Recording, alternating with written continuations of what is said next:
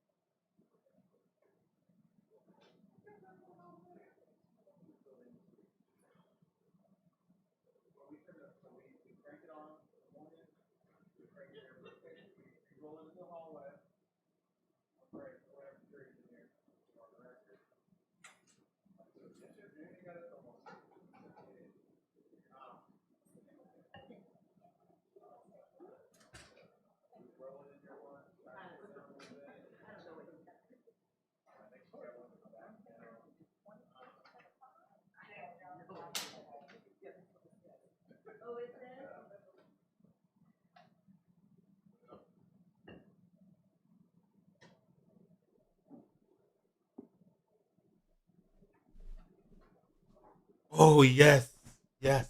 Wow. I won't. I won't. Okay.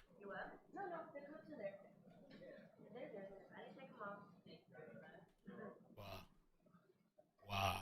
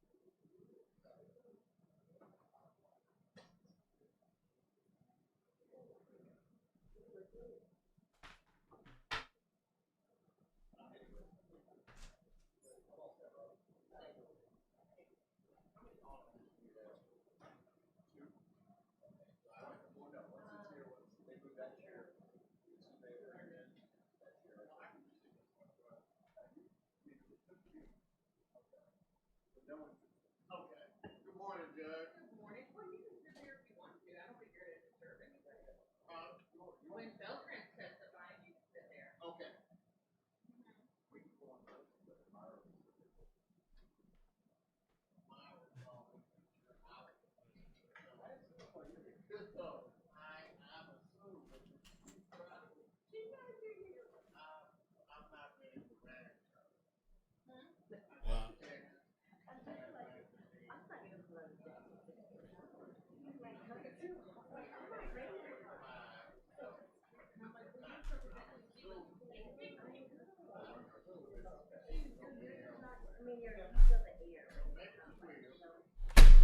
What do you mean history? Like, oh, because it's true.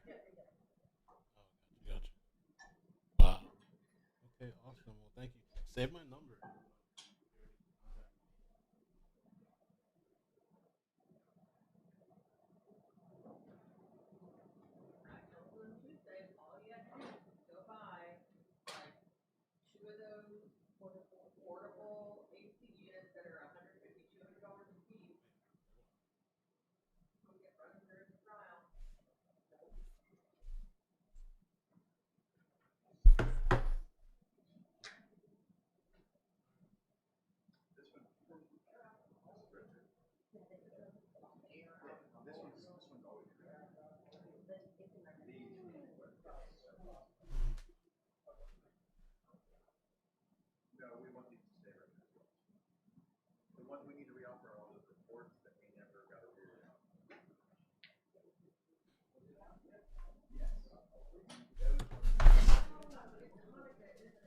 All right. Good morning. Let me take a screenshot of this map. A good character map to have. Yo, so good morning, everybody. Welcome. Thank you for stopping by. If you could start out, help me out with the likes, please. Really appreciate it for the algorithm. Numbers aren't that high for this case that I'm covering. Kitty, what's up, Sam? So I've had 3 people tell me Chuck's coming. Now, when I spoke to somebody last night, they were like, oh, well, it might be today or Monday. But then I spoke to somebody in Texas that said the clerk court says he has a date to attend trial today. And then I just heard from somebody that's actually there, said that there's heavy police presence. Chuck is definitely there. Like, cops are bringing him, I guess, a suit to wear. So confirmed. I'm excited. But don't forget that we left off yesterday with some other witness that wasn't that interesting. So we're going to have to go through those motions first. So yeah, today it should be really, really interesting. I'm curious, excited to what's going to happen. And I really think that the defense is going to tear a hole in this guy. They're going to try to. Shylock, what's up, Mega Morning? Vietnam. Are you all the way in Vietnam? All aboard is a train, all right? So is a bonus on Fridays. Oh, you're off. Nice, man. I spent watching the trial with iCkEdMeL and iCkEdMeL. Thanks, man. Do you know about this case? So let me just recommend you guys too, if I have a second before they start. Recommendation: if you don't know anything about this story, but you're like, damn, this seems kind of interesting. In my description of this video or my front page on YouTube, there's a video. It's let me see. It's called recap video. Everything you need to know. Timeline. Watch that. It's 17 minutes long. Doesn't take much time. And then on the playlist, you go to my YouTube page, whether you're on cell phone or mobile, all you have to do is go to iCkEdMeL, click my page. At the top is always going to be the current live. You scroll down, Marisela Botello timeline and deep dives. Everything you need to know. That's the first video you start with. Then there's the Lisa deep dive, which I recommend. But actually, the Lisa deep dive, I didn't add the other video to the playlist, apparently. There's a shorter version that I made. I didn't add it to the playlist. Okay. I can do that right now. And then there's a trial playlist. And each day of the trial, at the end of the day of each trial, I timestamp the videos. And I also put at the bottom recommended watches. So, like, if you just don't want to watch over what's quote unquote maybe considered boring, I put under there opening statements, watch the mother, the aunt, the close friend, detective, show skull, and then Lisa's co-worker. Day 1 was packed with a lot of stuff to watch. Then day 2, it's an order on this playlist. Day 2, you scroll down. Day 2 is pretty interesting too. And so there's a timeline, timestamps. At the bottom, best witnesses today, hairdresser and funny witness. So if you want to save yourself time and you want to blaze through this trial to catch up, you still can. Because I know some people are kind of like joining on now, like, oh man, I want to know what's going on. It's not going to take long if you go by the timestamps. And if you click the description, you can even look at the timestamps here too if you want to. All right, so just iCkEdMeL, front page. The current live is at the top. then look out for both of the playlists. One is Marisela Botello Timeline and Deep Dive playlist. I should probably name that just Deep Dive playlist. And then there's a trial playlist. Let me add this other video. I forgot to add it. Outfield. Yeah, this video. Somehow I didn't add it. What's there? Playlist.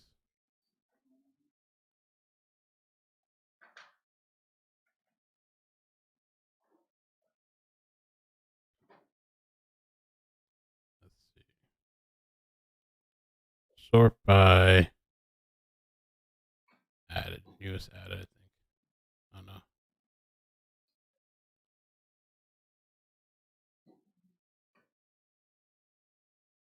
Can I sort them myself? Okay, maybe I can. There we go. Manual sorting. All right, let's see.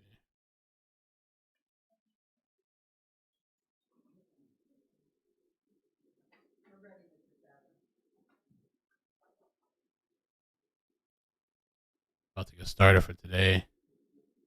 All right. I've spoken to various people this last night and this morning. Really interesting stuff going on. Mess Buddha, thanks. Good morning. You just finished binge watching the case. It's crazy, right?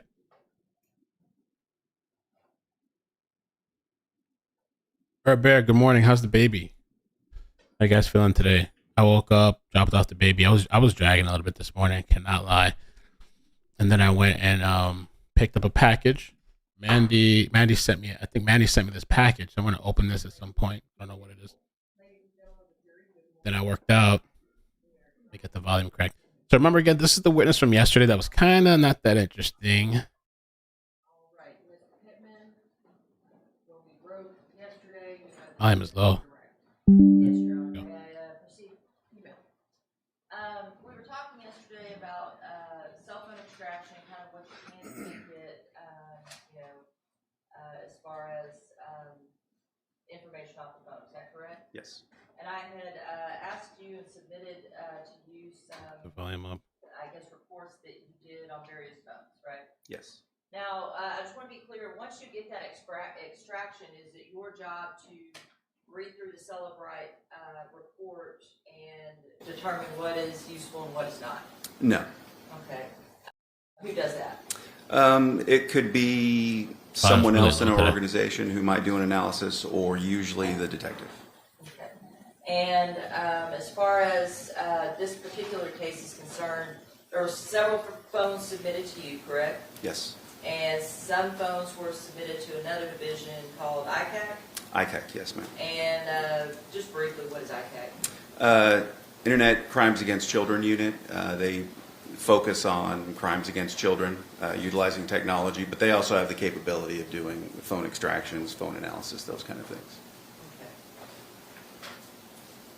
Okay. And the reports that I showed you, that's not the Celebrite extraction report, correct? No, that's just our extraction report. Your Honor, the state is just going to offer states 322 through 30. We offered them for all purposes yesterday. We are just going to offer those for record purposes at this time. Is there any objection to State Exhibits 322 through 330 being offered for record purposes? Can I say them?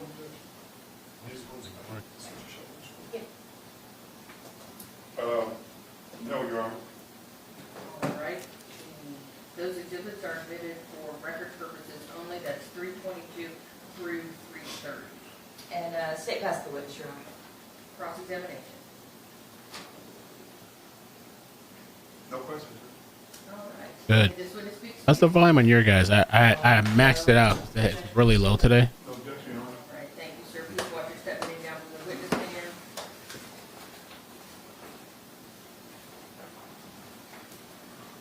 Can I see the attorney? Yeah, on their live feed, it's really low, and I maxed it out on mine. Let me see on my phone what it sounds like. A lot of background noise. All right, ladies and gentlemen, if you're ready, you send you back to the jury room for just 5 minutes, and then we'll have back in for more. All right.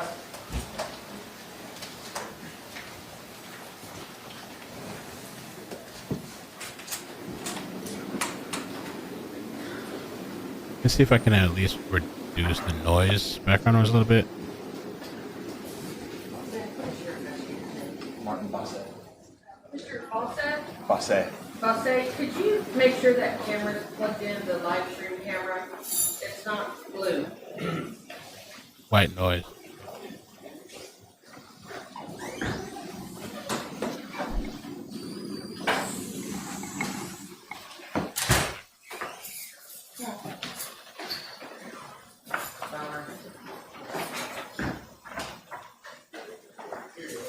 It's not working now, is it?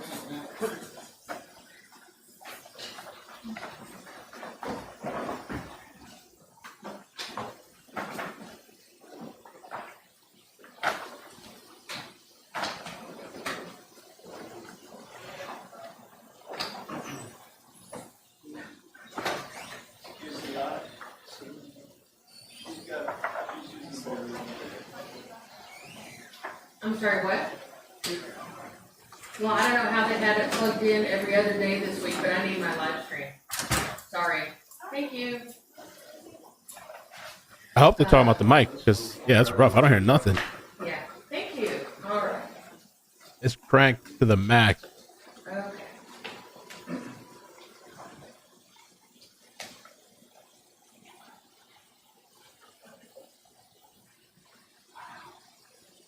JD Wells, thank you for the membership. Beltran and do the whole deal. Thank you. Beltran. Oh, can they fix the volume, Beltran? You been dressed already? Getting dressed? I don't know. They were working on getting dressed. Bro, They I weren't told even you guys! close to last I night. told you! Let's get it, baby! I told you! They brought it up. Okay, yeah, that's fine. Did y'all have him? The source is on point. I believe he did. I was His told interview he was with- listening to it. I The think interview Leroy, with Ramirez and everything? yes, Leroy. I think Leroy said that they went back over it All right. yesterday.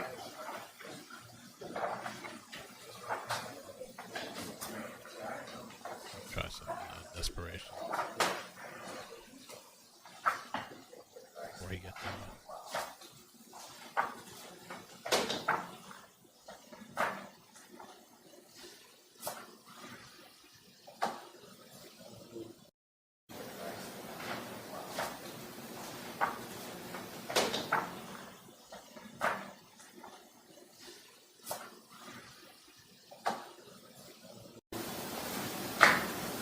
and maybe I can turn mine down a little bit.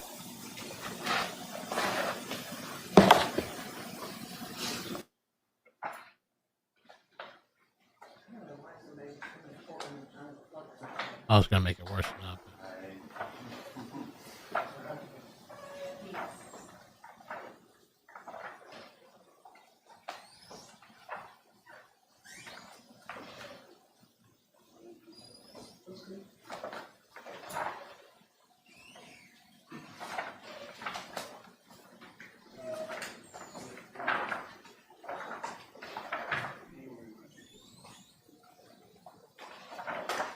All right, let's see what's going on here. Thank you for the memberships, Charm Girl, Gina Bestwick, Jennifer, JD Wells. Good morning, bro. Good morning. Good morning. Oh, chaos. I missed something yesterday.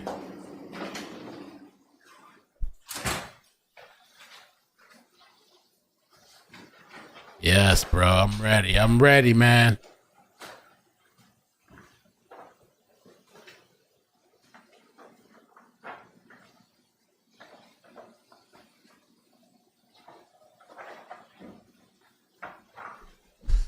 Let's see what this is.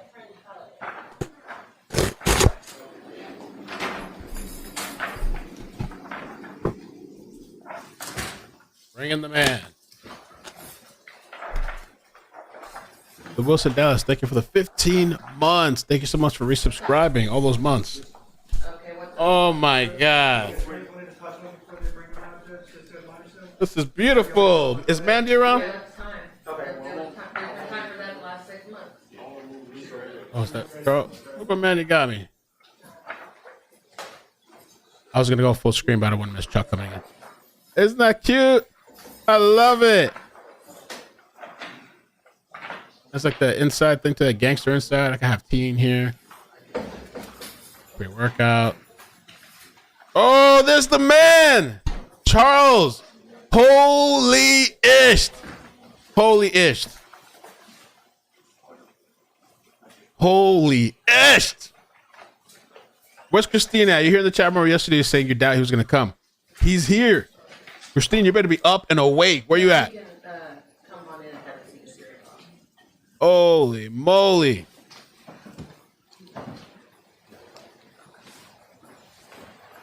Wow. Bro, I can't wait to hear this. Make sure you speak up in the mic, right? Yes, sir. And you tell the truth, right? That's all there is to it. Yes, sir. Give Keith Harris the same respect you give Robin. Okay? All right, we're ready for the jury. You know why you're here, right? Robert's justice for Harrison, right? That's your hand right over there.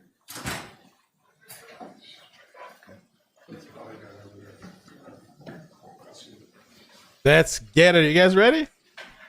Huh? Christina, don't come in later and be like, oh, I missed today. What happened? No.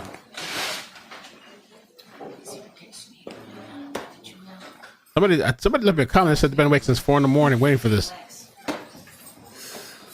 He's nervous too. This is huge. This guy has the answers to that night. If you believe the story.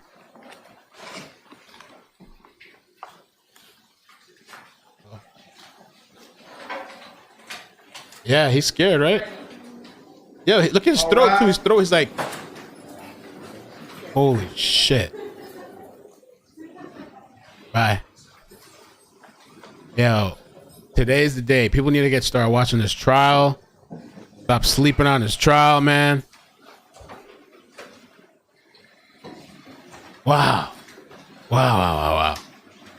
Imagine he says like nothing. Yeah, thank you. Next. Yo, waiting for years. I can't imagine how the family feels.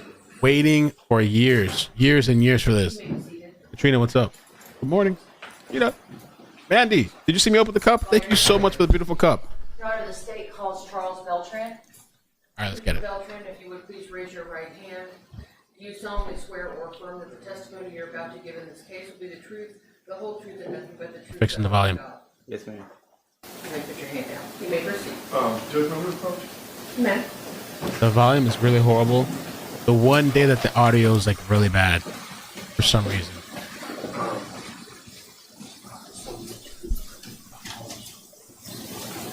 What, did they fix it? No.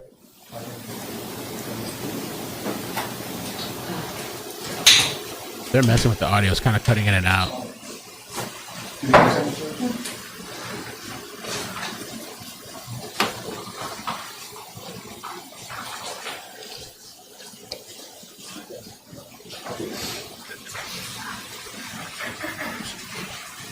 There's a lot of background noise, right?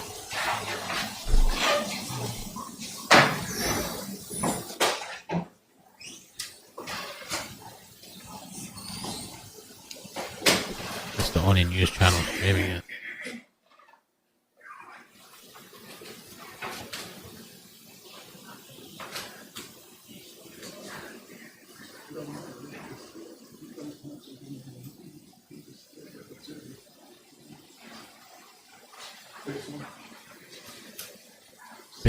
Big day, baby.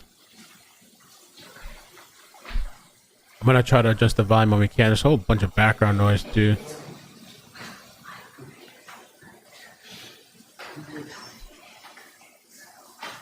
I wish this app worked. This app used to enhance the audio. For some reason it's not working.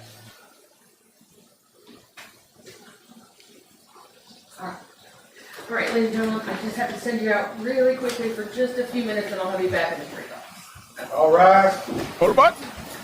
Big day, man. Big day. So what do you guys think? Does he look nervous? Right, my friend called me and she was like, he looks scared as shit. He looks concerned.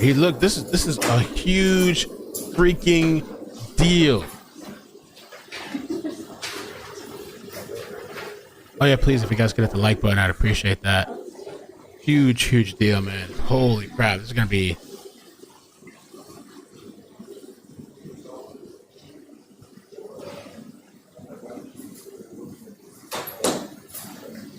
All right, you may be seated.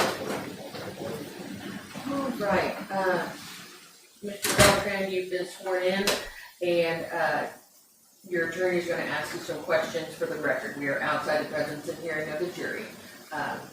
Whichever one of you. I will. All right, that's Kenneth Wilson for as Mr. Beltran's attorney. You may proceed, sir. Mr. Beltran, you understand that you have also been charged previously in this offense, and you have a case arising out of this offense still pending. Is that correct? Yes, sir. And you understand that you have a right to testify and a right not to testify. Yes, sir. And we've explained to you that if you choose not to testify, no one can hold that against you. If you choose to testify, that is your sole right. You understand that? Yes, sir. And you understand that what is required of you is truthful testimony. Is that correct? Yes, sir. And the only discussion you've had is that you give truthful testimony. Is that correct? Yes, sir.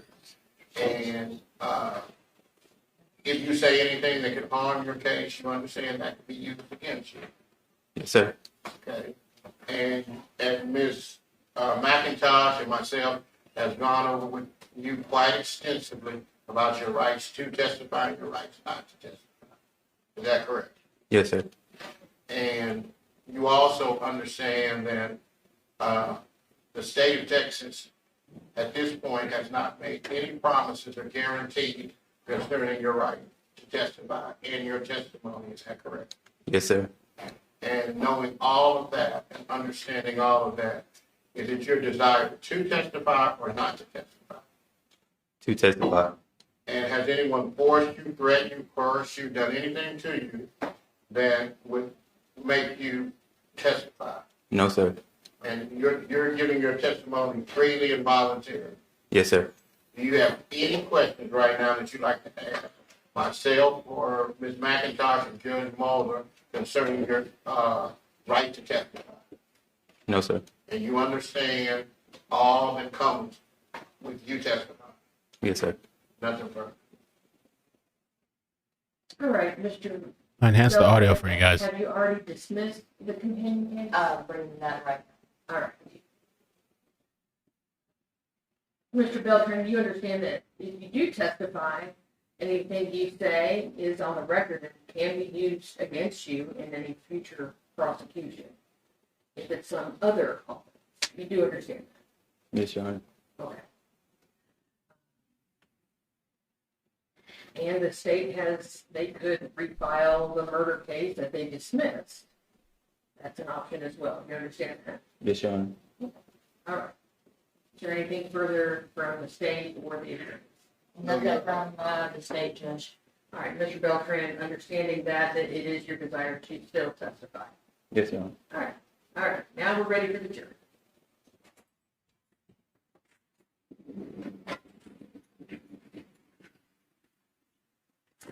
All right, so this is gonna be bro. So they can use anything against him. They can't say if he flipped because of the deal. You guys think he has a deal on the plate? If there was a deal, do they have to disclose that? Okay, I'm glad, guys, because yeah, this I don't know what's up with their audio, but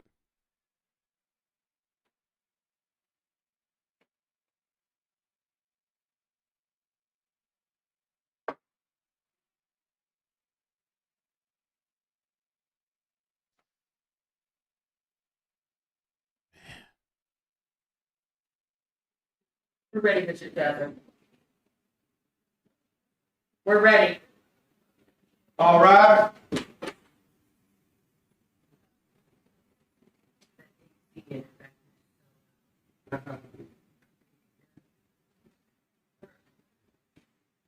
just said no deal on the table. Okay. No, it would be a recommendation.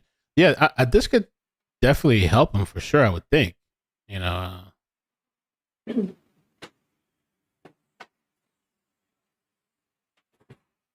probably be favorable upon him. You may be seated. Ms. Pittman, the witness has been sworn. You may proceed.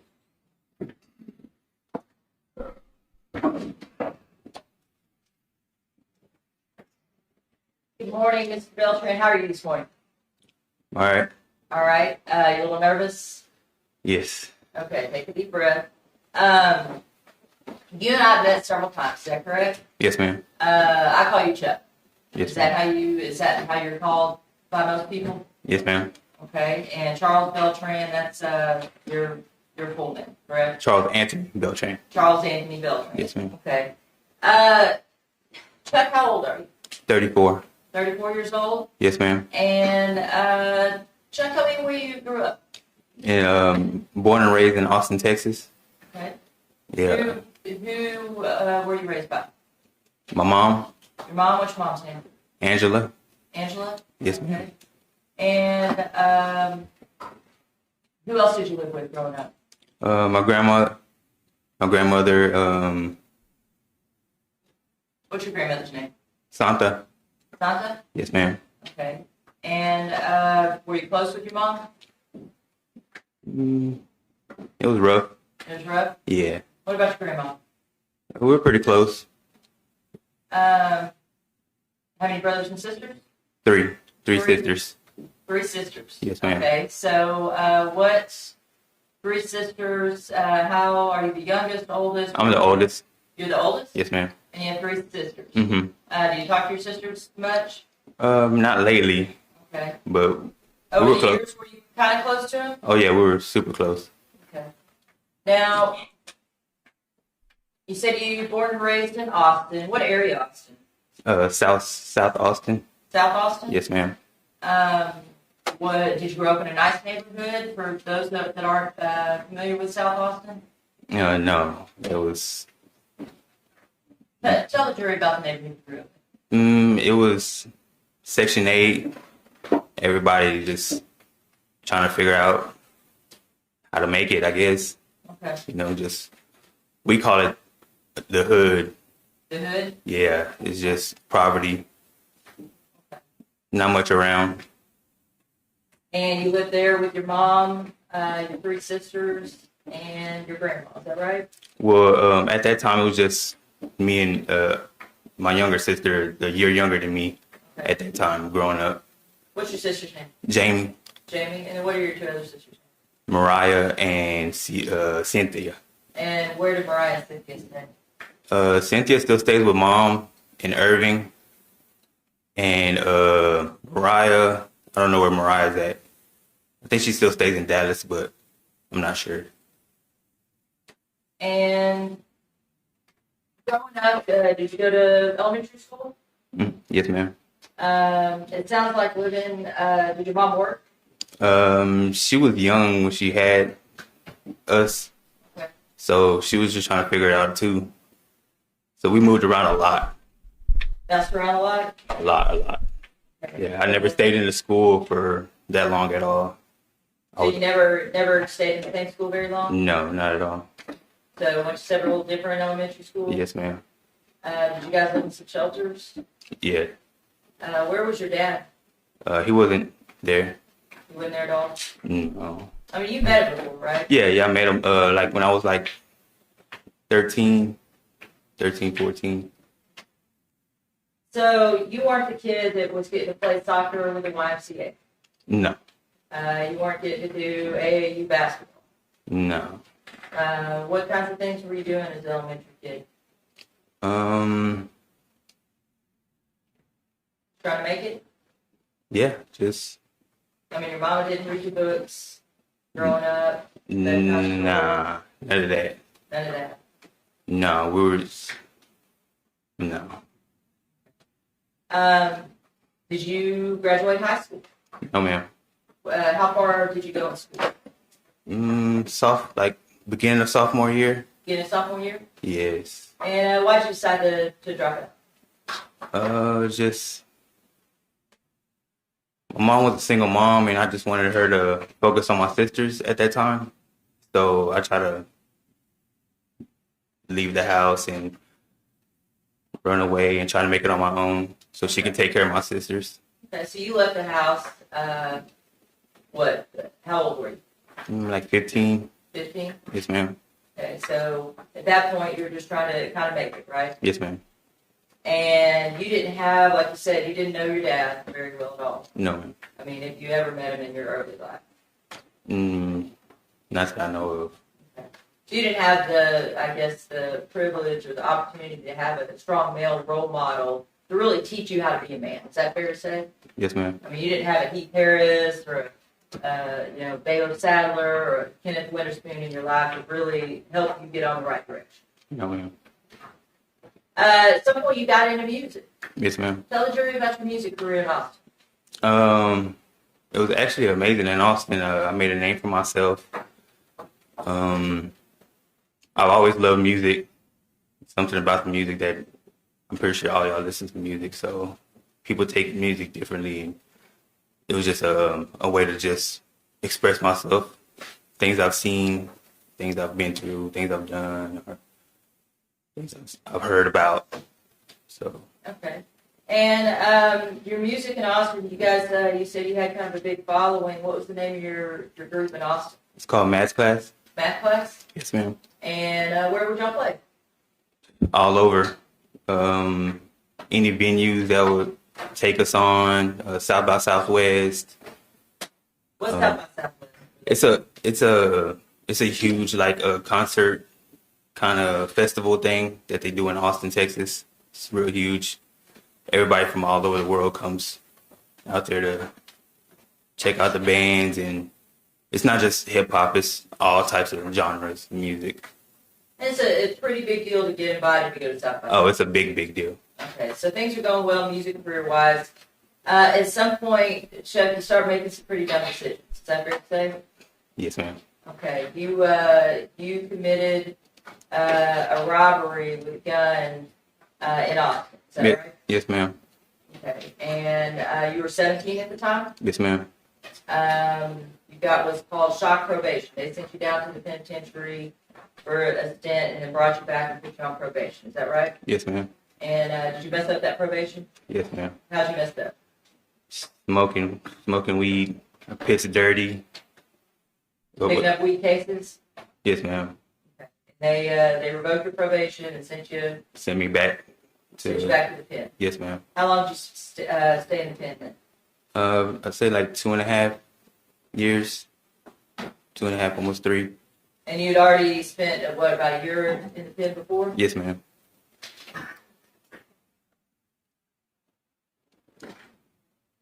When you got out, do you remember how old you were when you got out? Like 21, Okay. 22. But still young? Yes, ma'am. At that point, had you met Megan? Yes, ma'am. Did you know Megan before you went to the pen the first time? No, she went to my same high school, and she heard about me with my music and stuff, and we knew like some of the same people, but we just never met until we finally got to meeting. And Megan, she's the mother of one of your children, is that right? Yes, ma'am. How many children do you have? 2. Okay, what are their names? Emerald and Charlie. And which one's older? Emerald. Both of them girls? Yes, ma'am. And Emerald's, that's Megan's daughter, right? Yes, ma'am. After you got out of the pen, you and Megan kind of meet back up after being in high school together, right? Say that one more time. I'm sorry. After you got out of the pen the first time, you and Megan kind of meet back up. Is that right? You and Megan. Y'all, after going to high school together. Okay, yeah. Okay. We never went to high school together, though. Like, I never seen her in high school.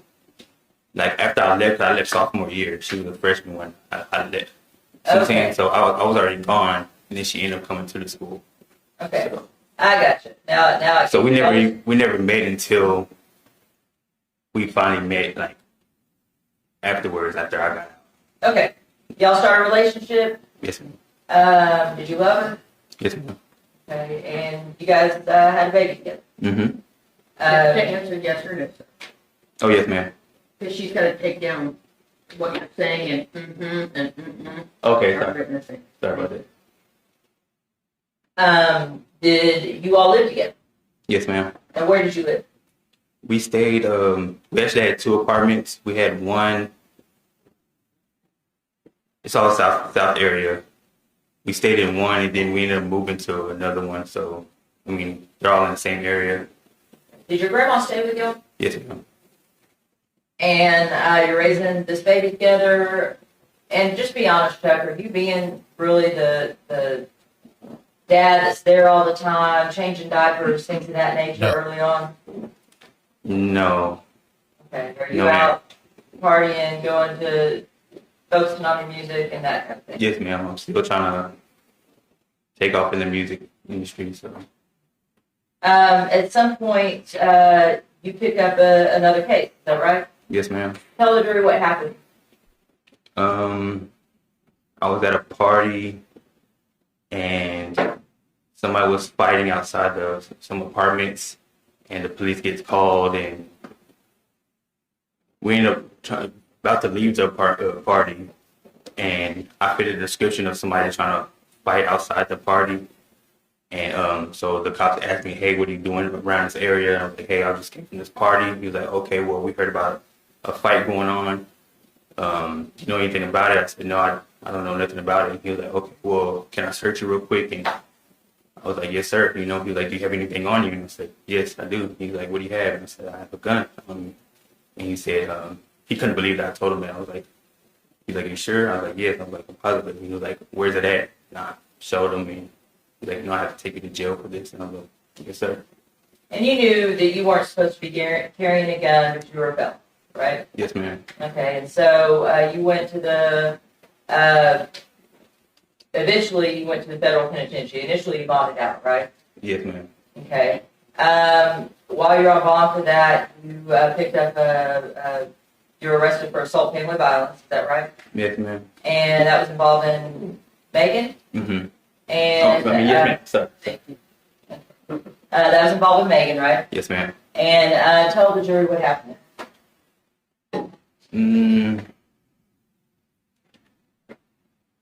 I was still dealing with like trying to blow up this music stuff, and it comes with dealing with females, other females. So I was kind of messing with females on the side of.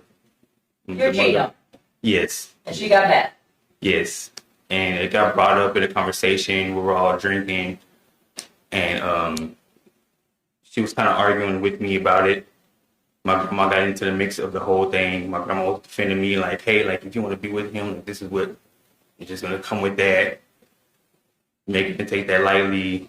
They end up getting into a scuffle. I end up grabbing Megan, pushing her off my grandmother. Her cousin was there because she was living with us. She ended up calling the cops, and the cops come in. We both get arrested. Me and Megan get arrested. And Megan gets arrested too. Yes, ma'am. And you spent basically a year in the county jail on that and pled no contest, right? Yes, ma'am. You pled guilty to the possession of the firearm case and spent what? And how long in the federal penitentiary for that? About 3.5. 3.5 years? Yes, ma'am. Okay. What was your plan when you got out of the federal penitentiary?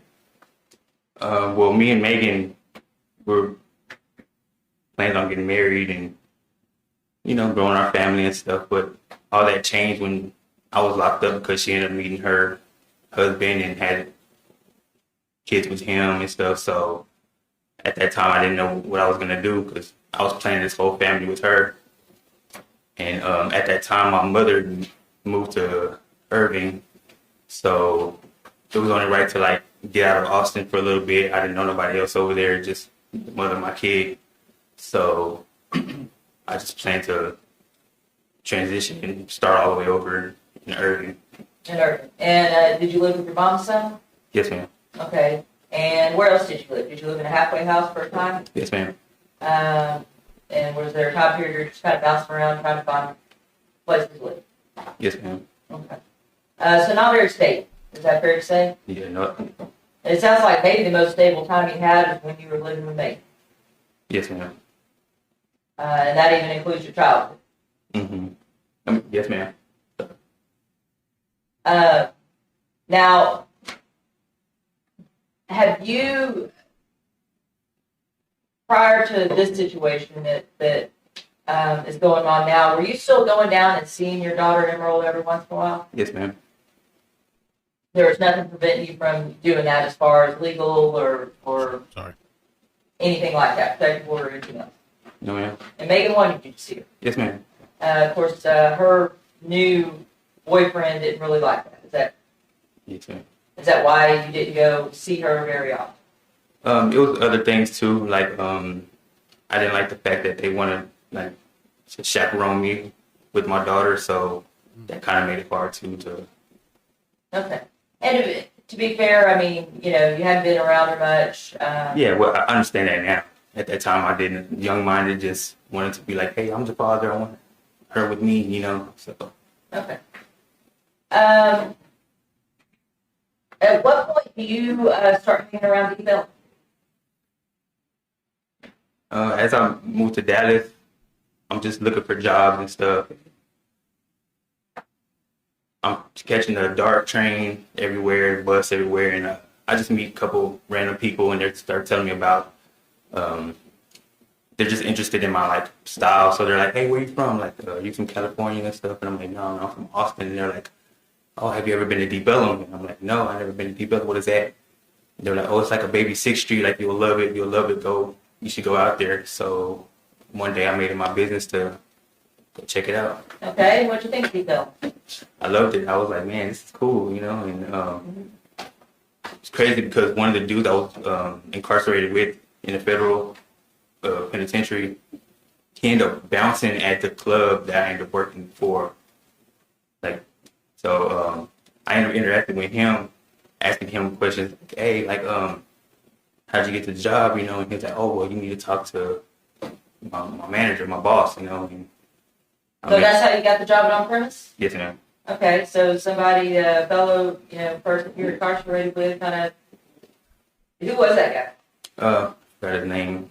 I mean, I didn't really hang out with him like that in there. I seen him every now and then, but yeah, when I noticed him, I was like, oh snap! Like, Yeah. So he says, you want a job here, go talk to the manager, and who did you talk to?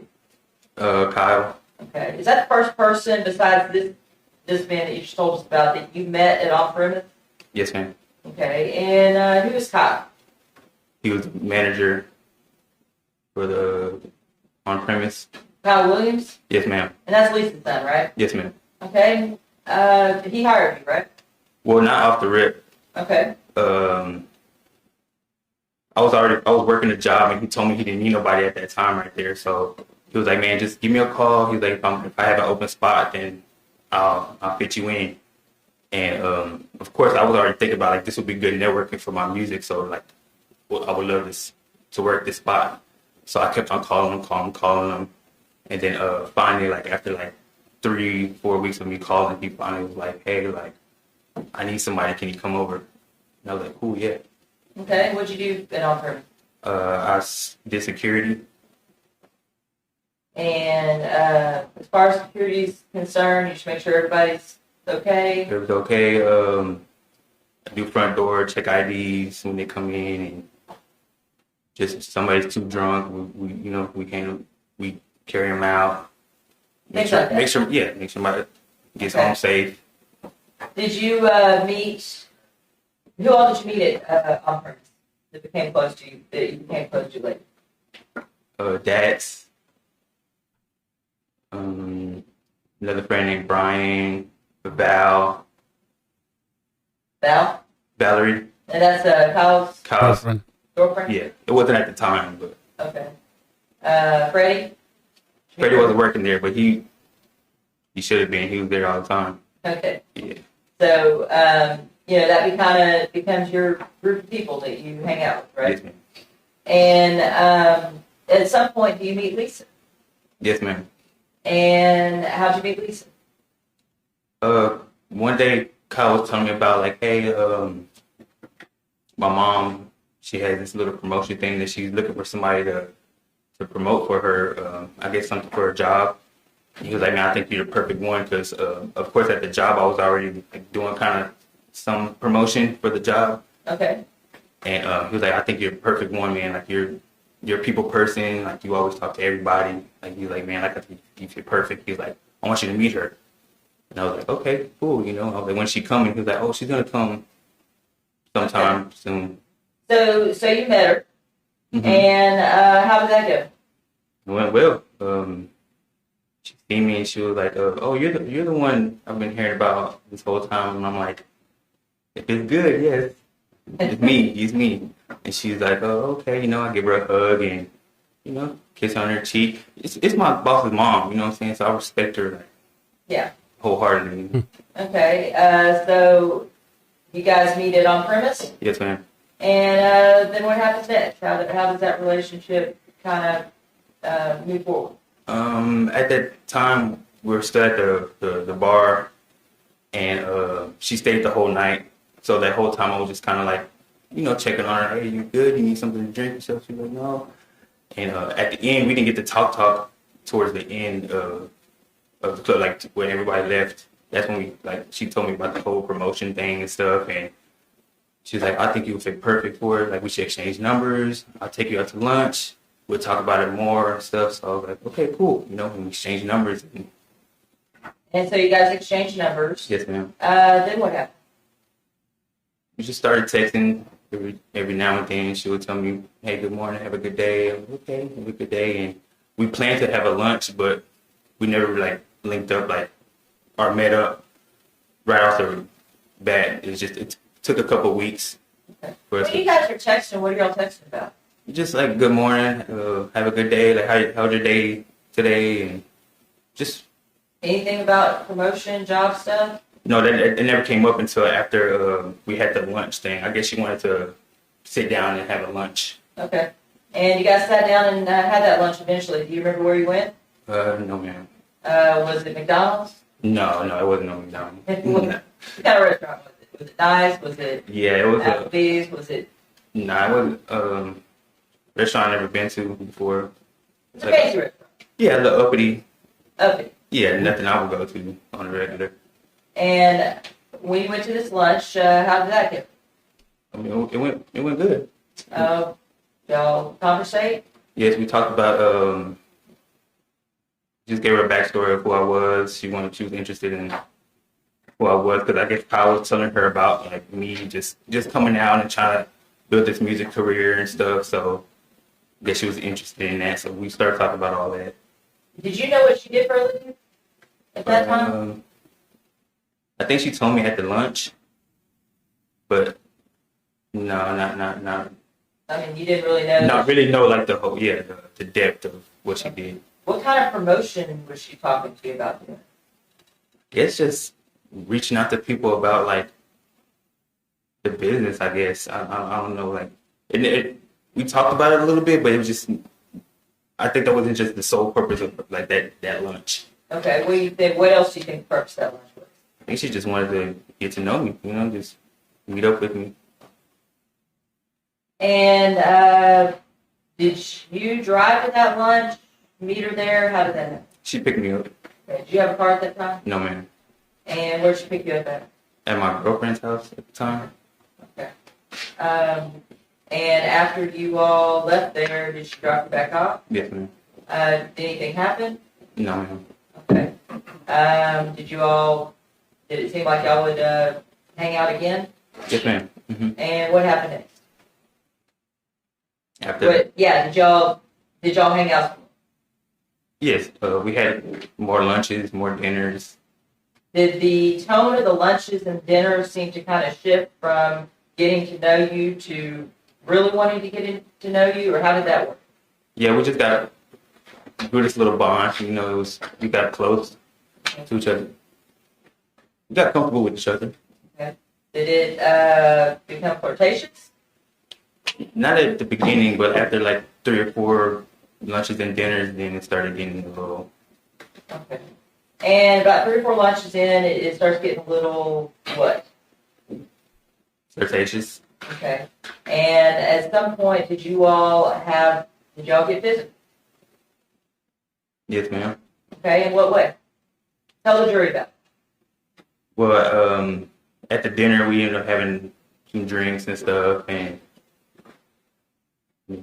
drinks do make you feel more comfortable and stuff, and so we're just talking, getting to know each other more, just talking, and as we're leaving the dinner, she's dropping me off at my girlfriend's house, and she just approaches me like, hey,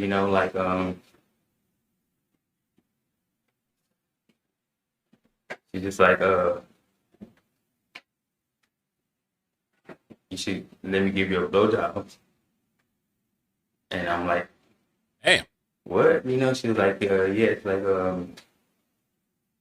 I'm really good at it. Like, you should let me give you a blowjob. Oh. And I'm just like, man, you I'm not taking it serious because I'm like, man, you're my boss's mom, I'm like, She's like, I think she knew what I was thinking, so she was like, look, it'll be our little secret. Nobody has to know. It'll be us. I was like, okay. So you let her give you oral sex. Yes, ma'am. Okay. And that was the first time. And how many dinners in do you think that was? Like 4. Okay. Did these dinners and contact and texting continue? Oh, yeah. And did the same type of sexual contact continue? Yes, ma'am. And was she letting you drive her car? Yes, after that whole ordeal right there, she knew I didn't have no car, so she would be like, hey, like, I know you don't have a car, I know you want to move around and stuff, like, because she stayed in Mesquite, so where we stayed at was like downtown. Me and my girlfriend stayed in downtown, so she'll have to pass downtown to get to her job. So she was like, hey, like, it just makes sense for me to come pick you up. You drop me off at the job, and you can just keep the car for the day for whatever you have to do. Okay. At some point, did you go out to her house in Kensington? Yes, ma'am. And who was living out there when you went out there? It was her and her kids and her brother. Did you have much interaction with them at all? Not really. Just met them. Did you at least ever talk about any problems in that house with you? As far as Like with your brother or anything like that? no. Okay. Did she seem close to her daughter Chelsea? Did she talk about Chelsea at all? Nah, it was, the dynamic of the house was kind of weird. It's like they kind of like controlled the whole, like we just went to her room. Y'all Like, just went to her room. yeah, like that was like her little Okay. area. And at some point, you said you didn't talk to Chelsea or Jimmy much at all, correct? Yes, ma'am. At some point, did she have you come help them move out? Yes, ma'am. Did she tell you they were moving out before? I mean, obviously she told you to come over and help move, but had y'all discussed them moving out before? No, she just told me that they wanted to move and she was gonna get a house with them. Okay, and she helped them get a house in Florida, right? Yes, ma'am. Okay, so it wasn't like a conversation before that, hey, I'm having my family move out, you move in. No. Okay. At some point, after they moved, did you have that conversation about moving in there? Yes, ma'am. And tell the jury, kind of what that conversation was like. Well, we actually drove to Tampa together to look at the house that she was potentially wanting to buy for the kids. So you actually went to Florida with her to kind of help pick that house up. yes, ma'am. And did y'all go do other stuff, or was it just going to see the house? Well, before all that, she was telling me about she was gonna get this like huge bonus check and all this stuff, and she was like, "Hey, like around this time, we're both using that one car." So she was like, like we can't keep on doing this. Like I'm gonna get this check and get you this car so you can have a car to move around in. Yeah. And she's You asked her to buy you that car? no ma'am. She offered. Yes ma'am. That's a pretty nice car, would it? Yes. You know how much it cost? A little under like 30,000. Okay. And so she bought you that car. You guys go to Tampa, pick out the house for the family, correct? Yes ma'am. Okay. And you come back, and y'all are still hanging out, talking, dinners, things like that. Yes ma'am. Did you ever pay for dinner? Yes ma'am. It was all Lisa. All Lisa. What happened to the promotion thing? It never got brought up again. At what point did she ask you to move in? So after me and my homeboys helped them move out, of course she's there by herself now, and we have another dinner. We always have these dinners and stuff, so we have another dinner, and she's like, hey, I really think you should move in. You know, like, I love what we have. Like, it can still be our little secret. You know, you can still do what you want to do. Mm. But I just want you to move in. You know, like I think it would be nice. You know, and of course I was talking to her about my music and stuff. So she was like, you can build a studio in there. You know, like there's a pool in the backyard. Like, I think it will work out perfect. So at the beginning, I was like, I didn't want to do the whole move thing in because, of course, I had my girlfriend and just my lifestyle I was living. I just didn't feel comfortable with moving in there. So when you say lifestyle you were living, kind of tell the jury what that was. I mean, the club lifestyle, just working at club and bars, just Partying, nightlife. late night, Yes, late night. I mean, girls. yes, I mean, you had your girlfriend Carmen, but you had another girl too that you would talk to. yes, ma'am. In fact, you kind of got in a little bit of, maybe not trouble, but talk to you about your security role because you were talking to a lot of women while you were at work. Is that correct? Yes, ma'am. I mean, that Texas is a huge state. I mean, a lot of people come, and if you're not living that type of lifestyle, you wouldn't really know. But the club lifestyle and the downtown lifestyle it's fun. It's amazing. Like everybody comes to the Deep Ellum, uptown. And did you finally, I mean, why did you end up agreeing if you weren't sure about it? Just talking to my homeboys and stuff. I'm like, hey man, they all knew Lisa too. So, you know, I'm just talking to the boys. We're chilling. I'm like, hey man, I'm like, bro, Lisa wants me to move in, and they're like, for real? And I'm like, yeah, like man, like, what do you think I should do? And they're like, man, why not? You know, like, shit, you know. Here's my French. You're okay. Continue. Yeah, so they're like, yeah, well, like, why not? You know, like, she's already paying for everything. Yeah. Go ahead and take it. She's paying for everything for you. Yeah, she just bought me this nice car. Shoes, Jordans, things like that. Oh yeah, we go shopping, out to eat. Clothes. So you end up moving in, and does she buy the stuff for a studio for you? Yes, ma'am. Okay, and that was good. You hadn't had an opportunity to record in a while. Is that right? Well, I had recorded couple times, but due to like the producing that they were doing, I feel like they were just taking my money, and I wasn't making that much money at that time. I was working at Twisted Root, Okay. so it was like all my money was going to the studio, and the production wasn't good. So I was like, man, I could just do this on my own. When you move in, how is it at first? It was fun. I mean, we had fun. What y'all do? What do you mean when you have fun? How was it? We just, I mean,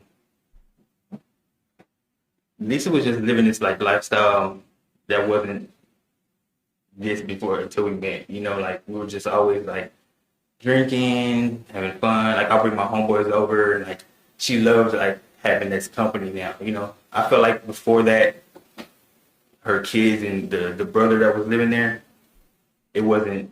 She just stayed like cooped up in her room. Okay. So like now she's free. She could be like herself. You know. So she's drinking with you guys and bringing Hanging out. boys over, y'all are hanging out, all that. Yes, ma'am. There's a pool in the back. Pool in the back. Had you ever lived like that before? No, ma'am. Ever had a nice house like that? Never lived in a house before, ever.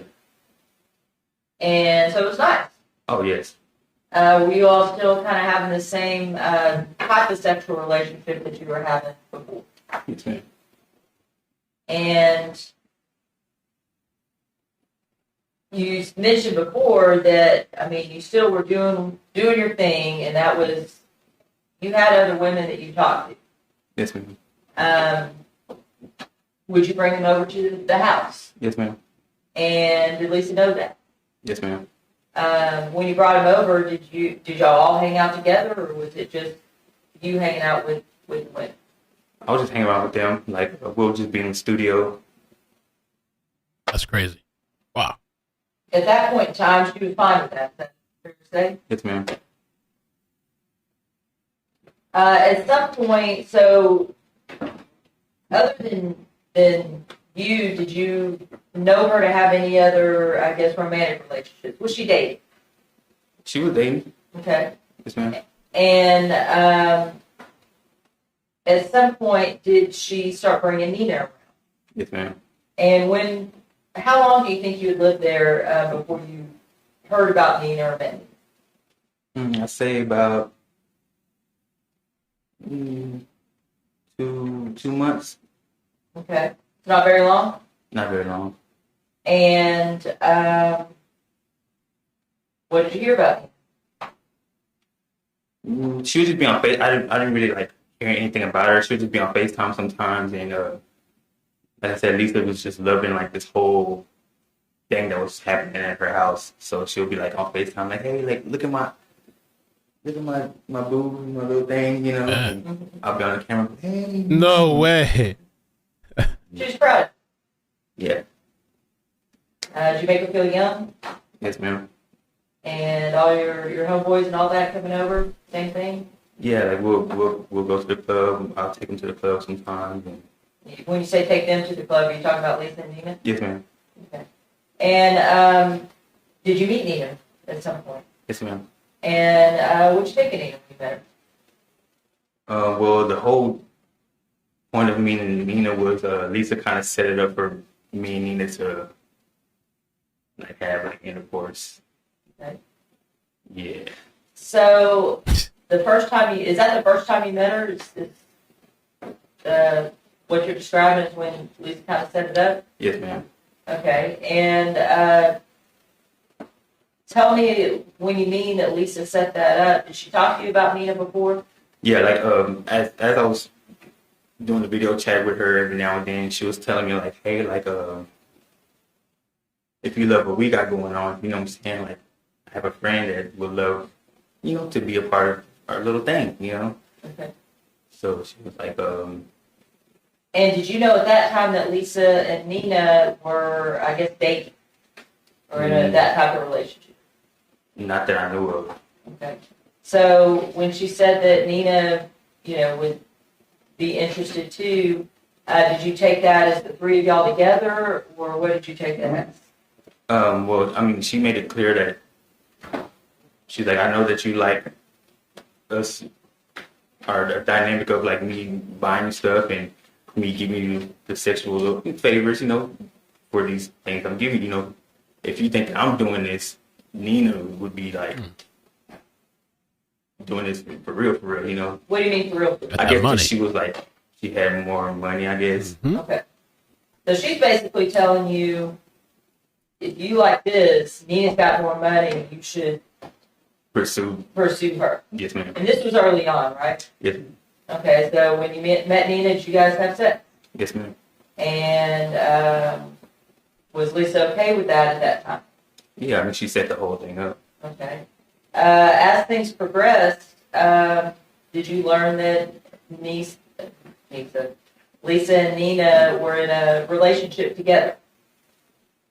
I mean, they would always be together, but I didn't know if they were like together like that. They never told me anything. They never told you? No, ma'am. Did you know that they got married at some point? Yes, ma'am.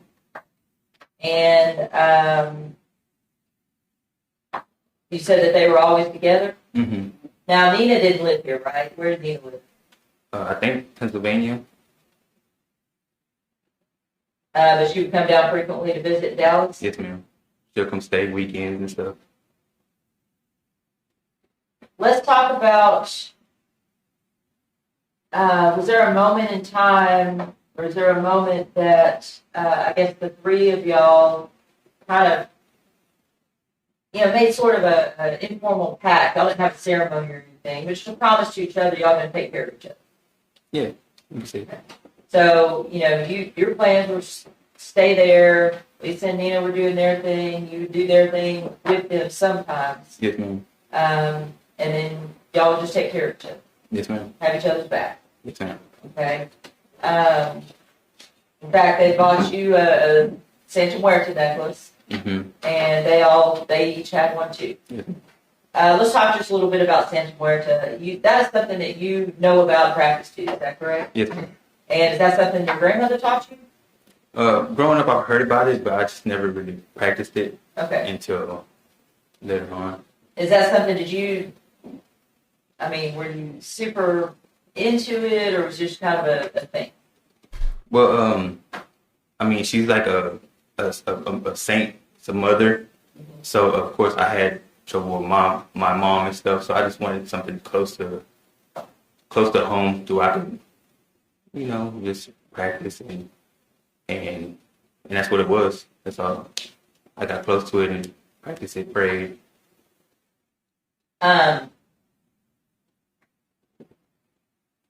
Did you kind of tell Lisa and Nina about some of the Santa Muerte stuff that you practiced? We didn't really talk about it that much. They just see me sometimes like praying, and I think it's just they wanted to like act like they were a part of doing it because I was praying to it. So Okay.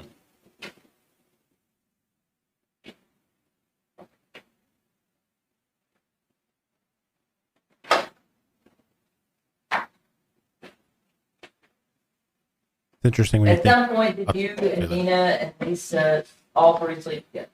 yes, ma'am. And did that happen often? No, ma'am. As far as your sexual relationship with Lisa, was that something that you were talking about to all your homeboys and things like that, or is that something you kind of kept to yourself? No, I kept it to. I didn't want my boss to find out. That I was having this relationship with her mom. And everybody suspected. Yeah, they would be like, man, like she ain't just getting you all that stuff for nothing, bro. Like you're doing something, And I'm like, oh man, we just love each other. She's just cool. We're cool. Did you become aware that Lisa and Nina took your last name? Yes, ma'am. When did you become aware of that? They told me. They told you? Yes, ma'am. Was it something you asked them to do? No, ma'am. What did you think? What did you think about that? There was conversations of them bringing it up, talking about it, but I didn't take it serious. Yeah. Until they came back and told me they got married. That they got married? Yes, ma'am. Okay. And then,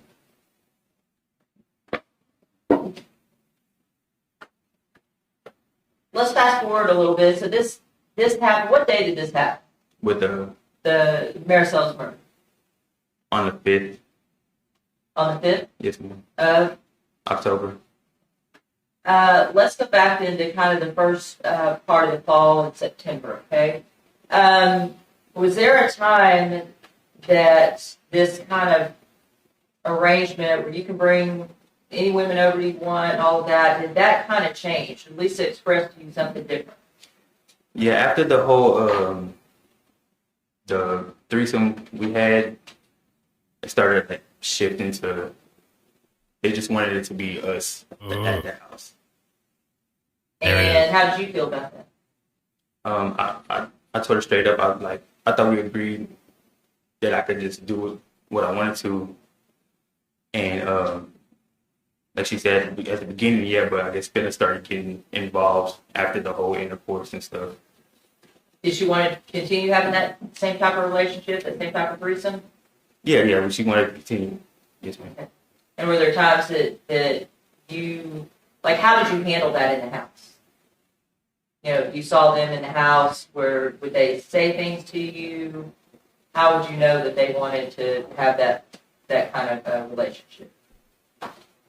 I mean, they would just always walk around like naked and in these little lingeries and and Is that how things started with Lisa?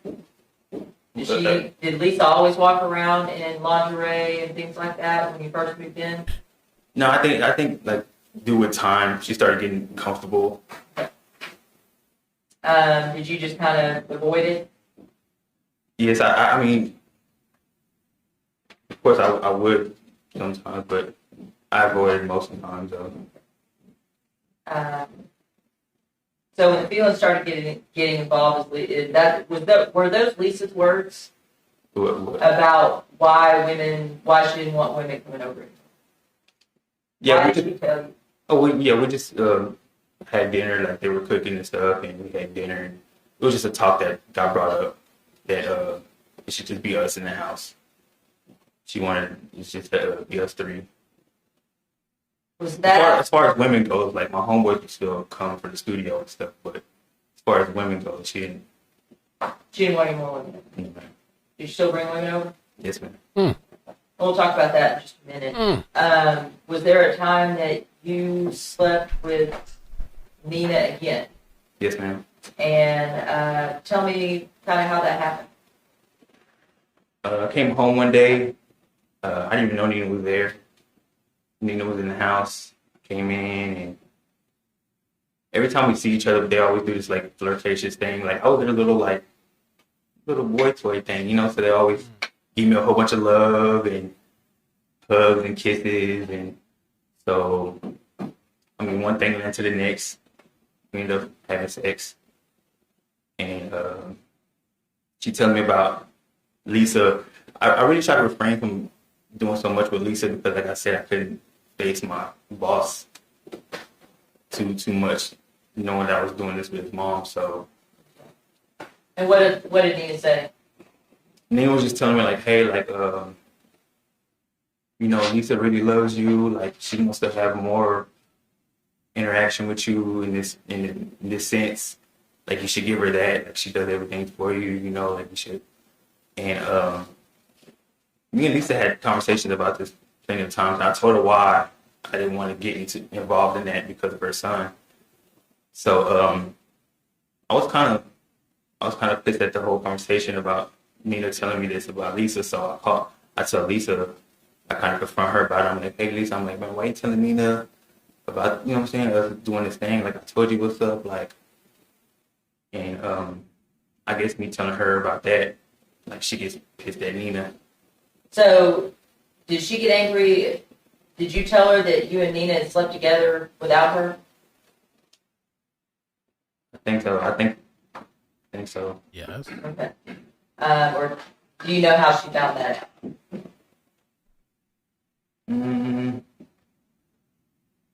Remember? Okay. And how did I don't know if Nina told her or if I told her like, hey, like while I was doing this, like. Okay. And at that point, how did she react to learning that you and Nina slept together without her?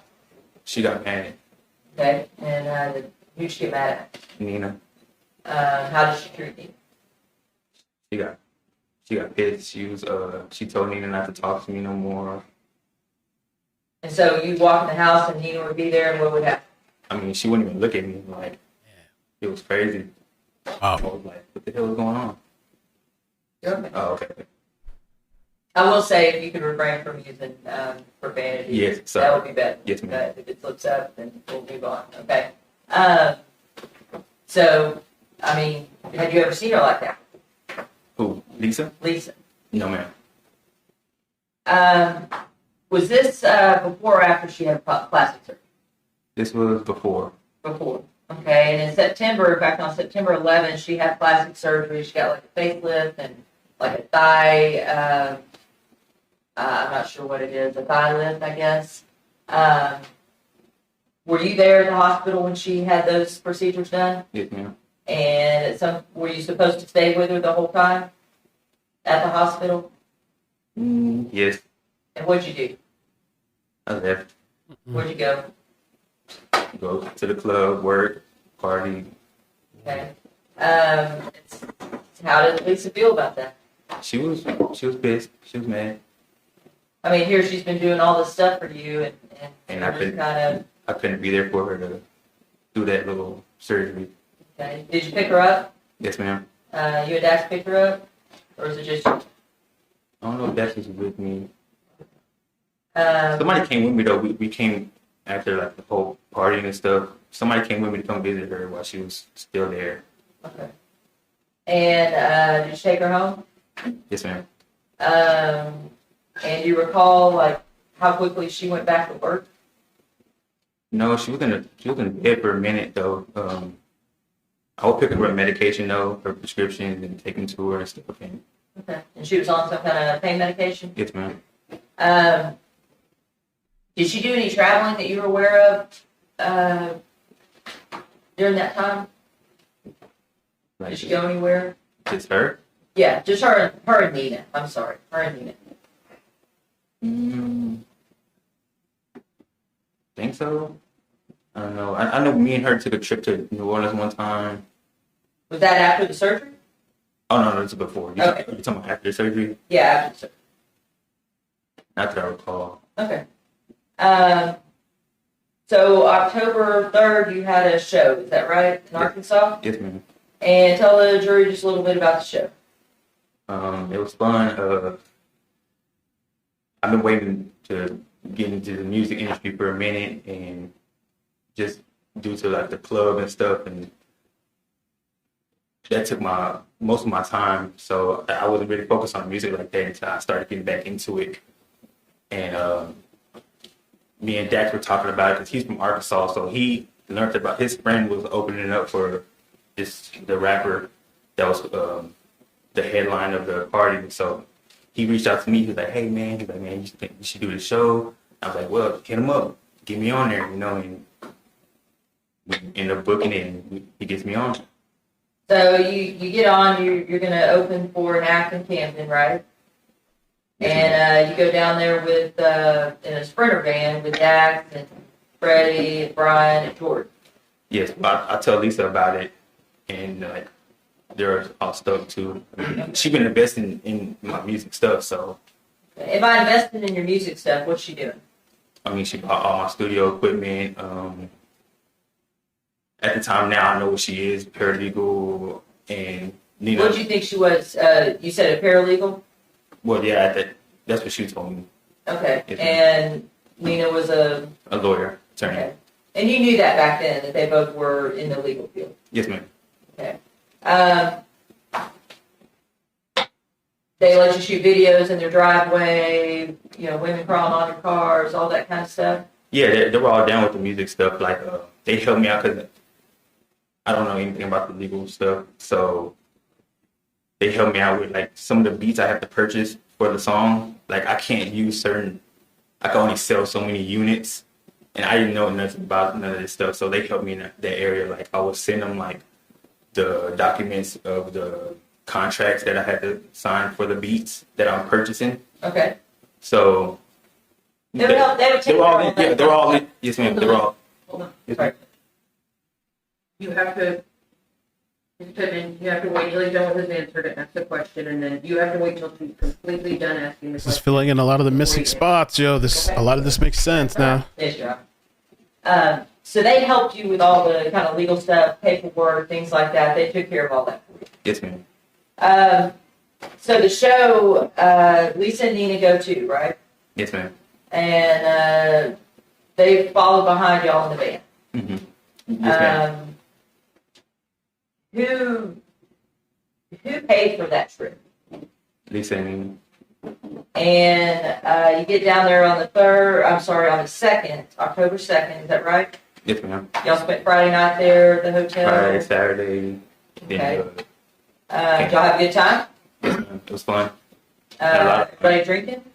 We had our own section, bottles. I mean, the whole VIP experience. VIP Wow. experiences, everything. Hey, sugar mom. And Lisa was there. Nina was there. Was Lisa walking around? Walking around. Walking around the club, able to move around. Okay. Well, she was, as far as like just moving Just being around. able to walk. I'm Oh, not yeah. talking about. Oh, you're talking about because of surgery? Yeah. 'Cause Oh, yes, ma'am. Yes, ma'am. Yes, ma'am. Okay. So her surgery wasn't getting in the way of her good time. Oh no, she a soldier. She gonna make it. She's a soldier. Oh yeah. Well, Okay. She's gonna make it.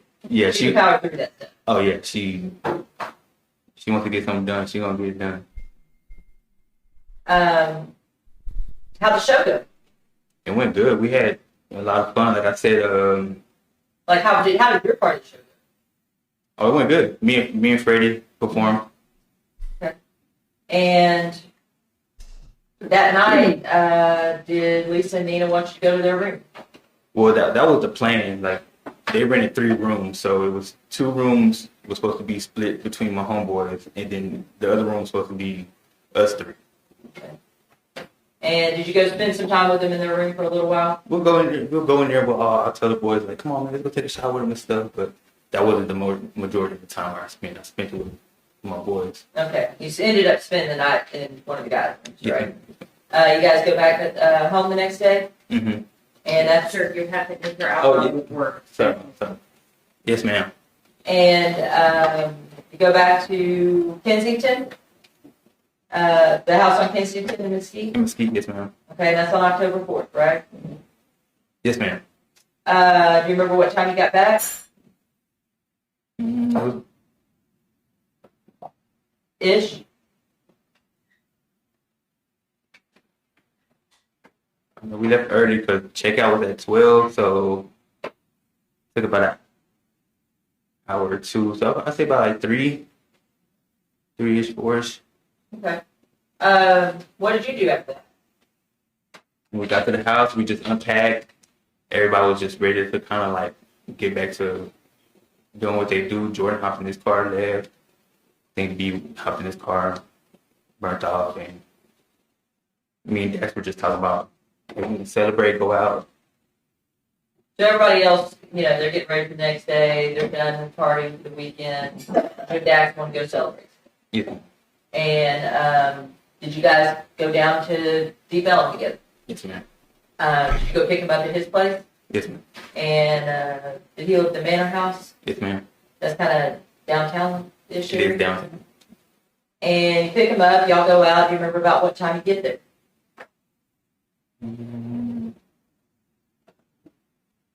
Say about 11. 11-ish? Okay. Did you invite Nina and Lisa to go with you? No, ma'am. Okay. Did they say anything about wanting to go with you or anything like that? No, ma'am. Okay, Lisa had to work the next day, right? On Monday? I mean, I don't. You never know. I didn't know her schedule like that, so You get there about 11 p.m. What do you guys do?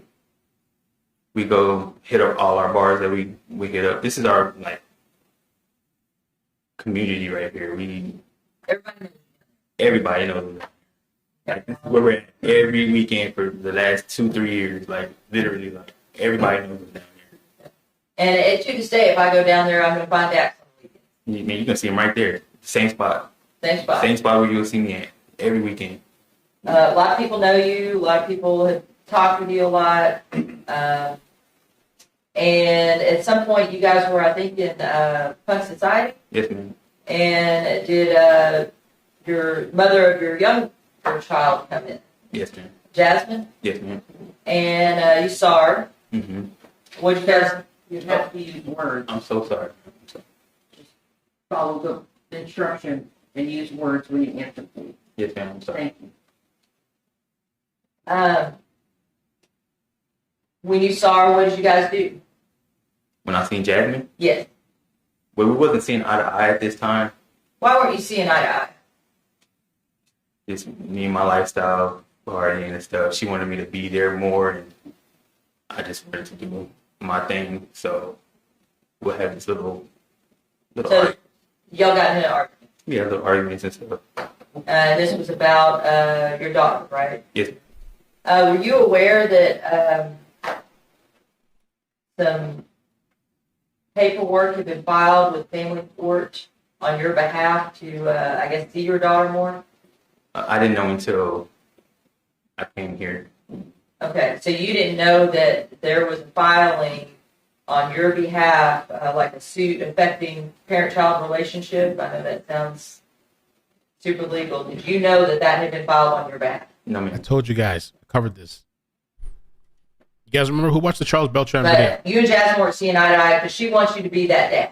Yes, ma'am. She wants you to take the kids to soccer practice or whatever, or be there for birthdays, be there every day, that kind of dad. Well, I think she wanted more out of me and us too, you know, like me and her. And she wanted to be with you. Yes, Jasmine was always in love. yes, ma'am. Okay. And so y'all weren't seeing eye to eye on that either. Mm-hmm. Yes, ma'am. You're okay. You guys weren't seeing eye to eye on that. Is that correct? Yes, ma'am. And so you skipped out of there. You didn't want to talk to her. You didn't want to have any kind of, conversation about that night. No, I'm not for negative energy. I don't want to argue with you, conversate about this stuff. So when I see her, I turn around like I already know where it can go, especially with her. She can get real crazy. You get loud. Yes. Okay. And typically when you run into conflict and you run into problems, what is your MO? What is it that you do? I run. You don't face it, do you? No, not at all. Okay. So you guys skip out of punk society, kind of go out on the back, and then y'all are kind of standing on the sidewalk. What happens next? That's when we see Marisela. Tell the jury about that. How did that go down? Well, as soon as we left Punk, we walked outside the back. Cause she was where the mother of my child was. How the bar set up, it's like right by the front door, so I didn't want to pass her to go out. So we went through the back, and I came through the front, and we're on the side street. We're just chilling, chopping it up, talking. Dax ends up seeing one of his homeboys. Dax ends up seeing one of his friends, and we're just out there smoking a cigarette, talking to each other, and Marisela just walks by. Okay. And on this map right here, here's on premise. Where's Punk Society? If I go this way? No, to the right. Right there? No. Oh yeah, yes ma'am. Right there. It's the corner where you were at the first time. The corner. No. I haven't been down to Deep Ellum in a long Well, time. okay. Do you see the number 201? It had the 201 on top. Is that one? Yes, ma'am. Yeah. Right there at that. Yes, ma'am. Okay. So. Y'all are standing out there. Oh no. That's where you asked where Punk was at. That's Punk. That's Punk. Yes, okay. ma'am. Where were you standing? We were when standing- you saw Marisela? Across the street from. Across the street over here? Like a little more where it says Dallas. Right there. Like in between that two, like in the middle. In that area? In the middle between like the Dada and like the Rodeo Dallas kind of, it's like right. Right Yeah, there. yes ma'am. With that white car. Yes ma'am. All right. So you guys are standing there. Where do you see Marisela? She walks from like the opposite way from the Harmony or whatever. What is it? Armory D. Yes ma'am. She walked in that way. So she's walking towards you. Yes ma'am. Towards me. Okay. And you and Dax are standing there smoking a cigarette. Yeah, just talking. And what happens? She walks by and Eye contact? make eye contact. She smiles at me. I smile at her, and she walks by. I think I might have even said, "Hey, have a good night" or something. You know, she walks by. She passes us up, and then she turns around and comes back. She starts asking about, "Hey, like, do any of y'all know where to find some weed?" Okay, she's looking for some weed. Yeah, she's looking for some weed. When she walked past you the first time, could you tell? I mean, and you're a ladies' man, right? Yes, I mean, ma'am. you know how to flirt. You know how to talk to women at bars. Was it obvious the way y'all exchanged looks? Was it that kind of look Yes, ma'am. where you guys are attracted to each other? Yes, She ma'am. thinks she's pretty. Yes, ma'am. She thinks you're cute. Yes, ma'am. And then she turns back around to come talk to you. Mm-hmm. Oh, yes, ma'am. Why she get so angry? You guys talked. She asked you for some weed. Y'all chatted up for a while. What was the conversation like? She was just talking about, do you know where to find some weed? Like, she just wanted to smoke. Y'all chat there for a little while. What kind of, I mean, was it a good conversation? I mean, it was just about the whole weed situation. She wanted to smoke, and I was just like, hey, like, I was like, I got some, you know, like, what are you looking for? And she was like, I'm just looking to smoke. You know, and I was like, okay, like, we can smoke. Okay. And you go ahead, Charles. So you guys are gonna go smoke. Where are you gonna go smoke? In my car. Okay, so you walk her to your car. Was she stumbling around or anything? No, ma'am. Okay, you guys walk to the car. Y'all sit in the car. Y'all talk for a while. Yes, ma'am. How long?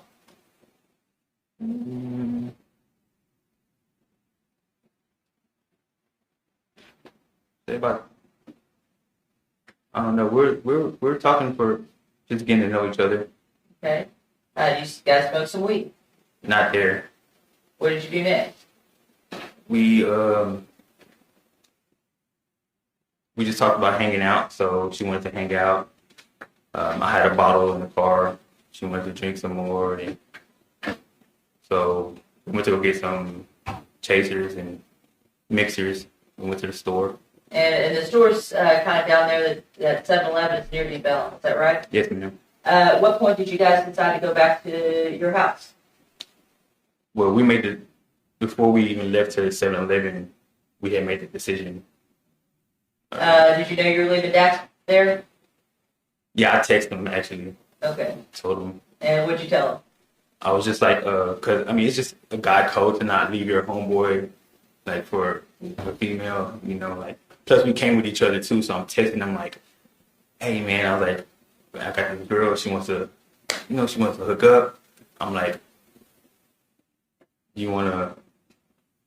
I could pick you up afterwards or something, and you know, like, if it's cool if I can meet you afterwards or something." He's like, "Man, yeah, go do your thing," you know. Okay. So, go to 7-Eleven. You guys go to Mesquite.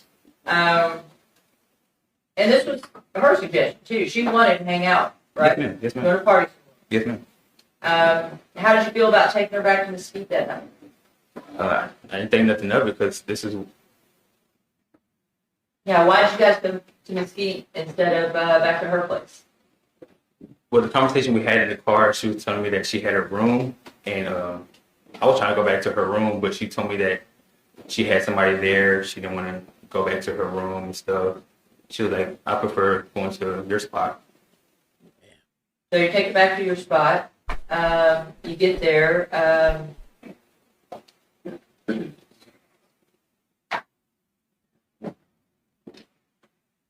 Were Nina and Lisa awake at that time that you're aware of? I don't know if they're awake or not, but I know they were there. And I don't know if they're awake or not. Okay. So it's not like you walk in and tell them, "Hey, I've got a woman here," or anything like that. No, ma'am. In fact, since that conversation that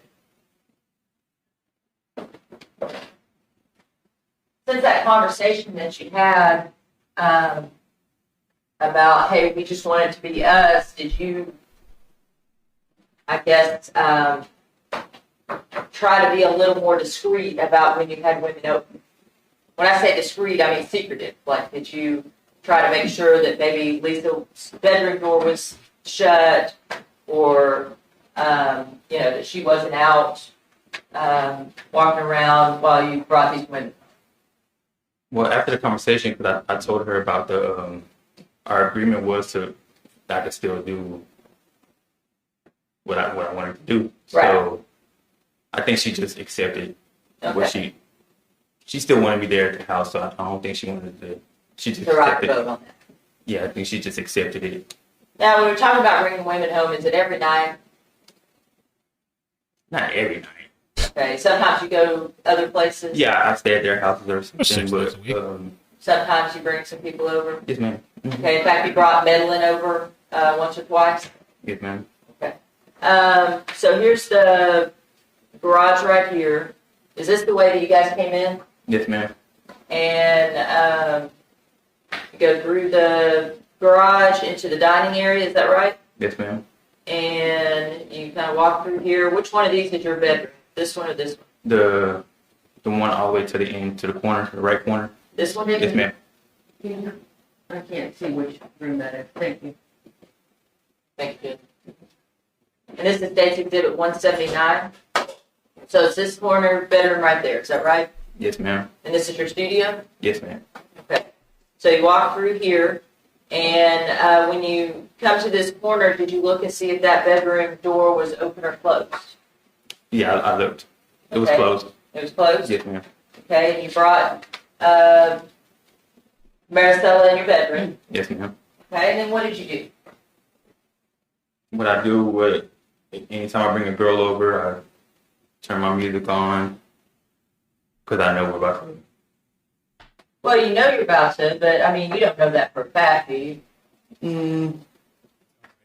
That's what your You kind of know. intent is, right? Well, it's not my intent. It always just ends up happening. We just end up feeling for each other, and Okay. it ends up leading to that. Okay, so you're playing some music.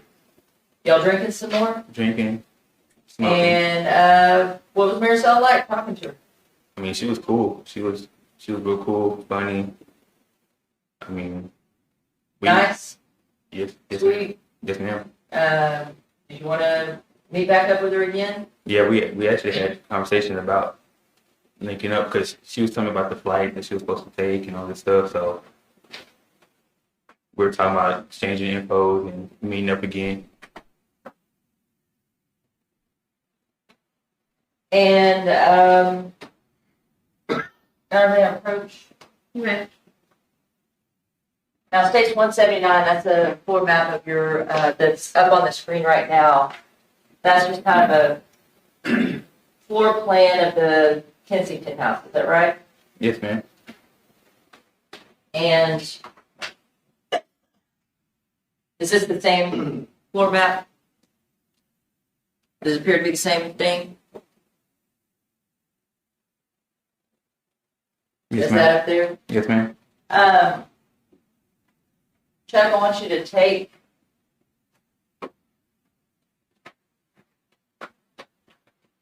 this marker and draw for me in your bedroom where your bed is.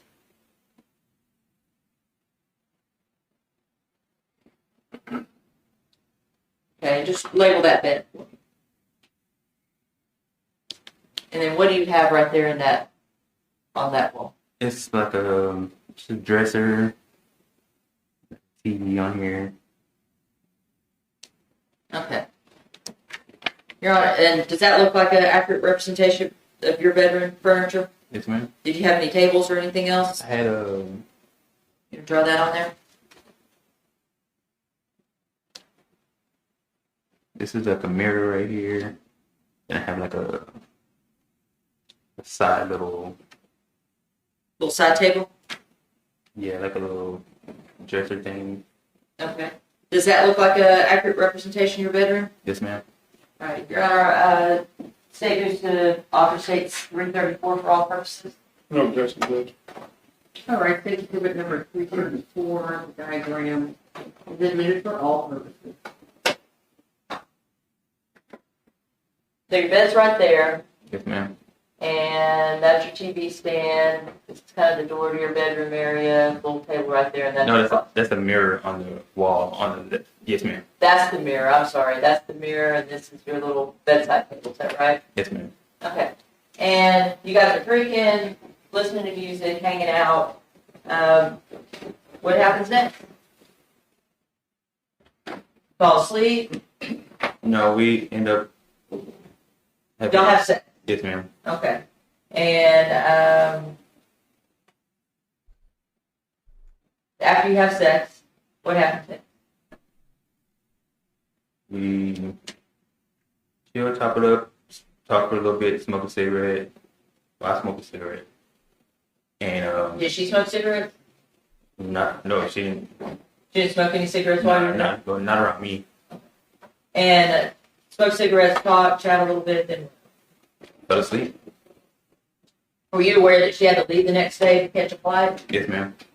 And was it your plan to wake her up, take her back, wherever she needed to be? I mean, at that time, we wasn't even thinking about any of that.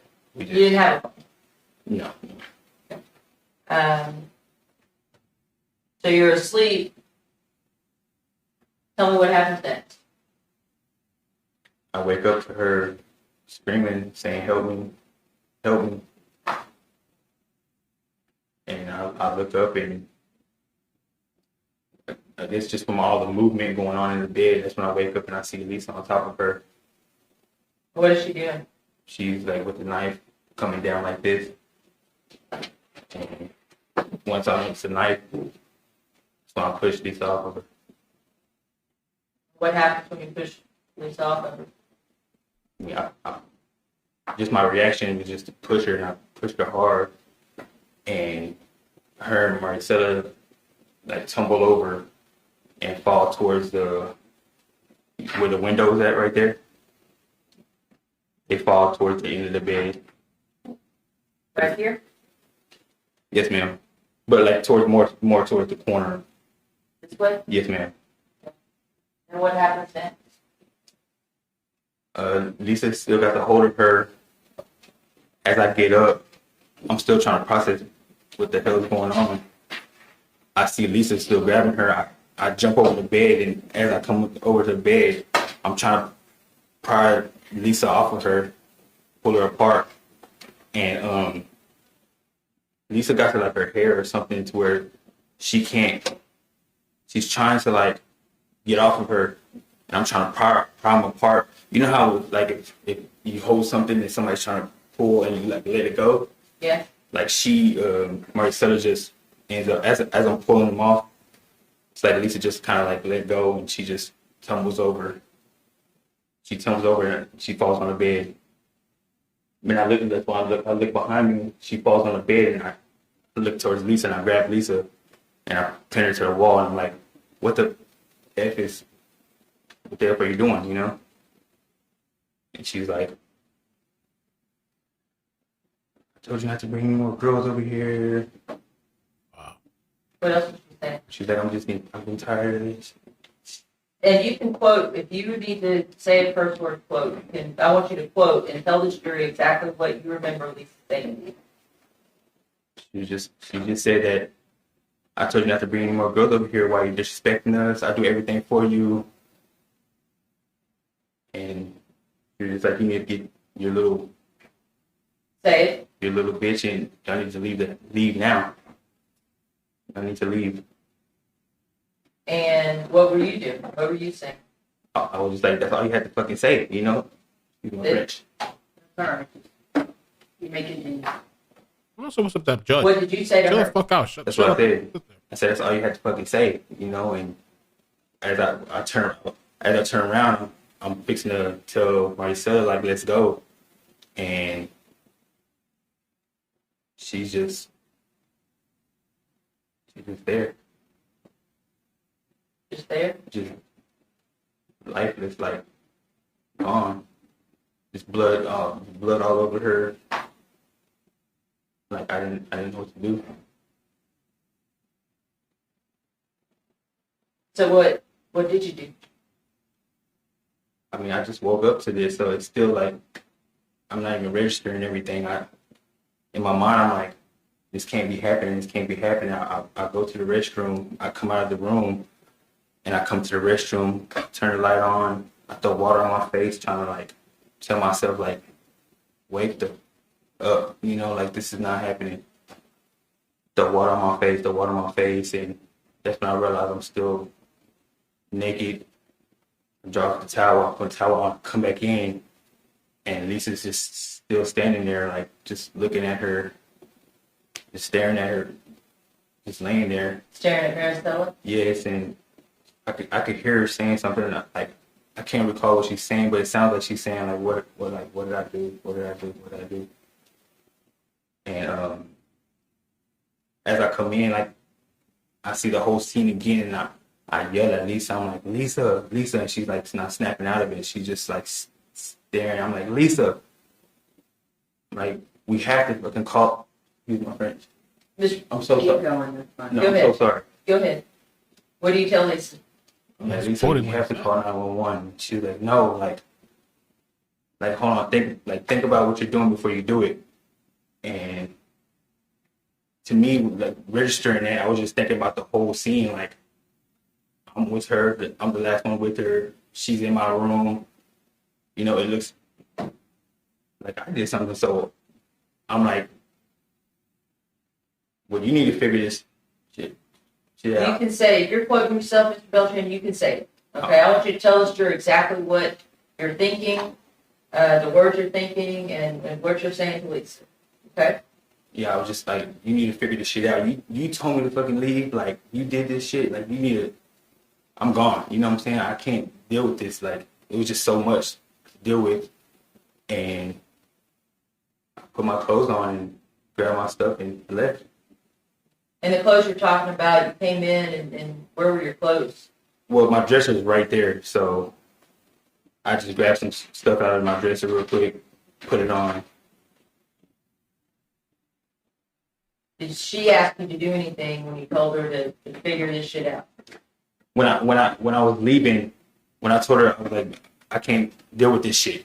She was telling me like, grab Nina, tell Nina to come in here. And that's when, like, right when I was leaving, the door right here, like I said, their room is right here. So their door was open, and right before I was leaving, Nina, I could see Nina in the bedroom, just in a bed. Yeah, right there, right there. Where's her bed? Right there? It's like the end, yes, ma'am. Okay. And you said the door was open? Yes, ma'am. This one right here. And report that states Exhibit 33. You said the door was open, and you could see Nina in there? Yes, ma'am. I'm sorry, 334. States 334. The door was open, you said, Yes, ma'am. and you could see Nina? Mm-hmm. And what did Nina look like? I mean, from what I seen, she looked spooked too. She just looked like real spooked. Like, What'd you say? I'm pretty sure she heard what the hell was going on.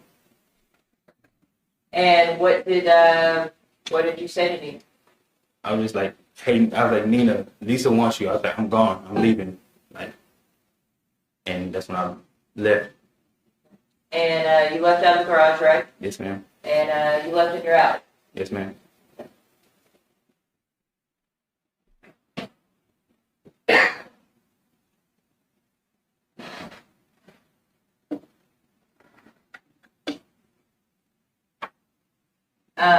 We'll talk about what you did after the Audi here in a minute. I just want to show you a few photographs. This is dates 248.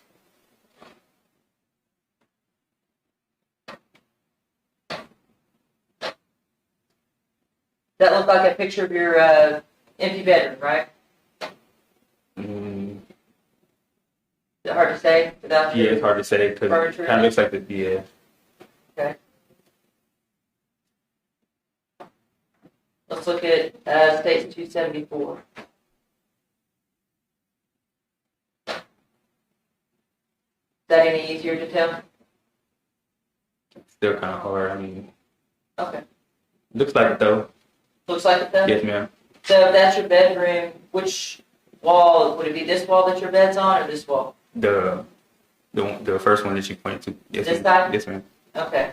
And so y'all would have been, the bed would have extended out this way, and you said that Marisela was on your left side? Yes, ma'am. Okay. And you would have pushed Lisa and Marisela off into the floor. Tell them object to the council meeting, she's. Understand, don't wait. Which side was Marisela on? She was on the left side. And where did you push them off to? The left side. That's where they rolled off to. Okay. Can you turn around and look up there on the TV screen? Just point to the area where they landed. They landed all right here.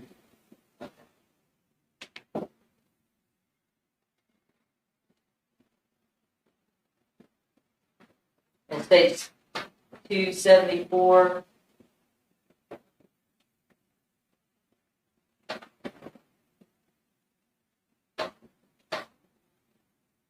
Would you say that's consistent with the area that they landed? Yes, ma'am.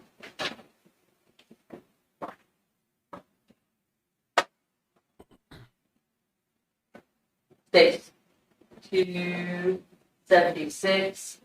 Does that appear to be the same area? Yes, ma'am. But when you lived there, there was carpet there? Yes, that's why it looked different. Now, you say you left in the alley. Do you have a plan? Do you have any idea what you were going to do? No, I'm still trying to process everything that just happened. Do you recall about what time in the morning?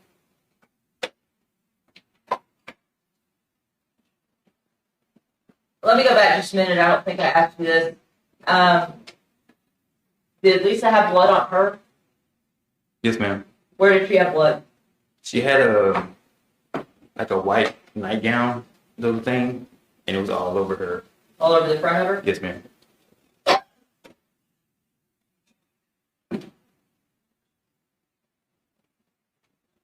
Did you see Marisela? You said you turned and looked over your shoulder. Did you see Marisela? Yes, ma'am. Did you see where her injuries were? Not her injuries. I just seen blood. Where did you see blood? It was just all over her, And you're pointing to all over, like her chest area, all right here. okay, her chest area and all over here. Yes, ma'am. Now you left the house in the Audi. Do you recall about what time? It was still kind of like dark, so it was like becoming morning, I guess. About dawn? Dawn. And where did you go? I went to my girlfriend's house. Did you go in? No, ma'am. What did you do there? I just sat in the parking lot. I sparked me up a little piece of blunt. I'm still trying to process everything that happened. And during that time, did you think about calling the police? No, ma'am. What did you do next? I mean, about how long did you stay in the apartment parking lot? Stayed there for quite a bit. And do you recall what you did after that? I was just trying to figure out everything to get my mind off of what just happened because I'm still trying to process everything. So I know what happened, but it's like in my mind, I'm like, it didn't happen. You know, I'm like, that couldn't have happened. But it did happen. But it did happen. Yes, ma'am. Did you go get an oil change after that? Yes, ma'am. At the Take 5 oil change off of Lemon? Yes, ma'am. And that was, do you recall about what time? It was still early morning, still morning time. Like I said, I'm trying to do everything to get my mind off of what just happened. Damn, I got an oil change. What'd you do after the oil change? After the oil change, I went to Dykes' house.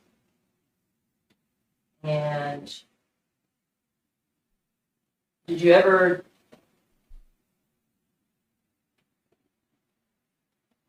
reach out to Nina or Lisa that day? No, ma'am. You recall if they ever tried to call you? No, ma'am.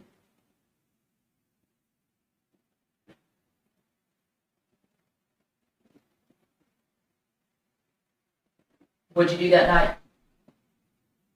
I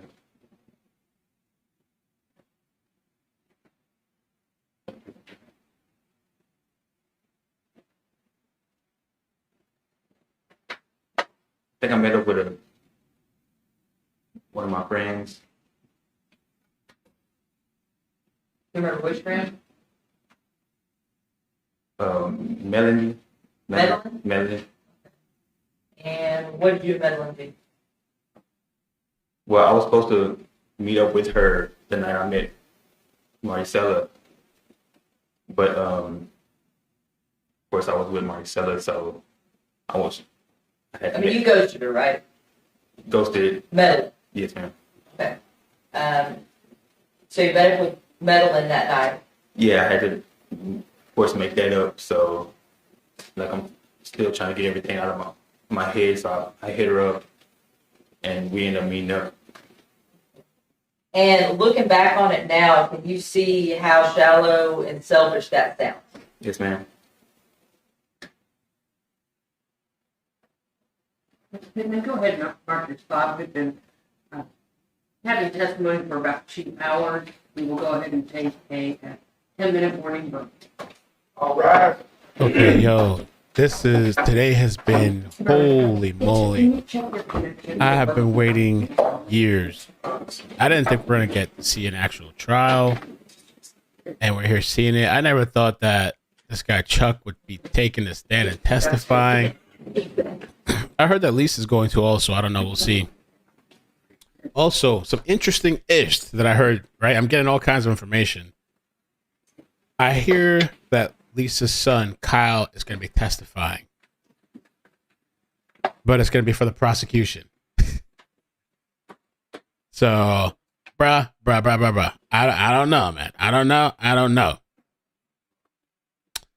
Katrina, thank you so much for the super chat. Thanks for covering this trial. I was starting to doubt it would happen. I know, right? Thank you so much, Katrina, for your friendship, your support, the months of me subscribing to. It's surprising me that this story has no attention. I don't know why. Are there anybody who's back in response right now? Makes sense. All right, just easy to grab. No, I mean, Okay. And this, by the way, BL tells me that the murder charge for Charles is dropped for now. Depending on his testimony, they can refile the murder charge.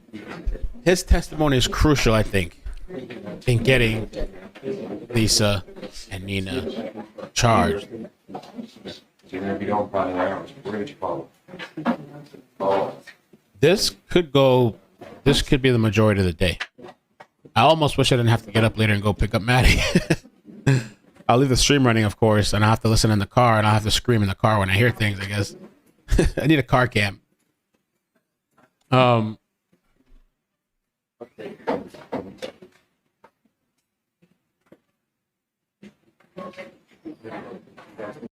If you guys could hit the like button too, I'd appreciate that, man. Every bit helps. We just don't have the viewership that we used to have, especially with this trial. So every bit helps, man. If you hit the like button or share the video out, please, I would appreciate that. Damn, so much on my mind. So I'll say that I believe Charles. I believe this guy. If you're new to the story, because I think there is some people that are new, again, I highly recommend when you have your free time, go to the front page. It's in my description of the video. In the YouTube description of the video, there's a link that says recap video, everything you need to know. Watch that video first. It's 17 minutes long. It'll give you a bulk of the detail to get your feet wet. And then you need to watch, there's 3 videos that I highly recommend. Okay. That will give you a lot of what you need to know. And maybe context. Okay. I just want to keep sharing this out every time I can so people know that are trying to understand the story. Everything you need to know. When you scroll down, you go to my YouTube page, scroll down here where it says Marisela Botello Timeline and Deep Dives. Watch everything you need to know. 17 minutes long. It'll fill you into a lot of the details. Then watch this Lisa Dykes deep dive where I spoke to Lisa's ex-best friend. I believe she's going to testify, but I believe she might be like a rebuttal witness or so. I don't know what the whole situation. I think she's going to be testifying. These 2, and then there's another really crazy ass video that you need to watch. You can watch this in success. This could be the 3rd video watch. Nina Marano, the Bill story, which is crazy. Okay. Her whole backstory, how she came to be, it's pretty wild because Bill, she was married to this guy. Bill's son had one time reached out to me, emailed me. He's like, yo, I'm Bill's son. And like Nina was actually trying to hit on me and flirt with me. And one time we actually met up and she gave me oral copulation. And I didn't believe it until this guy sent me a picture where Nina's almost naked. She covered up herself. And I was like, okay, I believe you now. And then the other one, it was a particular, I don't know if you heard them mention. There's a lot of little bits being mentioned, okay? I came out with this video. By the way, the cease and desist video, I'm still working on it. These alleged murderers, Nina and Lisa, sent me a cease and desist through their attorney a couple of years ago in 2021, saying that I made up all kinds of stuff, saying that I'm a liar, saying all this stuff. I'm a so-called journalist, which I don't really claim to be a journalist, saying all this stuff, and like they're going to sue me for defamation. So for me to watch this trial to see all the shit that I was saying is true, or at least according to the witnesses you see taking the stand, that's more than enough to back up myself. And I have all my stuff still saved. It's I guess somebody said cathartic, a little bit cathartic. But I had mentioned this, and I think some people back then didn't even believe me. I had these documentations where Nina and Lisa all of a sudden start paying Charles's child support because he wasn't paying his child support. He was like behind or something like that. All of a sudden, these heifers start paying his child support. And not only that, they start, on behalf of Charles Beltran, which he didn't even know, start trying to get custody of his kid. What did these two women want to do with this child? And you saw him today take the stand, said he had no idea this shit was happening. Empire Law Group. Who is that? That's Nina and Lisa. Well, are you wondering where the address is for Empire Law Group? The address for Empire Law Group is in Florida, Davenport. Who lives in Davenport? Jimmy, the guy we saw testify, and Chelsea, and the other child, I think Aaron. Lisa's, those two other kids. All comes into like some circle.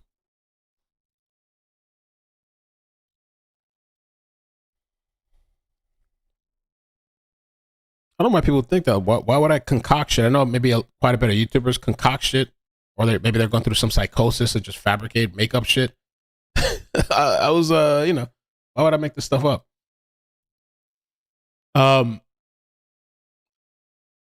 I still think that Charles is effed up for leaving Marisela like that. I think it is messed up for sure. That's horrible. It's disgusting. I don't know. Could that have saved her life? I don't know. And maybe this would have been an easier case. Maybe there would have been more evidence because her body wasn't found until months later. Joseph Morris now. Let's do a Q&A. So what do you want the Q&A? Oh, do you believe Charles' story? All right, for the people that are actually able to see the poll, because YouTube has some type of glitch or whatever, I don't know. It goes to show people love a lie than the truth, right? People prefer that. That's why they, I don't know. Do you believe Charles's story?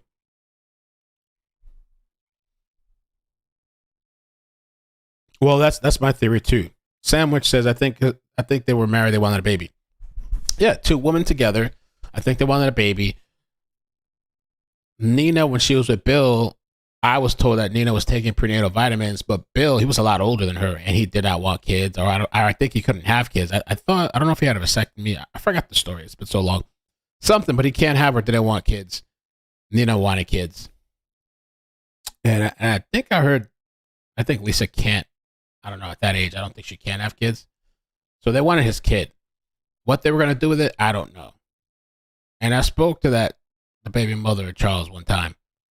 And she had told me, like, listen, this guy, he's not in his kid's life like that. But once in a while, I think he sees them or something like that. He tries to kind of maintain. But he wouldn't come and try to take custody. And as that message I showed you the other day, let me show you yesterday. Let me show you this. I have a bunch of stuff. I'm going to try to finish this cease and desist video tonight because I think you guys will enjoy it. Because I wanted to add context to the cease and desist. I don't want to just read it. Where's that video? Or that message? I mean, And the people that I spoke to back then, it wasn't just like one person. I spoke to multiple verifiable people, you know? It wasn't just like random messages. Oh, I don't know who this is. And just gonna. It says they were also going for the other baby mama daughter as well. They wanted a kid with Chuck, I'm guessing. Chuck didn't want them kids though. He acted like he did, but we told him all the time, be in your kid's life. So I knew it was them.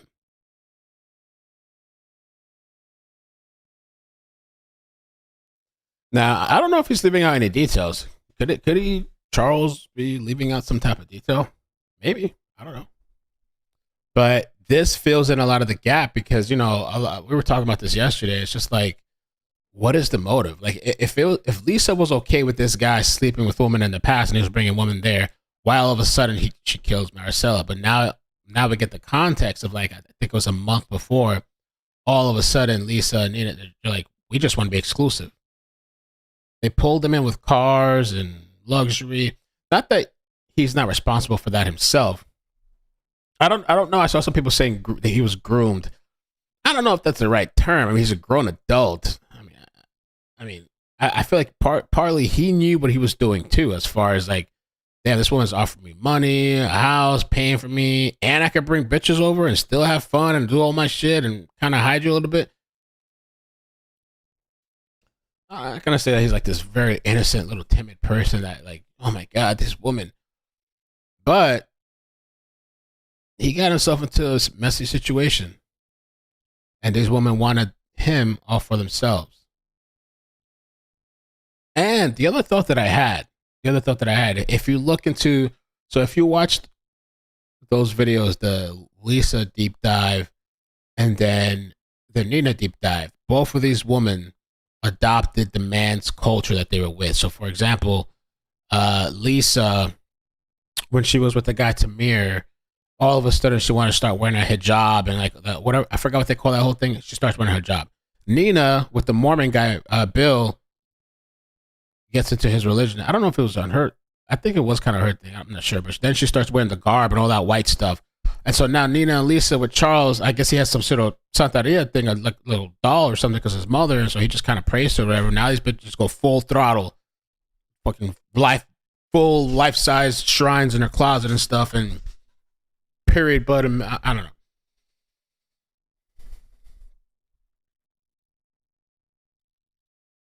I believe it. And you know what else is interesting is that, like, I feel like stereotypically they expect, like, oh man, the women are, they're innocent. No, what? Why? It must be the guy that's been locked up and stuff. It can't be these. Oh, an attorney and a paralegal and no, it must be the guy with, like, you know. I'm not saying he's a saint. I just think this guy was like a party guy. He was just partying, a ladies' man or man's lady. What is it? What's the saying? Ladies love him. People that I talk to, they say he's like a magnet. Ladies are drawn to him. Love him. Cheeky Cheeks, thank you for the 23 months. How does that look? Oh, we started. Hold on. You moved the microphone when you were speaking with the witness. If you could put it back to for his mouth. Thank you.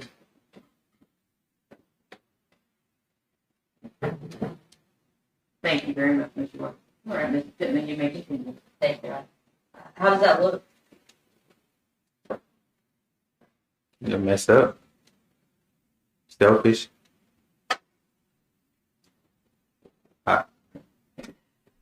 I didn't know what to do.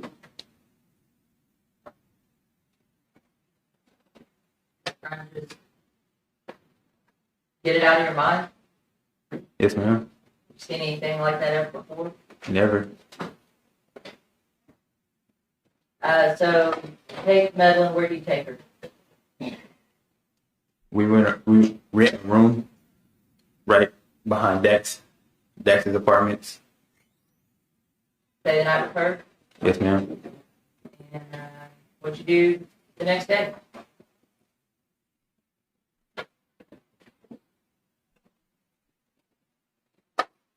We just hang out.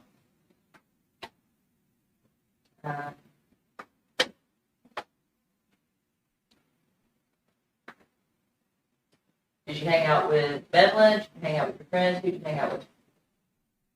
With Melanie? Tell her anything about what had happened? No, ma'am.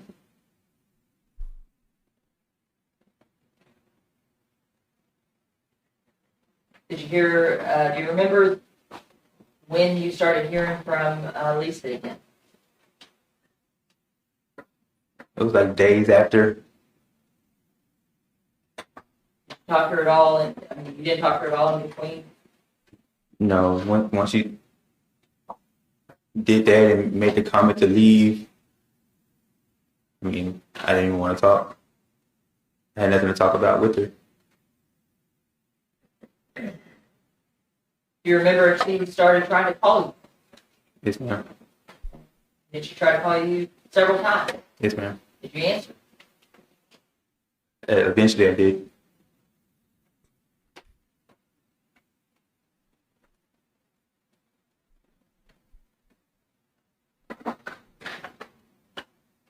At some point, in the days after, did you talk to her? Yes, ma'am. And when you talked to her, was Nina on the phone as well? Yes, ma'am. And what did y'all say? What was the conversation? They were just asking me where have I been? Am I okay? Come back home. Everything's okay. And when they said come back home, what did they tell you about how the home was? They said it's back to normal. Everything's good. Just come home. Did they tell you what happened to Marisela? No, ma'am, but I mean, I figured.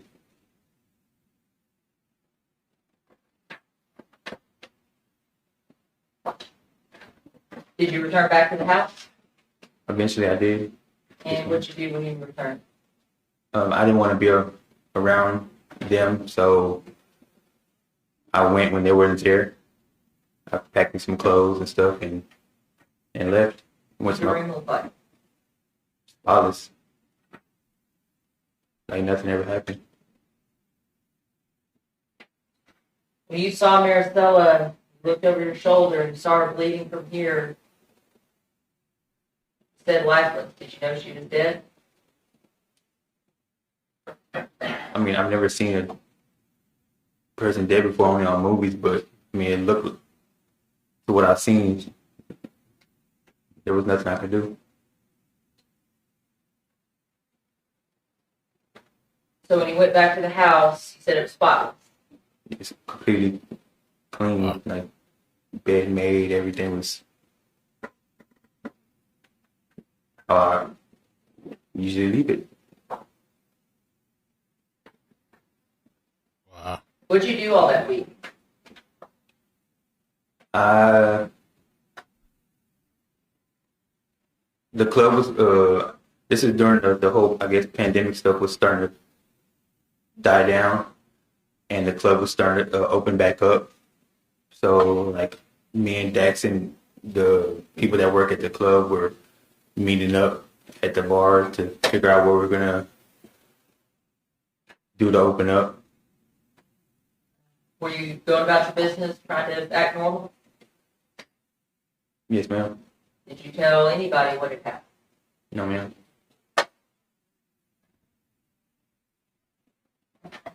In fact, what did you tell Dax? You actually saw Dax the day after you saw Marisela murdered.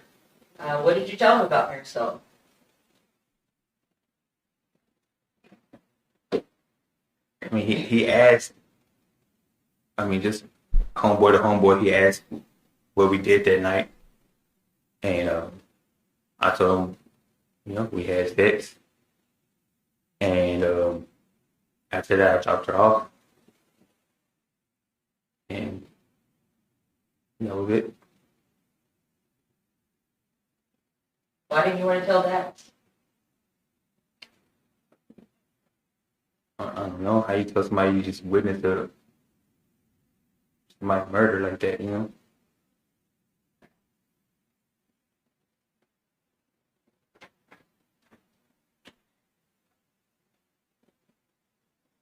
Why didn't you call the police then?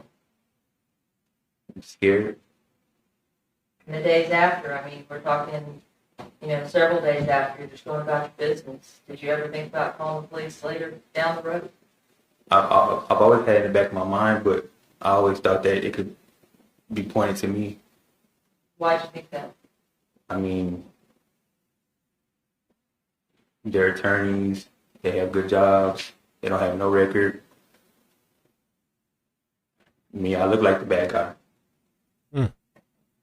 I was Connect scared. people like me. Without Lisa, did you have any money, any means to travel or anything like that? No, that was my source of income. At some point, did you become aware that your face was being, kind of blasted out there as the last person to be seen with herself? Yes, well, first, as I'm going to the club and stuff, trying to open up, Freddie comes around and shows me the missing photo of Marisela. And he's like, "Hey, this looks like the girl that you're with, Like, man, what happened?" I'm like, "I don't know. He's like, "Damn, it's messed up," you know what I'm saying? I'm like, I know. And after you found that out from Freddie, what did you do? I go to my friend B's house, and I talked to him about, like, man, I said, I kind of wanted to tell him, but I just didn't know how. So I was just like, man, I'm going through some stuff right now, bro. Like, I don't know what to do. Like, I need to figure something out. And he's like, man, like what's going on? And stuff. I'm like, it's hard to say. I need to figure something out. You know what I'm saying? I was like, man, like, can you hit up our boy in New Orleans? I was like, I just need to duck off somewhere to figure something out, And So did you go to New Orleans? yes, ma'am. Did you go to New Orleans with?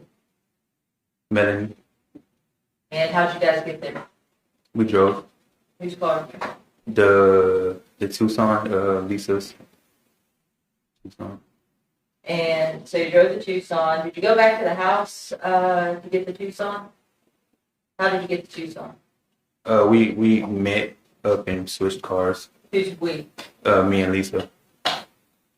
Yeah, Lisa called me, and she told me about, because my face was on the news and stuff, and she was like, "Hey, like, bring me the car. I don't want you to get caught up for anything you didn't do. You might get busted in the car, so bring it to me, and I'm gonna take care of it." So we switched cars.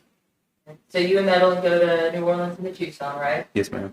And when you get to New Orleans, well, let me back up just a little bit. At some point, did you get a phone call from Lisa, maybe about 10 days or so after you saw this happen? Did you get a phone call from her where she told you that the FBI contacted her? Yes, ma'am. And what did she tell you? She just said that they reached out to her looking for me. And what did she tell you? Did she tell you to do anything? Yeah, that's why I went to New Orleans. She told me to get out of the city. So after Lisa contacted you about the FBI, did she claim at all that she thought that was a fraudulent call? Did she say that she didn't think it was really the FBI? Not that I remember. But she told you to get out of town Yes, ma'am. and told you to bring the Audi so y'all could switch so you didn't get caught up in that car. Yes, ma'am. Because the Audi was on blast too, wasn't Yes, ma'am. it? So you and Madeline take the Tucson to New Orleans, right? Yes, ma'am. And where were y'all going to stay? Well, Lisa was funding me money to move around. She told me to get an Airbnb out there and just wait right there until she gives me word. And the Airbnb, who booked that? Was it in your name or Madeline's name? Melanie. When you get to the Airbnb, what happens? Stay there, I think like not even 2 nights. And we stayed there one night, and then the next day, she told me about the Tucson now. That I need to get rid of the Tucson. Who tells you? Lisa. And did you get a phone call from Dax during that time period too? Not that I remember. So you talk to Lisa. Lisa tells you to get rid of the Tucson. So what's the plan? At this point,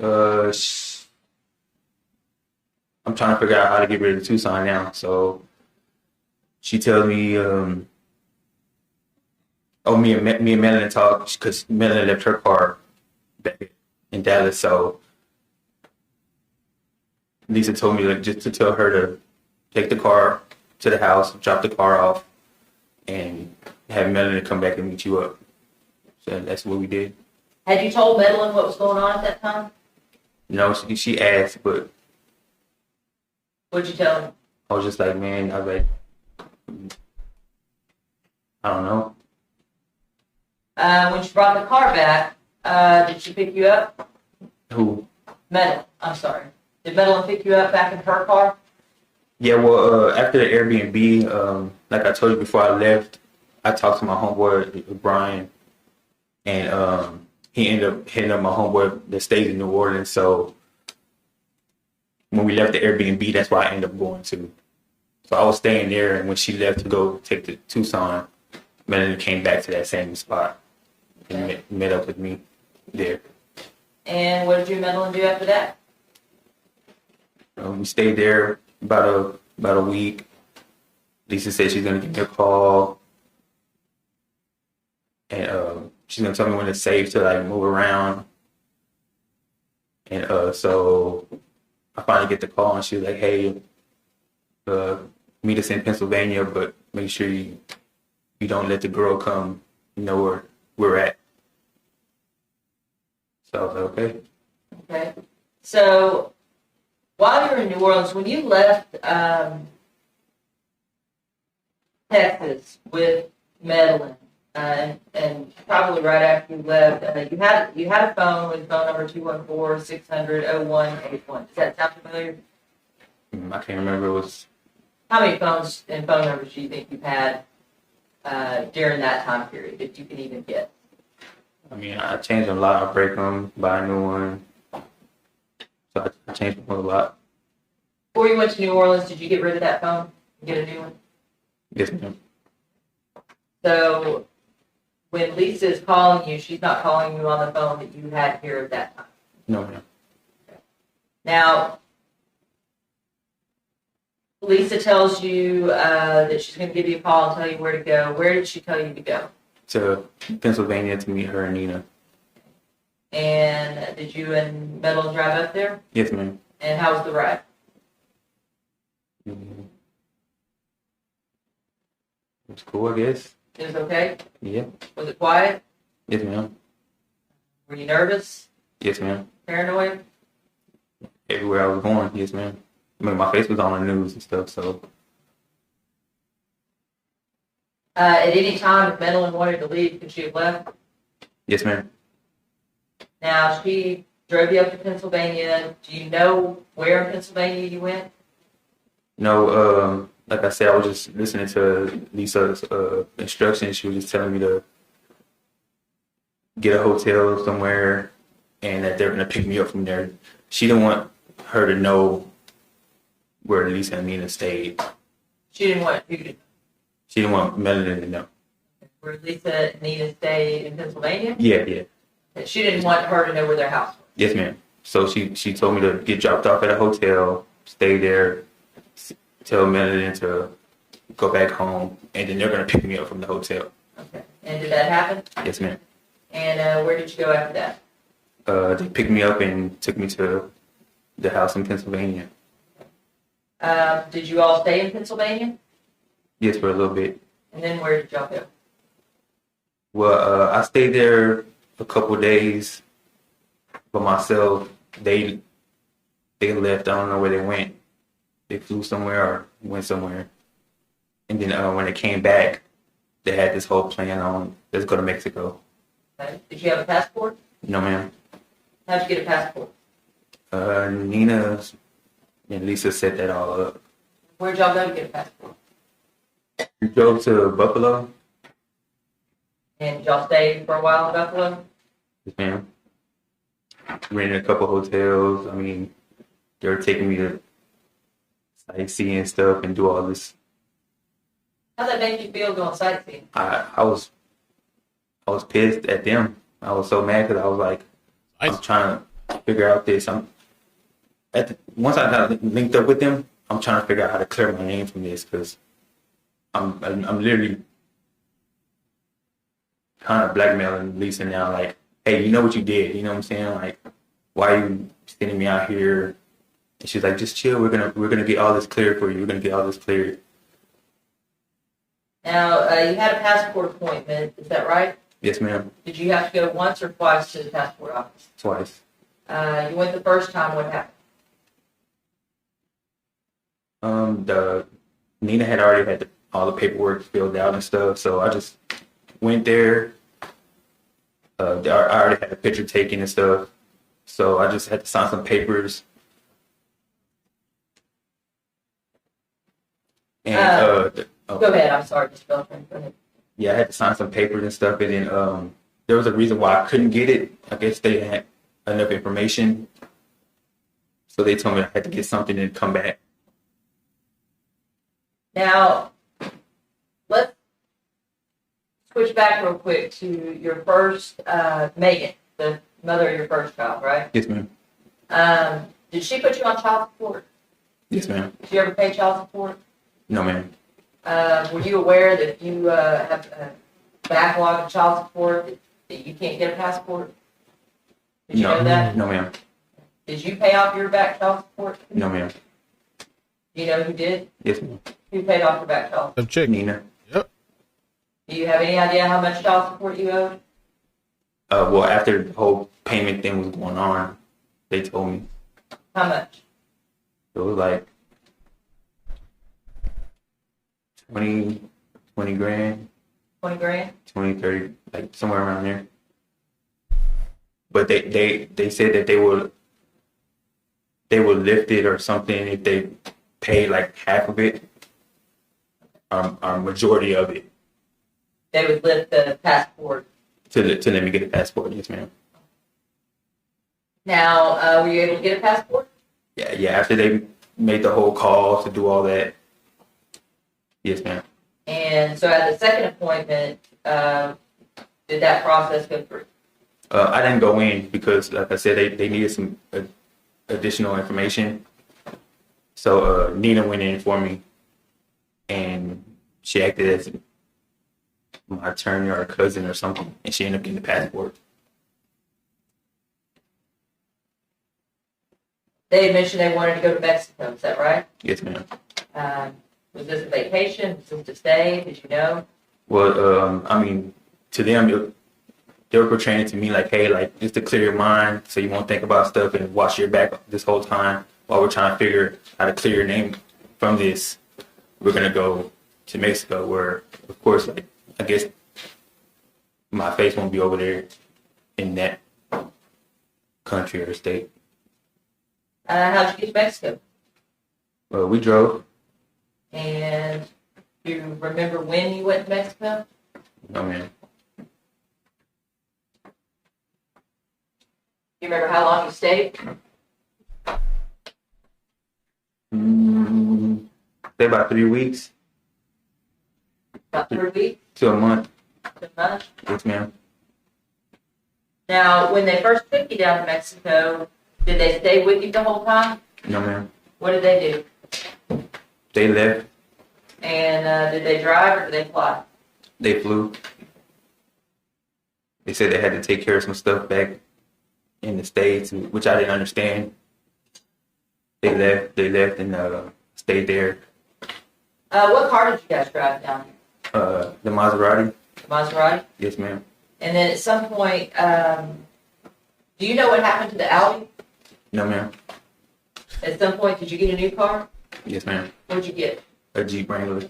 Okay. Did they bring that Jeep down to you in Mexico? Yes, ma'am.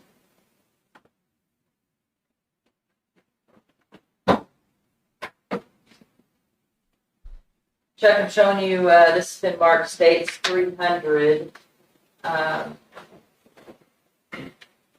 This is the second page of States 300. Does that appear to be that same Jeep? Yes, ma'am. And then at some point, you all drove back. You said you stayed down there about 3 weeks to. Yes, ma'am. Maybe longer. I can't really remember. It was quite a bit of time. And looking back at States 300, the first page.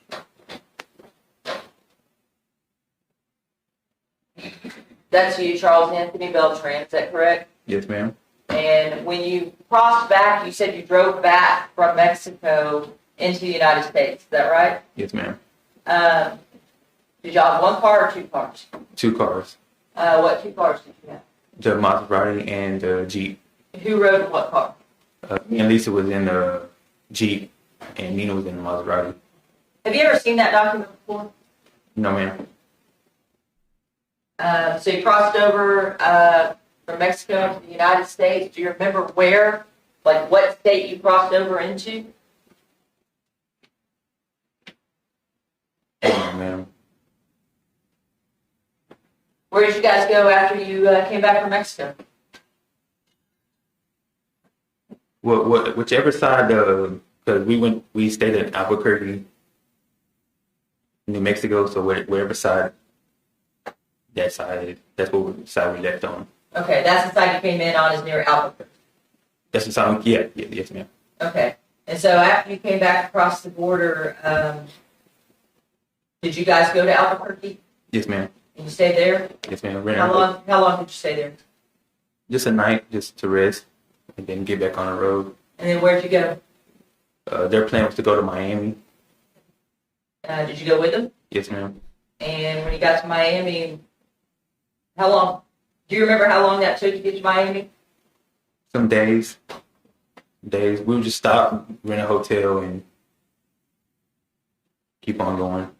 We'll rent a hotel for the night. I mean, so you guys are on the run. Yeah. Seems like. Yes, ma'am.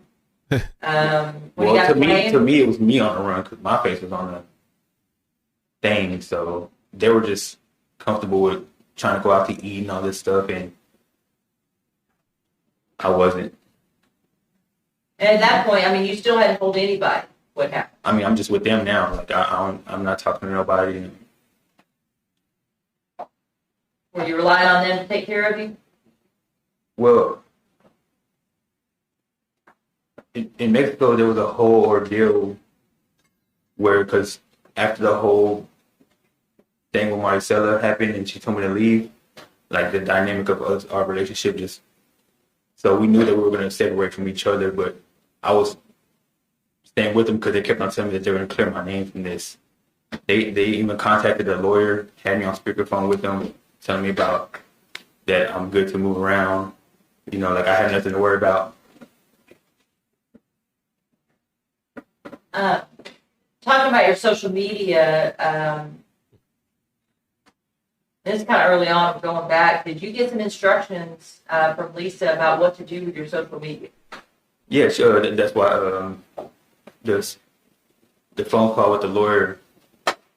I don't even know if it was a real lawyer. I don't know, but he was basically saying that, you know, I'm good to keep on doing your social media things and all that stuff. So yeah, she was just telling me to keep post like I'm just living life, like nothing's going on. Like nothing's going on. Yes, ma'am. And would you post old videos and things like that made it appear you were in Dallas? Yes, ma'am. Now,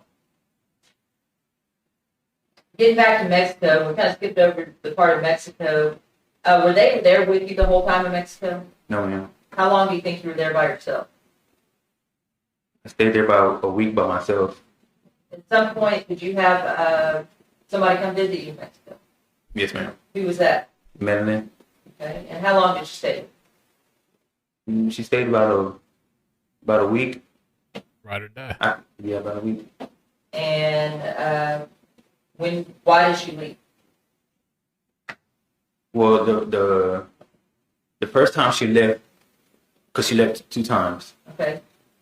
So the first time she left, I knew that Lisa and Nina was coming back. And she always talked about her uncle living in Mexico, and she wanted to visit him. So when she came to see me, and when I knew Lisa and Nina was coming back, I told her, I was like, hey, like, why don't you go meet up with your uncle and stuff, and, you know, later on, I'll come meet you at your uncle's house and stuff. You know, I was just trying to get her away from them two. Okay. I didn't want them two to see her with me over there. Okay. So- And something happened when she went to go visit her uncle with her car. Is that right? Yes, ma'am. And did you have to go pick her up? Yes, ma'am. Do you have any idea what town you were in when you had to pick her up? It was a town like right next to the town we were in San Carlos, and it was like literally like it's a highway that you not even a highway, it's like a little freeway. You just hit the corner and you're in a whole other little area. I forgot what it's called though. And so you picked her up from there, Yes, ma'am. and you took her back to San Carlos with you. Yes, ma'am. Were Nina and Lisa on the way? Were they coming in? Yes, ma'am. And what'd you do about that issue? About what? Like About meddling and having meddle in there with Lisa and Nina? I was just trying to figure out how to get Melanie out of there because that whole situation that happened with Marisela. And how did you get her out of there? Well, Lisa be having these. She has these crazy dreams sometimes, and she be telling me about them. And one day we were talking. Since I'm joking, being non-responsible, that's how she gets Beltran out. I'll probably say. The data is non-responsive. I don't want you to tell me about that part right now. Okay, Yes, ma'am. we can get back to that. But were you able to get Madeline Yes, yes, ma'am. out of there? Yes, ma'am. Did Lisa see her? Did she know she was there? Yes, ma'am. Okay. And did Madeline come and hang out with everybody, or did you keep her off in her room? Yeah. I kept her in the room. At some point, I mean, was she there very long at the same time with Nina and Lisa? No, it was like literally like one night. Okay. And how did you get Madeline to wherever she needed to go? I got her a little bus ticket, and I told her again I'll meet her. I'll meet her later on, and then we dropped her off at the bus place. She ended up going to, I forgot where she was going, but she ended up leaving. I mean, she had family down there in Mexico, right? Yes, ma'am. So, I kind of backtracked a little bit, but you were telling the jury about traveling from Albuquerque to Miami. Where did you all stay when you got to Miami?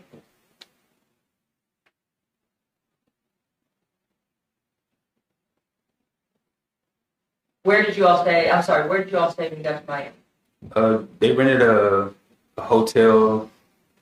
It was like one of the long stay hotels. We stayed there for a couple of nights, and then it was like low budget, so they didn't want to stay there too long. So they ended up looking for an apartment, and they ended up finding an apartment, and we moved in there. Okay, so when you moved into the apartment, did y'all have furniture? Not Did at they the- have to go buy furniture?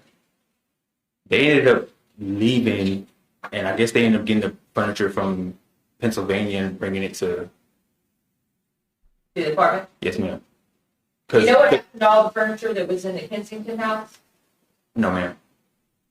So they brought the furniture from Pennsylvania, moved into Miami. Do you recall the name of the apartment complex? Yes, ma'am. It's called Parks at Kendall. And how long did you stay there? Mm,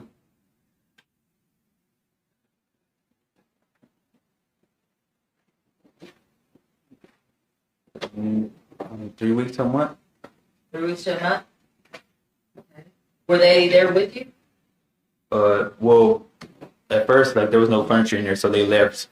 They went to Pennsylvania, picked up all the furniture, and drove it back. to Miami. Thank you, Lindsay. Amazing. 5 gifts. And after they drove that first trip back to Miami, were they there most of the time? Yes, ma'am. What were you doing during that time?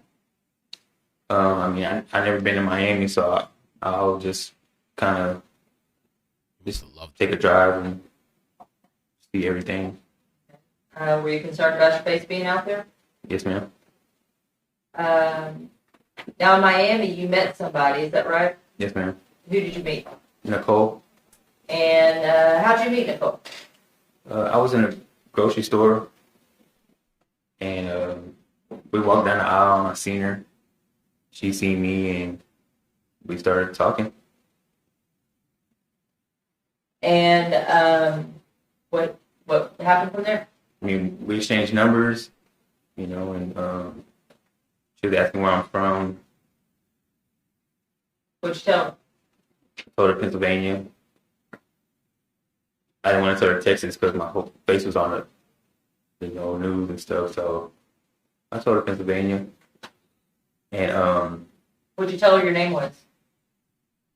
Antonio. Antonio? Yeah, which is my name anyway in Spanish, though.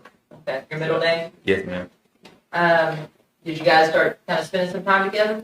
Yeah, not right off the rip, but it was like a couple days passed.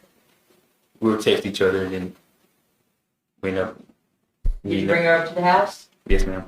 And was Nina and Lisa there when you took her to the house? No, not the beginning. Like I said, they were gone. They left for that like week or so. So I had the apartment to myself. And you had mentioned before that the relationship between you and Lisa and Nina had changed quite a bit. Did you trust them? No. When you were in Miami, did you ever bring Nicole over to the apartment when Lisa and Nina were there? Yes, ma'am. Okay. Had you done anything to kind of make yourself feel more secure in the house?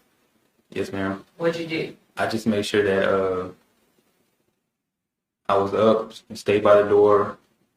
I actually put a whole table in front of the door so I could block it. Just to be aware of what's going on around me. Did you put any cameras up? Yes, ma'am. And I had the ring, the little ring. I don't know what they're called.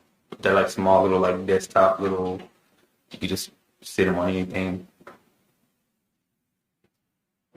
Thank you, Lindsay. Amazing. Double gifts.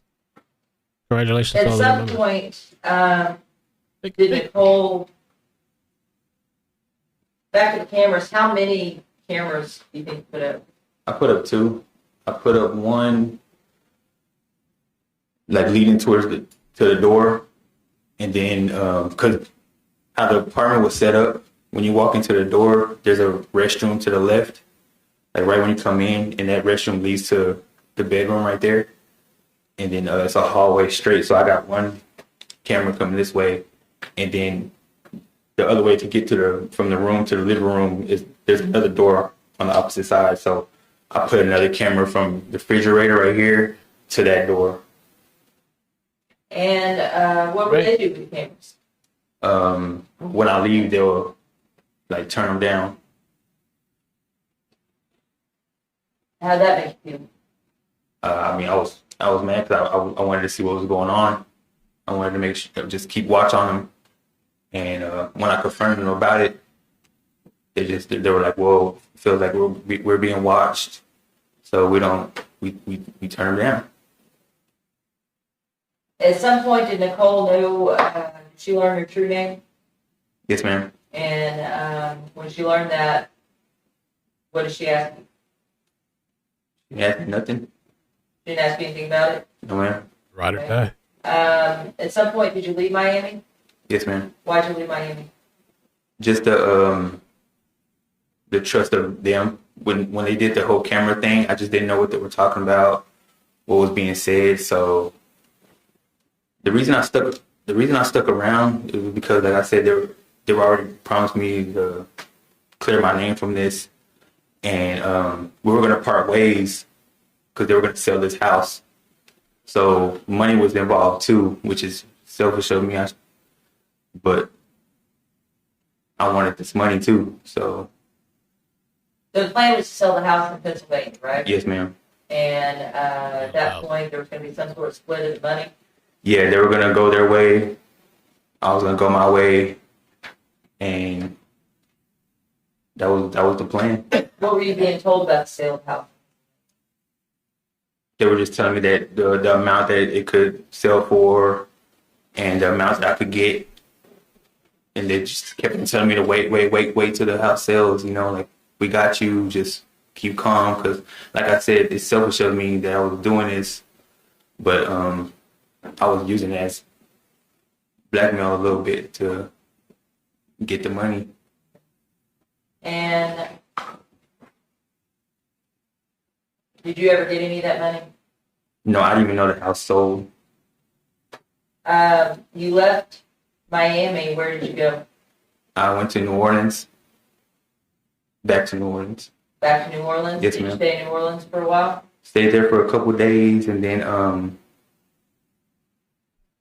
it was just getting to be a lot, doing all this back and forth, running and ripping and running. So I had on my mind that I wanted to turn myself in, and I came to Dallas. And who did you come see in Dallas? A couple of my friends, And who else did you see? a couple girls that I used to deal with. Okay. Hooked up again? Did you Damn. stay with some of them? Yes, ma'am. Boy, was just slagging the whole time on the At run. some point, did you go see Jasmine? Yes, ma'am. Who's And Jasmine? Jasmine is the mother Mother. of your younger Oh. daughter, Charlie, right? Yes, ma'am. And you and Jasmine, I guess, kind of tell the jury a little bit about your relationship with Jasmine. It was love, because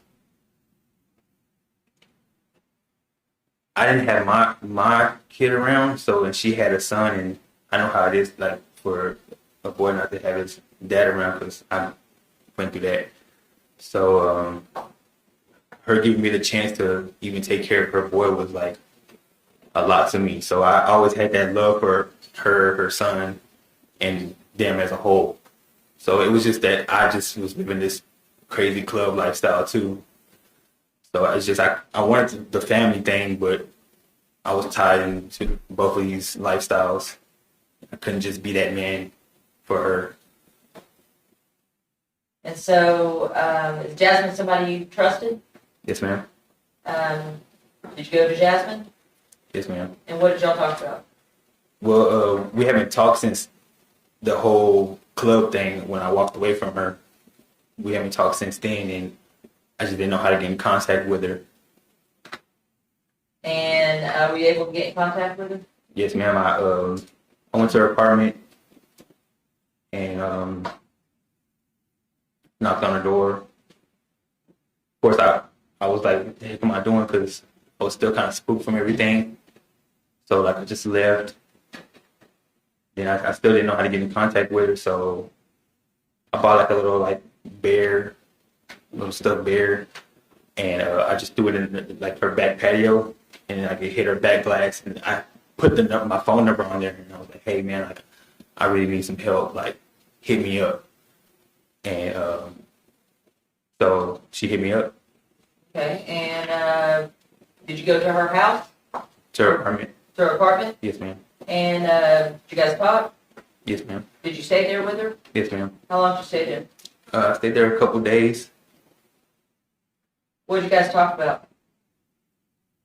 She was just wondering what was going on with the whole thing, and like I said, I wasn't telling nobody anything. I was just like, man, like, I'm just trying to figure this out. I'm just trying to clear my name from this stuff, you know. So you didn't tell her what really happened. No, ma'am. Did you guys, did you talk about turning yourself in? Yes, ma'am. And why didn't you tell Jasmine what really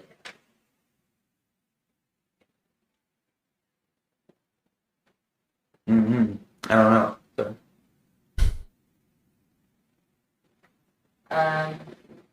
And you talked about turning yourself in, is that right? Yes, ma'am. Did she encourage you to do that? Well, I was just battling between the two because I just didn't know what would expire from the whole ordeal, you know, and I didn't want to be put in jail for something I didn't do. So it was just a thing torn between the turn myself in and not turn myself in. So it wasn't like encouragement. She was just like, man, like whatever we need to do to figure out what's going on, then we'll do that. And did you guys leave Dallas area and go to New Orleans? Yes, because she was getting calls from like the detectives now, and she was just getting spooked, and I didn't want her to get tied into all that nonsense either. So I was like, man, I need to find somewhere to just figure this out, man. Like, can you please just help me get somewhere I can figure this out, and then we can go from there. Is this the first time that you've separated yourself from Lisa and Nina? Well, I've separated, like fully, or just. Well, I did plenty of times though. I'm saying that you chose to leave them for an extended period and you weren't going to go back. Yeah, well, I did a couple of times, but I ended up coming back because, of course, I had a relationship with Nicole too. So that's what was drawing me back to Miami. Okay. But I would leave from time And to so time. this time you left. Yeah, this time I left for good though. Yeah. Okay. And where did you end up? I ended up in Utah. And then Jasmine had some family in Utah. Brothers. Yes, ma'am. Did you stay with them? Yes, ma'am. And do you recall how long you were in Utah before you got arrested? I say like 4 or 5 days. 4 or 5 days? Mm-hmm. Sometime during in late March, do you recall having a text message conversation with Lisa? Yes, ma'am. And Lisa would call you lover, right? Yes, ma'am. What would you call her? I call her lover too, or Mama. babe, or Mama. Did you refer to her as mom sometimes? yeah, we call her Mama Bear. Mama Bear? Yes, ma'am. Mom.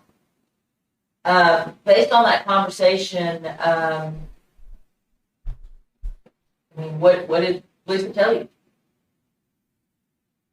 She told me that Nina got picked up. That I hope she don't say anything about anything. What else she said? She wanted me to come meet her up. She wanted me to come pick her up, and she was just asking me like, "Hey, can you come get me? Can you come get me?" And I mean, how did you respond? Like I said, at this point, it was just I didn't want to be around them. I didn't trust them. I said it's selfish of me, but I just wanted this money. I really did. And that's why I was asking. I was like, hey, like, you have your money, you know, like what's going on with this whole money thing? Yeah. You know. So you asked for some money. Did you kind of lead her to believe you might meet up with her? If you could? Yes. Mama gotta pay up. Pay up, Mama. You're in Utah. You said 4 or 5 days in this apartment. Did you talk to any of the people in the apartment about what you were running from? No, they asked. They asked, but I was just like, man, I need to figure some stuff out, man. Like, it's difficult to talk about. And I mean, everybody that I was talking to about this stuff, like, I couldn't talk about it, but they know I was in some trouble because I was like, I can talk to you about it, but I just need some help, you know? Okay. And they were all willing to. A lot of people willing to help. Yeah, they were willing to help me. When you get arrested, did you meet with a detective, female detective from Dallas? Yes, ma'am. Do you remember her name? No, ma'am. And was there a male detective in there too? Yes, ma'am. Okay, and then when you got arrested, was it the same day that you got arrested that you talked to them, or were you in jail a day or two before? I think I was in there for a day. Then they came. Then they flew in the next day. Did you agree to talk to him? Yes, ma'am. Okay, you talked to him for a long time, didn't you? Yes, ma'am. Now, did you have any idea, first of all, did you know whether or not Marisela's remains have been found? No, ma'am. And other than knowing you were the last person to be seen with her, did you have any other information about the case going on in Dallas No, ma'am. at that time? No, ma'am. Okay. You spent probably 2 hours talking to them, maybe a little over 2 hours, 2.5 hours talking. Does that sound about right? Yes, ma'am. You agreed to waive your rights and speak to him, right? Yes, ma'am. When you first talked to him, you didn't tell him the truth, did you? No, ma'am. What'd you tell him? I'm object to leaving. The same, don't leave. Yes, Your Honor. Did you tell him the truth? No, ma'am. What'd you tell him? I was so mad about the whole situation because they kept on. As soon as I got detained, like everything was hitting me at once. I'm like, I felt like they were just keeping me close, so I wouldn't say anything. Who's they? Dykes and Nina. So once I got detained, like I wanted to speak the truth, but I wanted to refrain me from being in the area of witnessing what I witnessed. You know what I'm saying? Because I could probably get charged. Still being in my selfish ways, thinking about myself. I was trying to refrain myself from being in there.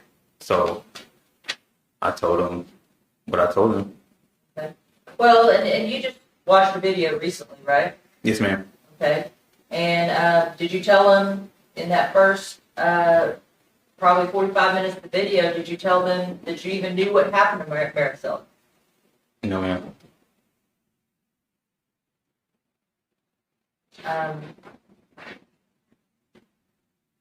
Would you tell them that you thought happened?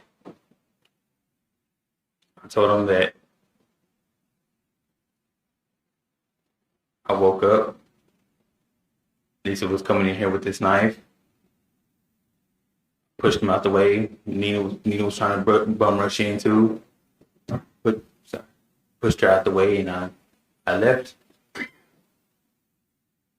Did you tell the detective anything about what happened after that? Where you went or anything? No, I just told him that I left and went to Dykes' house. At some point, do you recall the male detective talking to you about the charge that you were arrested for? Yes, ma'am. And he talked about the capital murder. Did he explain that to you? Yes, ma'am.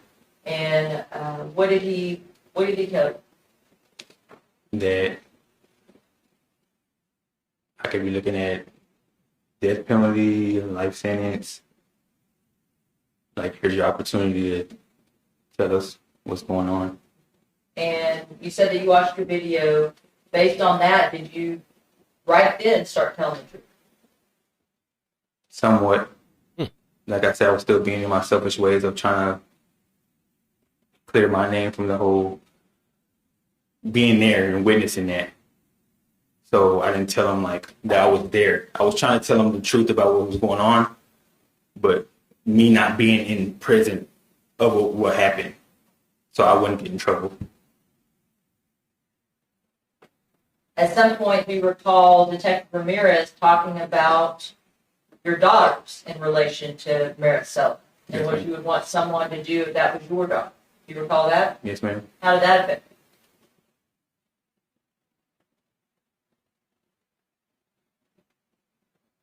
Did that have an effect on you? Yes, ma'am. And what effect did that have? I was just thinking about him. Like, I can't spend the rest of my life in here, you know? Like, Did you decide at some point after that to tell the truth? like I said, I'm trying to tell the truth in there, But again, I'm trying to make sure that I'm not getting charged or accused for anything that I didn't do. So I'm trying to refrain from being in the present of that whole situation. So I'm telling the truth, but I'm taking myself out of like being there witnessing what I've seen. So I won't get charged for anything. It's the defense. At some point, I think you recall the detectives left, Yes, ma'am. and did you ask for them to come back? Yes, ma'am. And at that point, did you tell them what you witnessed Lisa do? Yes, ma'am.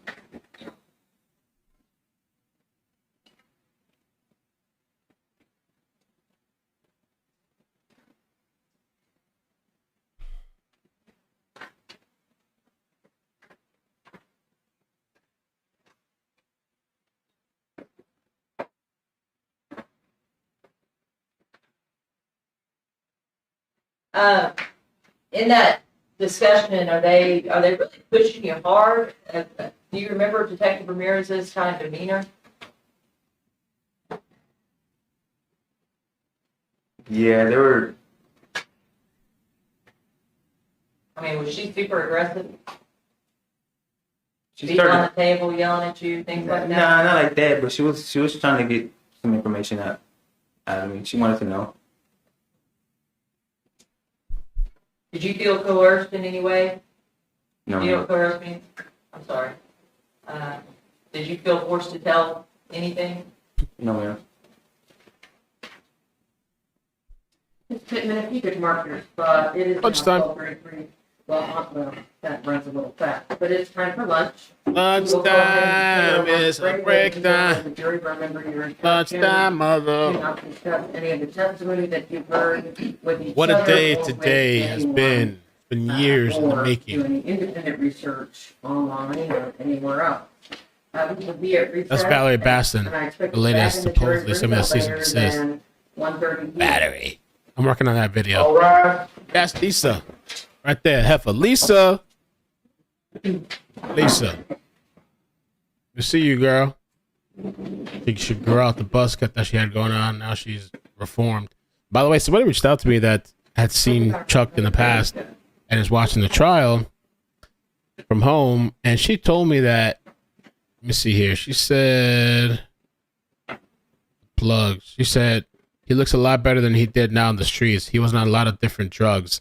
His skin looked bad, but now it looks clear and healthy. Almost like, who was it? Child killer? No, not Letitia Stout. Babysitter. Thank you. I'm thinking of, with Harmony Montgomery, All right, here at lunch. the stepmother, Kayla Montgomery. She looked, is it her name Montgomery? I don't know, Kayla looked revitalized and refreshed. Like they got some sort of gangster skincare routine at the prisons. She looked all revitalized and healthy. I guess it's just detox, getting off of them drugs. I think even liquor honestly does that. Like for me, if I drink liquor, sometimes I feel like my skin looks darker and like not as blooming or like not as glowing and whatever. You know what I mean?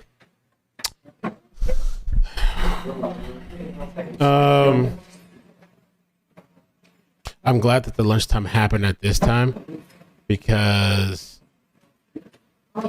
when I leave, I'll be able to be back before Charles starts again. What time did they say? They say 2:30? Here to cheer. Yes, ma'am. No work. Kinesiology. I want to do physical therapy. Yeah, I'm gonna leave in a few minutes. It might be fun one day to do a call show or something. Let's see what y'all think. Some people's calls and opinions. Yeah, y'all fully believe Chuck? Is he being honest and forthcoming? Has he now been reformed and now telling the truth? I think Chuck should have thought about his kids a long time ago. Not when he's being interrogated and they bring it up, but when Marisela was stabbed. And they could have called the cops, or the times that he was on the run and could have called the cops, or the time that they came back to the house and saw the place spotty clean, or when he went to Mexico, or when he went to Florida, then when he went to Utah. I mean, at some point, he could have called somebody. I don't think he stabbed this woman. I really don't. I've been saying that for a while. I don't think he stabbed this woman. And like I said, if you watch those 2 deep dive videos I did on Nina and Lisa, which they were pissed about that shit. We got to go over the letter they sent me. I just believe it's in their character. Like I just my opinion. I feel that, especially when you learn about like, especially now they got the whole context of that. Like, you know, they were hooking up and there was some type of throuple or threesome or whatever made up concocted name you want to come up for open relationship and people fuck with everybody. Lord, I'm in with money and cars and sneakers and a studio, and you can fuck bitches too while we're here in the other room. It's no problem with mama. Yeah, it's like he's at home. It's like he's living his life without reliving his life. What's that song by Nas? Second Childhood. Is that the name of the song? That was a really dope album. Second. It's in his Second Childhood.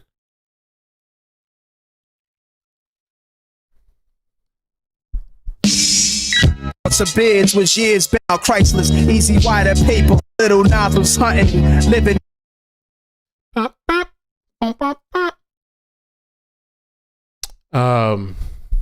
caught up. Oh, there you go. Real Murder House. Oh, the oil change, bro. Like literally after the murder. Yeah, I'm just gonna get my oil changed. What? Yeah, I heard about the Ethan Crumley sentence, Purple Passion. And I actually cocked and loaded it up earlier. I don't think we have time now because the problem is if I walk away and I go to pick the baby to go back to and I come back and I don't come back in time and this is playing and the court thing starts playing, then we're screwed and people are going to be screaming and then they're going to abandon ship and leave me. You stole my dreams and turned them into recurring nightmares. We will visit. So I guess these are I think this is victim impact statements. Potential danger or harm is this Crumley. Yeah, I guess they're doing the impact statements. Constant reminders every day. Yeah.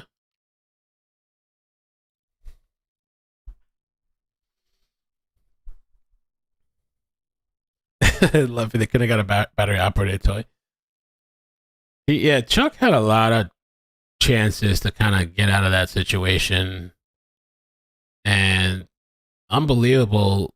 The crazy thing too is like when we're listening to all his stories, his testimony, literally after he tells a story about bringing Marisela over and how these women are like jealous, or at least Lisa's very, very jealous and literally starts stabbing Marisela to death. At some point, whenever they're going, he starts hooking up with other chicks. At one point, I think he brings his baby mama to Mexico and he's trying to get her out before these ladies come back. I think it was the baby mama. You're really going to risk the mother of your child? You're going to have that woman around when these chicks are coming back, these psychopaths? And then you go to Florida and you're supposed to be on the run, but you're still, hey, baby, what's up? You're still hooking up and whatever. You're still bringing chicks back to the place? What?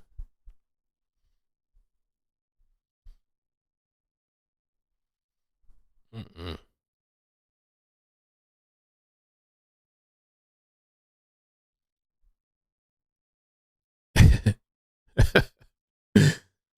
Bring back the blue screen, Lindsay said.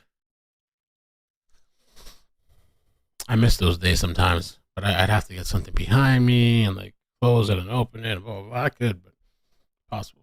And then now this lens is like a lot wider, so. Wait, did I screw something up? Oh, okay. There. The screen is a lot wider, so I'd have to cover more area. You're looking crazy. Crazy. So, this thing with Charles could probably take all day, probably, or close to it. I am so interested when the defense comes on. I feel like the defense is gonna tear shit up. If you haven't watched the trial, if you're just joining in today, you haven't really watched the other days of the trial. In my description of the video, there's a video called timeline/recap. Watch that first 17 minutes long. It'll get you a lot of the information you need. Then watch the deep dive with Nina and the deep dive with Lisa. And I forgot where I was going with that.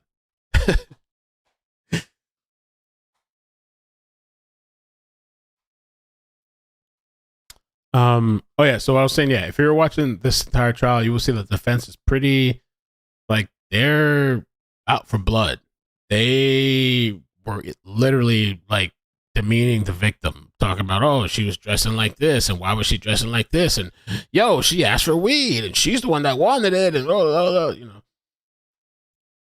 they're out for blood. They're taking whoever they can, and they even started shit talking Chuck. He's like, yeah, he doesn't really have good music, right? It's kind of whack. And the guy's like, yeah, no, it's not that good. Like a 3. Lots of wrong decisions made. Bad decisions. Hey, Swindig, how you doing? Saptivic. That's what don't sit right with me. A girl's been murdered next to him, and he's bringing more back, right? Bro. You like the background, Robert? CM, yeah, no problem. Thank you. I appreciate it, man. I'm sorry about there's ads throughout the stream because we don't really have the viewership as like sometimes we normally would. So we just let YouTube do its ad thing to try to compensate. And also, for the people that watch the rebroadcast at the end of the day, at the end of the trials every day, I go and timestamp. Yesterday it took me a little while. It took like an hour because I took a little mini nap after the trial. But after the trial is done, I usually go back and I'll timestamp them. And also I'll put the highlight moments. So like I'll put the moments that I think you really need to watch. If you're trying to catch up and you don't want to like sit there through nothing, I put the recommended timestamps as well. So if you just want to skip through and catch up quick. So I think it's been a pretty interesting trial. I think the pace has been really good. I honestly think yesterday was the most boring day so far out of all the days. Also, one of the witnesses that I don't know if she's going to testify or not is that Detective Ramirez. They've referenced her multiple times. I think if they bring her on, I don't see why they wouldn't. That's going to be a testimony that takes a long time too. I think it'll take a long time.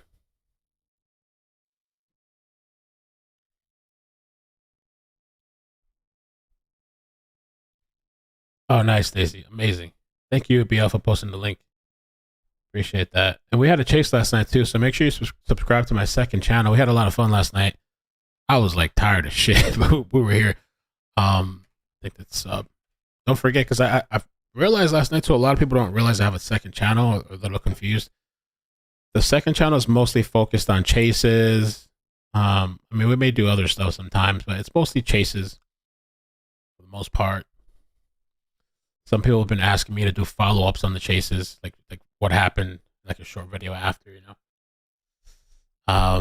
Oh, and then the other thing too. So some people have been asking me like, how long is this trial going to be? I was speaking to a friend. I know a few people that are attending, and she told me by like the 15th. 15th should be the last day. Of course, you know, things happen, delays happen, things go faster or slower. But like by the 15th, it should be done. So let me see. What are we looking at? Today's the 8th. Next week. The 15th is next Friday. And I guess I could see that possible. The defense usually doesn't have a whole gang of like a whole bunch of witnesses. They probably have a few. So by next week, I don't think that's bad timing. A 2-week trial is not too bad in the grand scheme of things. And then for people that are wondering, the next trial is going to be in February, I believe, next year. Let's see. Somebody had sent me the dates. I think it was Lena. And Lena's watching. Lena's Bill's daughter. I think she's watching our live feed too. She's around.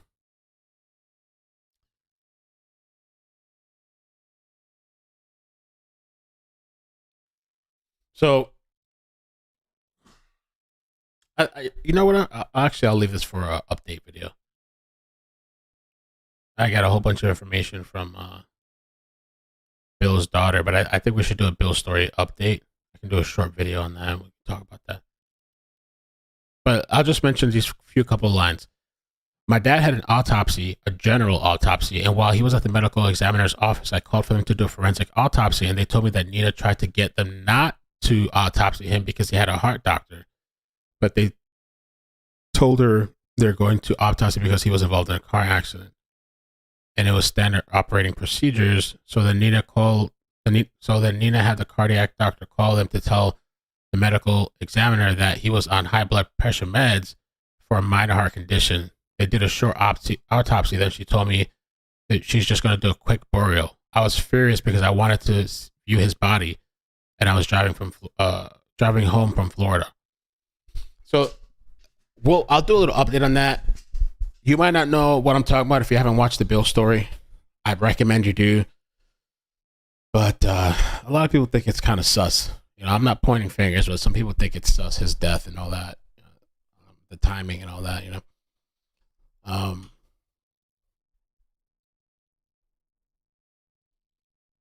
So yeah, and this is just a story again that, like, listen, a couple of years ago I deep dived. I didn't think much at first or expect anything, and it just started snowballing, and I just started talking to more and more people.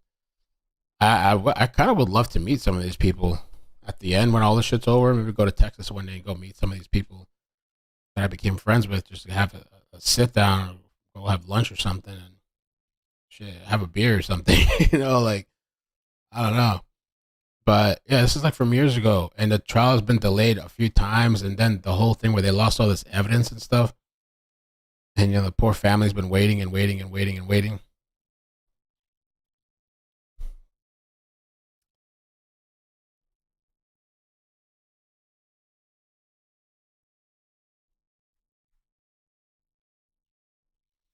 Let me see. Marisela Botello. Let's see if there's any other news articles I picked up on this recently. Okay, NBC. Okay, just local media. NBC, WFFA, NBC Dallas. Okay. Fox 4, which is Dallas. It's just local news, Texas news. That has any kind of recent coverage. And then Seattle, which is Marisela came from Seattle, Texas. Marisela Botello murder trial. Suspect girlfriend knelt in front of Grim Reaper statue. Witness says. That was yesterday.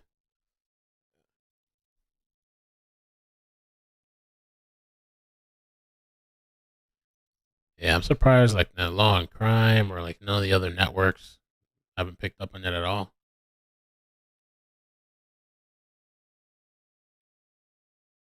But yeah, Charles has 2 kids. I think 2 baby mamas, I'm sure those kids, I don't know, would like to see him. He's gonna have to do his time, I guess. And again, BL told me that the state dropped a murder charge against him. So I don't know what other charge he has. I don't know what they charge him with. Depending on his testimony, they can refile a murder charge. I think if they get both convictions on Nina and Lisa, maybe they'll leave him alone for the murder charge. Unless something else comes up, who knows? Who knows what's going to come up when I heard that Lisa's going to testify during this trial? Like, who knows what's going to be said or come out or whatever, I haven't seen Jeb Rod. No, I haven't seen any of the interrogation videos. That would be really interesting to see. I'd love to see that.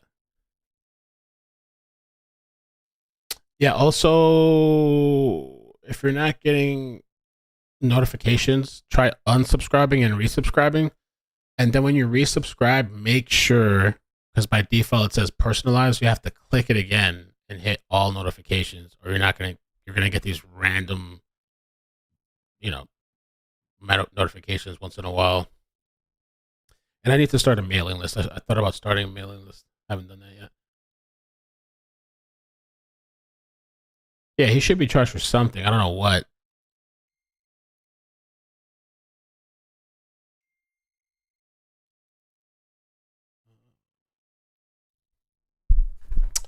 But yeah, we had some fun last night. That's cool. It was cool last night. Thank you for everybody that came through last night. I was able to come through. And it's Friday. We got the weekend. No, Christina. He's locked up still. He's not gonna walk out. He has a trial date set. But some people think maybe he'll take a plea deal before the trial comes. I don't know what's gonna happen. Just like Tim Faraday. I don't know. I don't think Tracy. I don't think she has any kind of offer for a plea deal. Tracy Faraday. Well, so 420 says accomplished after the fact. I'm gonna say this one last thing, and then I'm gonna head out to pick up the baby, and I'll leave the stream up. But Cheeks texted me earlier, and she was like, "Isn't Texas one of the guilty by association states? If your friend pulls the trigger and you drive the getaway car, you get the same charges." And there's some states that do that type of thing. So I don't know how much they could use against him. I mean, again, maybe they'll offer him something because his testimony is kind of crucial. Because people were saying yesterday too that the prosecution, some people felt like they don't have enough yet.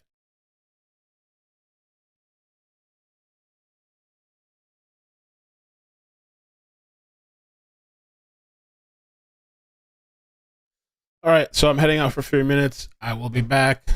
Let me just put it on the thing here. I'll leave the stream running. If you decide to leave me, you better come back. I know like half the viewership drops. You better come back. 2:30 p.m. Eastern. Return.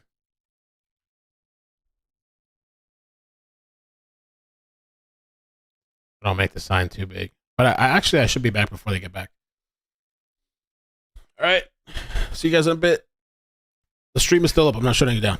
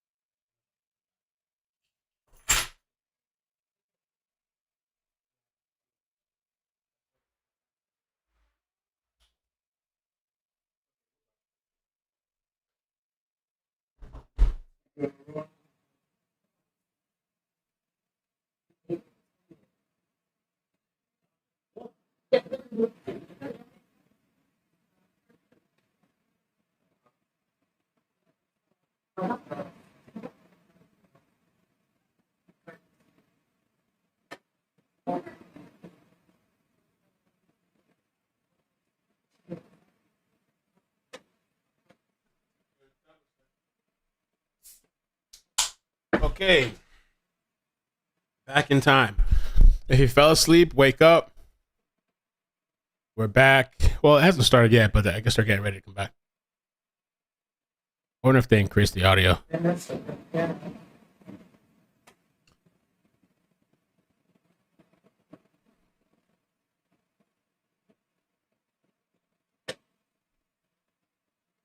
All right. How many people we got? Who's here riding with us today? You know what? Hold on a second. I didn't realize. What do we have? It's out of date. It says 700 here.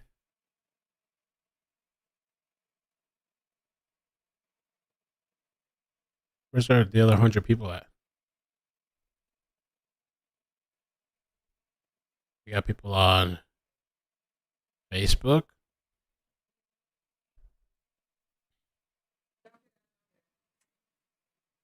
Oh, hell nah. Yvonne on Facebook said Chuck should get a vasectomy. Oh, God, if that's the Kitty, what's up, Kitty? Folding clothes. Sugar Buns, how you doing?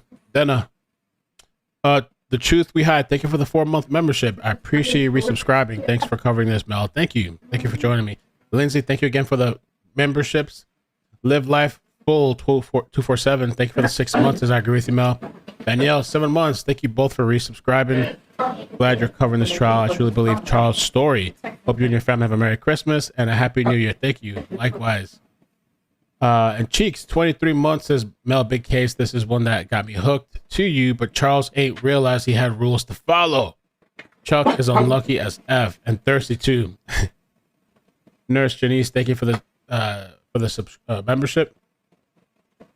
Lisa Lulu, thank you for the 10 months. Says I'm shocked that they let him dress like for the trial. I guess it's because they don't want him to be judged. Jenna Balby, thank you for the super chat. Says I'm on the edge of my seat. Mandy, thank you for the super chat. Says thank God it's Friday. The Wilson Dallas, thank you for the 15 months. JD Wells, thank you for the 4 months. Never boring in here.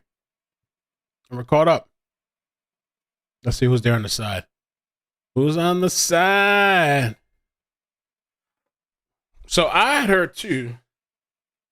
The jury's to the left. So you see like this thing right here to the or right of the screen? That's really the left of the witness stand. So I heard that's where the jury sits. And then I also heard that Marisela's family, they're sitting on this left side area. Hell no.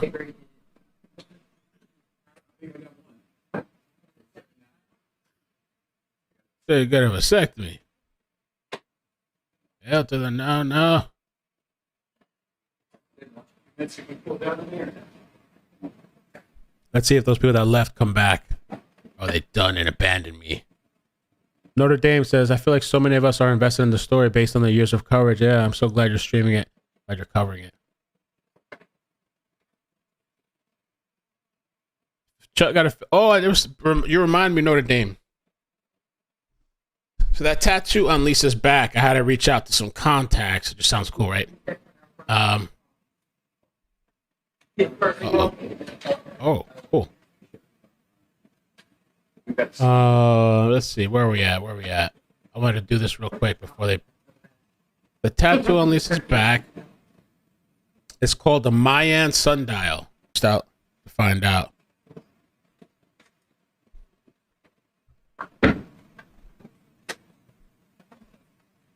Wimbo said I put a 5-month membership thing yesterday.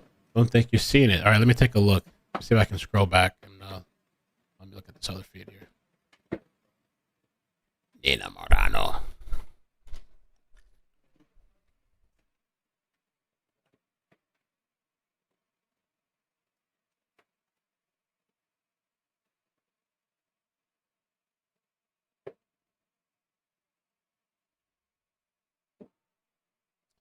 Let's check it out. Wimbles.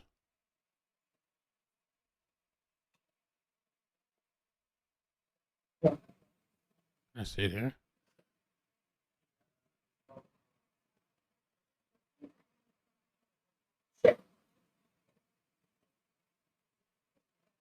Wimbles.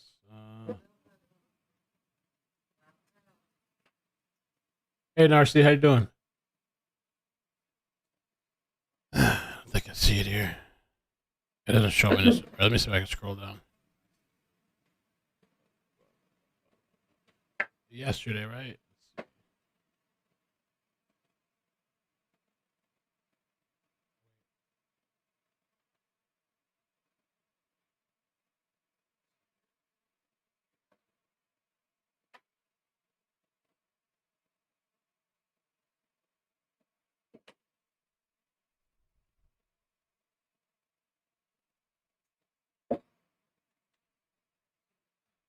Can't find it. I wonder if I can check Streamlabs. See history. Wimbles.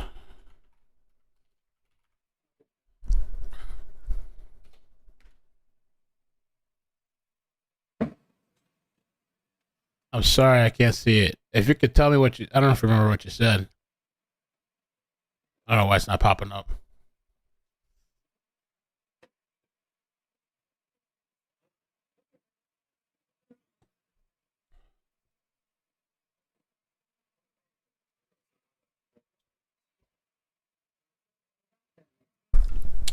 Cindy Moore, thank you so much for the super. Appreciate your support. Thank you for the 10. Hold what? Where's the map that I saved earlier? It's Charles Chuck.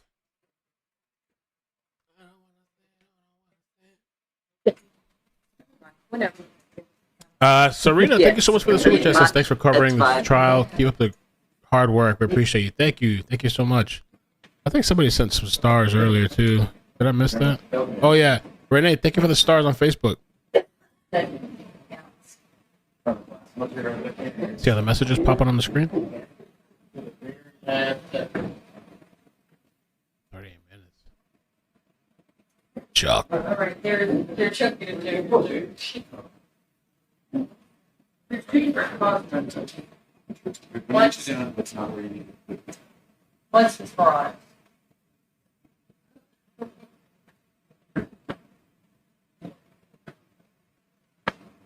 Well, how come those super chats are not popping up on the screen? Not for us. Not for us. Charm girl, thank you. Says iCkEdMeL, you had me hooked in this trial. I went back last night and watched a few videos. Amazing. Yeah. Shit, sign it.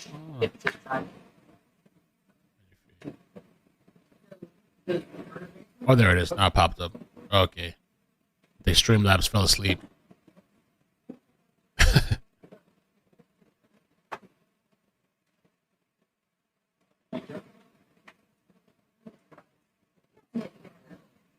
Chuck, man, Chuck.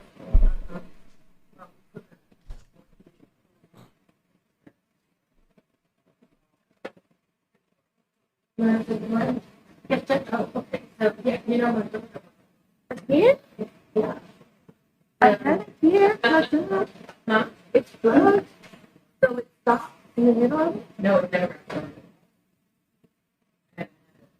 No, I know, but remember when I checked, I was at the okay, let's try it. Let me do it second.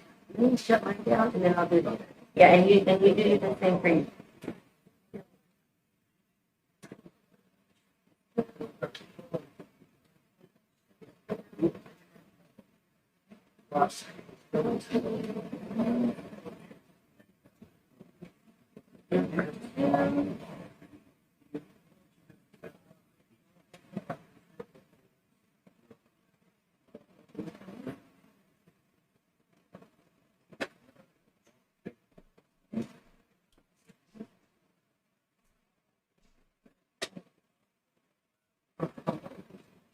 Okay. Oh, let me turn on the AC too.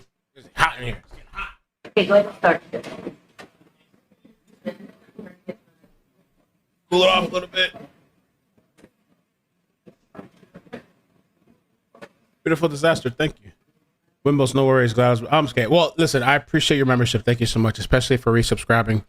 I know some people just try out the membership. It really helps me out.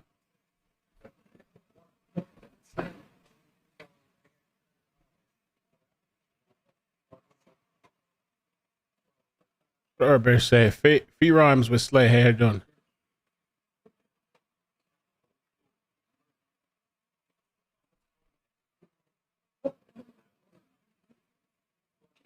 Damn, close up of his face too. Might be good for a thumbnail.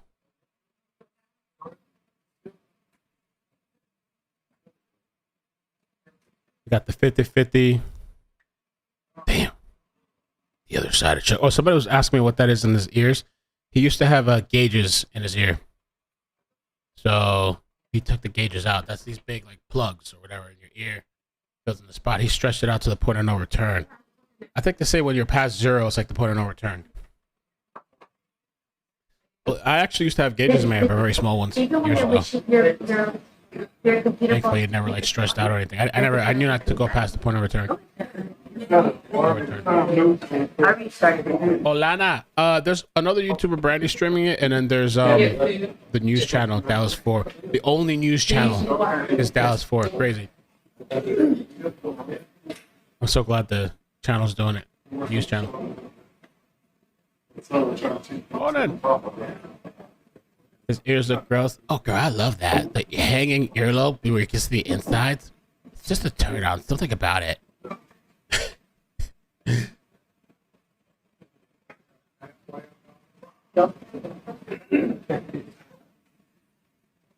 Oh, man, you missed the beginning of the testimony? You're going to have to rewind.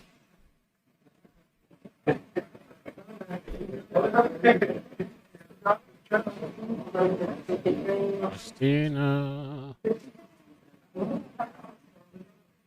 Oh, BB says, yeah, I had some, but they did shrink back to like a 6. I had really small. Can you see that I picked the speaker? 50-50. It means, what is it? You guys remember in the chat? Half amazing, or half handsome, half monster, or half crazy? Half handsome, half crazy?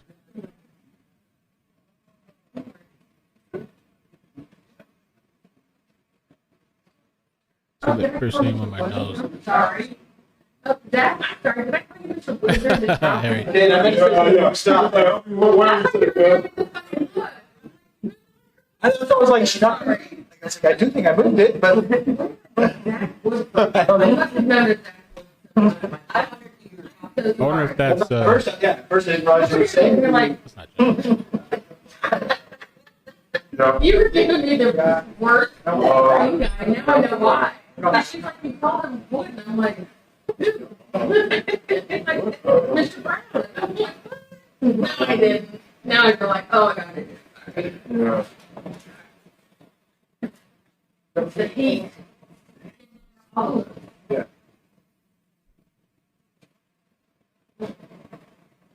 We could change that.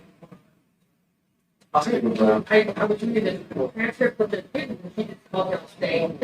Yes. Thank you.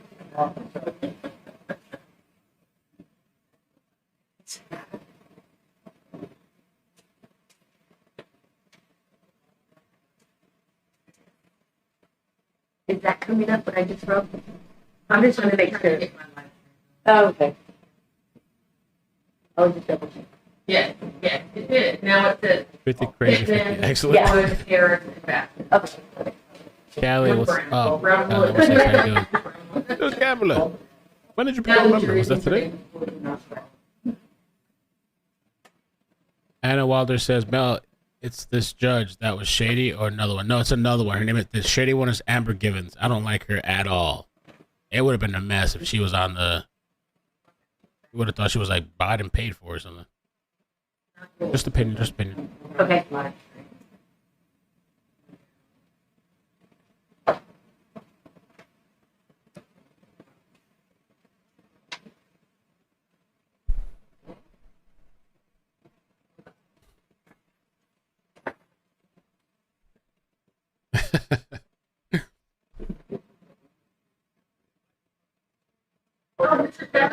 we're getting the jury. We're ready for the jury.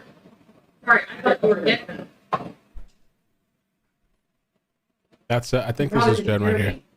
The blonde hair.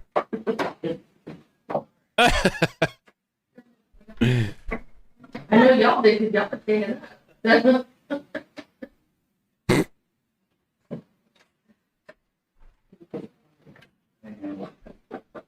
No, we have to. Oh, good. Now,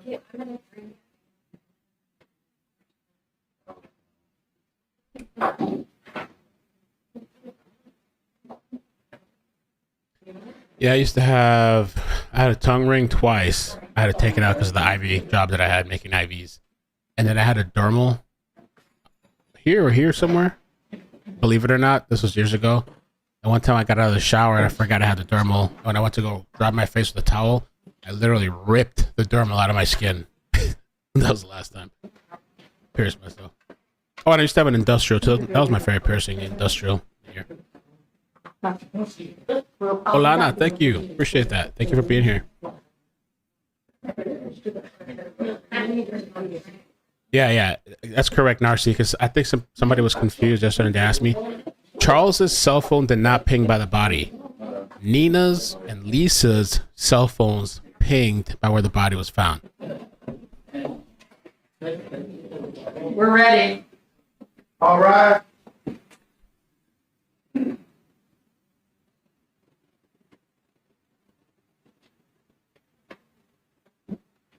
Yeah, Narcy, sir, yeah. Don't tell Hoax that I had that, but yeah. Like, that's sus. That's sus.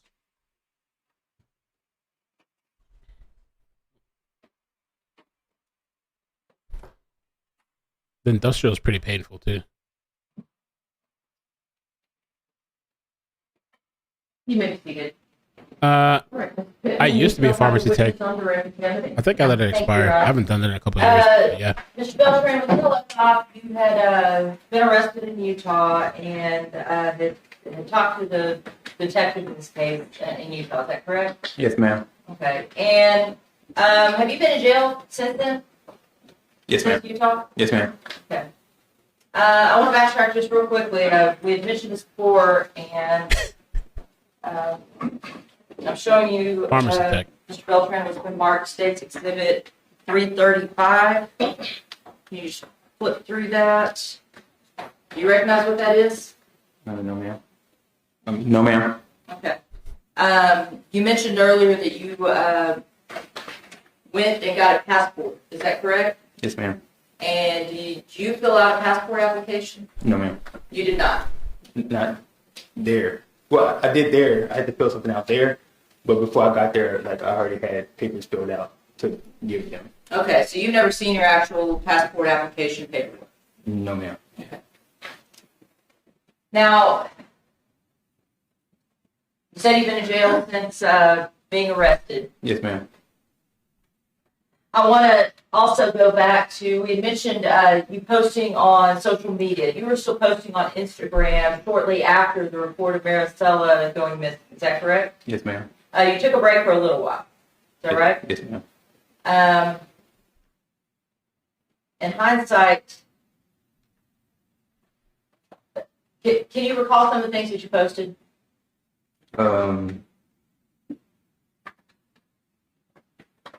Like I was told just to keep away from the areas I was staying in, so I was just posting old videos of me being like Dallas, Houston, Seattle. Do you remember posting some type of post concerning you didn't know anything about Marisela, people talking about you, they don't know you, things like that? On the lines of that, yes, ma'am. And do you remember posting an Instagram post that said "Buck 1-2" or "Buck 12"? That's what I recall. Okay.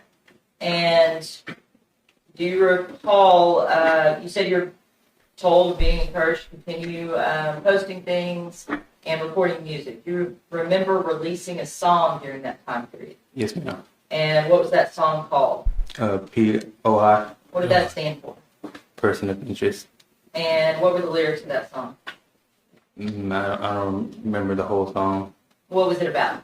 It was about basically saying that what they're trying to accuse me of, that's not me. In retrospect and knowing everything that we know now, what do you think about your decision to do that? It's dumb. Stupid.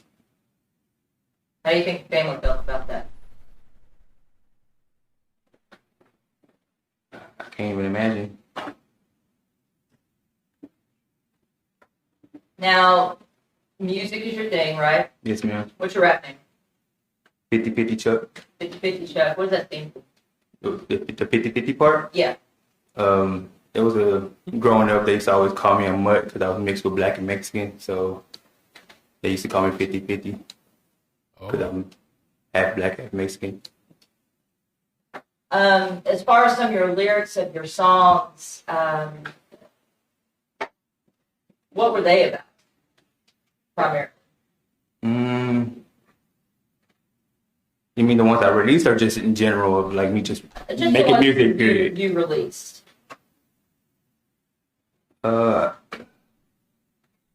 remember. Let me ask you specifically, what is Picture Me This about? Picture Me This is just it's just a statement of like, I never used to be this guy before, and it's like, now picture me this, like picture me living this lifestyle that I'm living now. Like, did you ever picture this? Okay. That's the gist of the song, but there are some pretty derogatory sexual lyrics in there. Is that correct? Yes, ma'am. Is that, and not to excuse that, is that part of just kind of that rap lifestyle? Yes, ma'am. You released a song called SOS. What did that stand for? Straight on sight. Straight on sight. What does that mean? It's just, it was really towards the people I used to rap with. It was just, it's hip hop, it was just a track that we were just going back and forth on. I'm letting them know that, I see y'all looking at me, but we just kind of fell apart from the group. When I was incarcerated, they took my brand and made money with my t-shirts, my logos and stuff, so I was still kind of mad about all that stuff. And straight on sight really kind of indicates that PM, we're going to have a problem. Yeah, basically. Okay. Knowing you and what you testified to before, if you are to get in that kind of conflict, what are you going to do? Get what? Like a conflict where you fight. Like if somebody approaches you to fight or tries to pick a fight with you, what are you going to do? I'm not a fighter at all. I'm not an aggressor or nothing like that. It's just like I said, it's a rap battle. It's all just lyrics. It's not nothing I'm actually gonna do. I'm not that guy at all. Man. Now, we've met several times. Is that correct? Yes, ma'am. Probably 5 times in the last 6 months or so. Yes, ma'am. Safe to say. And every time we've met, what have I told you that I wanted from you? The truth. Did we ever have a deal in place for you to testify in exchange for your testimony? No, ma'am. You've been trying to talk to me for a long time, and I've been denying it, actually. And when you say denying it, I mean, what are you talking about? What specifically? Because you and I have talked several times, and you told me. I'm saying prior to that though, because I had 2 attorneys before this, and they reached out to me that you wanted to talk, and at that time I just wasn't.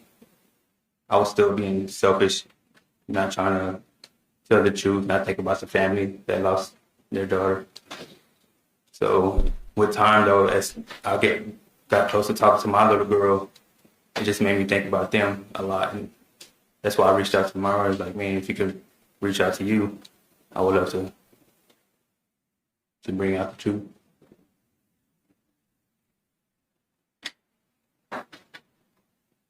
You know you're going to prison for your role in this. Is that fair? Yes, ma'am. And you know that it could be possibly up to 20 years. Yes, ma'am. How many? 12 years? You accept your involvement and responsibility? Yes, ma'am. Now, you talked about your daughters quite a bit. You talked about some of your motivations for coming forward and testifying. And like I said, you don't know what that means in the long term, right? Yes, ma'am.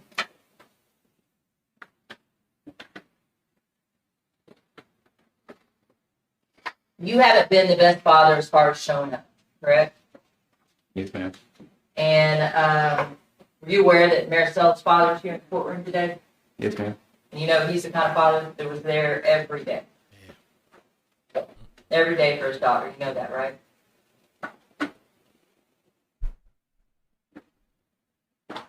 That sucks, man. Can I personal witness, Your Honor? You may.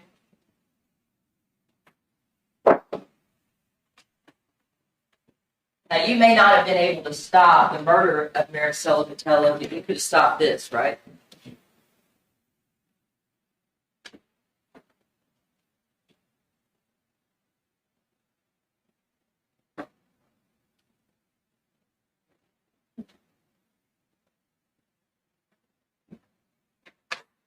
Do you understand that? Yes, ma'am. What do you want to tell that man back there, sitting there watching this trial? What do you want to say to him today? Judge, object to the relevance of what he wants to say to him. I can see that at this stage of the trial. Okay. That's witness, Your Honor. Cross-examination. Oh, you guys ready? I mean, Mr. Beltran, first and foremost, you just told members of the jury that you wanted to accept responsibility for your involvement, and you know you're going to prison, correct? Yes, sir. Judge Manfro? You may. Y'all ready? Y'all ready? I guess that wasn't really, yeah, because what is he going to say to the father at this point? I understand, but, like, what is he going to say, right? Like, that's something for Defense. his trial, I guess, when he has something to say, I guess. I don't know. Y'all ready? Y'all got your drinks? You got your smoke? Let's go. This guy's been kind of, like, firing, so let's see. Let me show you what's marked as defense number 3. This is you, right? Yes, sir. Mm-hmm. You look smaller than this age you here. You look huge on this, don't you? No. You don't think you look huge on this? You mean the pictures, like, blowing Yes, up? sir. No, just you look monstrous, don't you think? Monster? No, sir. Isn't that what Detective Ramirez told you? They're going to think you're a monster. Remember her telling you that? Not that I recall. Did you listen to your interview with Detective Ramirez and Ortiz? Yes, sir. Remember her telling you, asking you, are you a monster? Remember her asking you that? No, sir. You know? No, sir. I'll let you listen to your video again. Let's do it. Can we listen to it, too? I'm sorry, Judge. Right. Pardon me.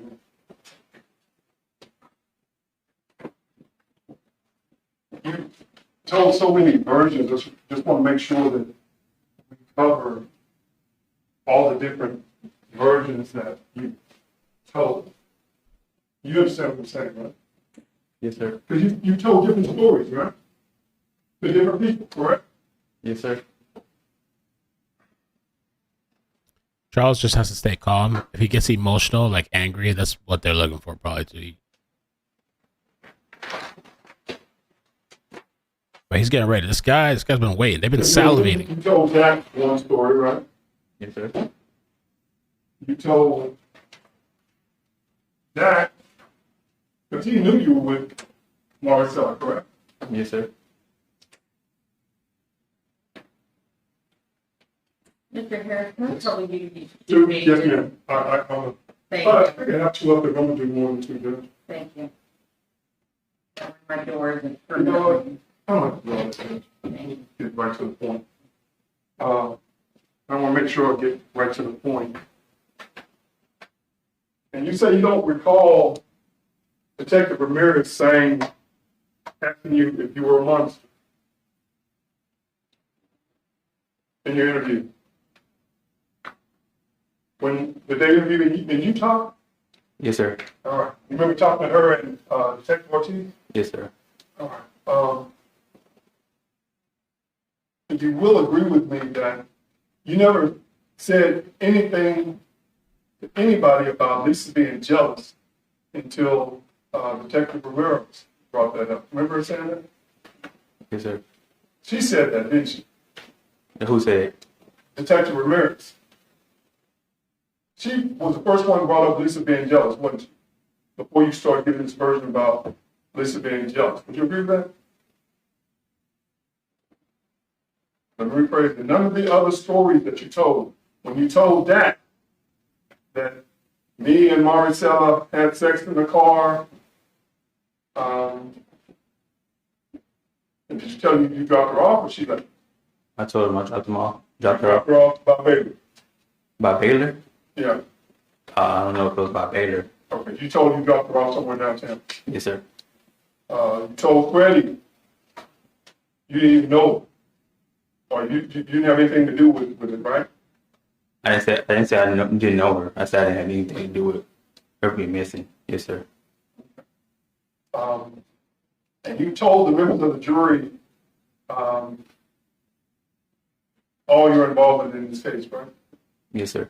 I mean, and other than, I mean, you've been to Wilma Hudson before, like when the halfway house. Yes, sir. But as far as helping to put her body out there, you had nothing to do with that, did you? No, sir. And anything to do with her body, you had nothing to do with it, correct? Right. Whether it was helping Lisa and Nina or anybody else, you had nothing to do with her body. The last time you saw her body, you were telling them the jury she was over in Mesquite, right? Yes, sir. Is that correct? Yes, sir. I think you told the members of the jury that you lied because you were afraid you were going to get in trouble. Yes, sir. So is it safe to say you're lying when it's convenient for you to lie to get out of trouble? No, sir. Well, that's what you did, isn't it? You said you lied because either you told Dax a lie or you told the members of the jury a lie. Right? And today you're saying you told Dax a lie, right? Yes, sir. And you're telling the members of the jury right now you had absolutely nothing to do with Marcella's death or moving her body, right? Nothing to do with that. I have no reason to do anything like that. No motive, no anything. You know what wrongful conviction is? No, sir. Can you explain to me, please? Well, wrongful conviction is when someone is convicted for something they didn't do. Right? Isn't it true that you've already pled guilty to tampering with Marcella's body? Isn't that true? You pled guilty to tampering with everything, didn't you? Yes, sir. Hoping that they're going to dismiss the murder case, right? Right? I didn't. My involvement in the. My question to you is, you know they're going to dismiss your murder case, right? As long as they believe you testified truth, correct? Yes, sir. And because of that, you're telling members of the jury that you swore, because when you pled guilty to tampering with evidence, you swore you were telling the truth, right? Remember having to, remember them putting you on the oath? Yes, sir. When you pled guilty? Mm-hmm. Yes, sir. When you pled guilty,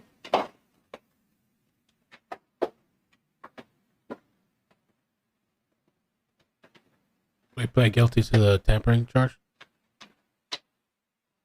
Witness looks to tampering with evidence, a corpse, right? Yes, sir. You pled guilty in front of a judge just like this, right? Well, it was a male. Okay, but it was a judge. Yes, sir. You swore to tell the truth, right? Yes, sir. And they made you plead guilty to tampering with evidence, right? No, they didn't make me. I pled. Well, why would you plead guilty to something you didn't do? my involvement of not saying anything, seeing what I've seen, makes me guilty of being in the presence of everything happening. Who told you that lie? Who told you that?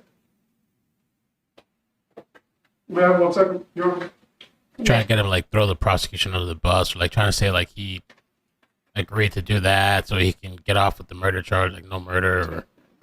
But the story he's telling, he didn't touch or help out with the body. But so he's saying, why did you plead guilty to tampering with the body if you didn't tamper with the body? I don't know. Why would he? What's the situation?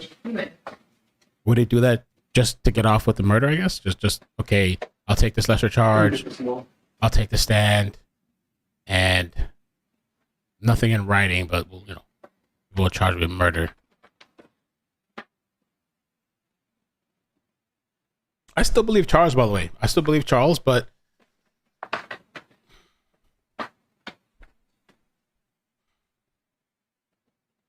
now this is not your indictment, but the indictment. Remember them having you sign what's called a judicial confession? You remember signing paperwork when you did your plea? Yes, sir. And one of those pieces of paperwork was a judicial confession, where you basically swore. You signed an affidavit saying that on or about the 5th day of October in the county of Dallas, that you did then and there knowing that an offense had been committed, to wit murder, altered, destroyed, or concealed a record, document, and thing, to wit a human corpse, referring to Marisela, with the intent to impair it, vitality, liability, and availability as evidence in any subsequent investigation or official proceeding related to the offense. In short, you pled guilty to tampering with evidence, didn't you? Yes, sir. So now you're telling them that you lied to a judge? What did you write to what? Your Honor, objection. Ask counsel to allow the defendant to answer, or I'm sorry, the witness to answer the question. I would pray, Judge, I'm sorry. he's boxing him in. I'll let it. Continue.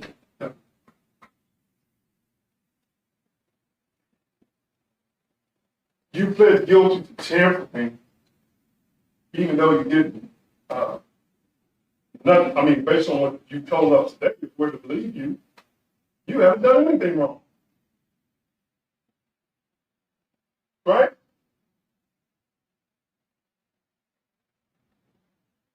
Is that correct?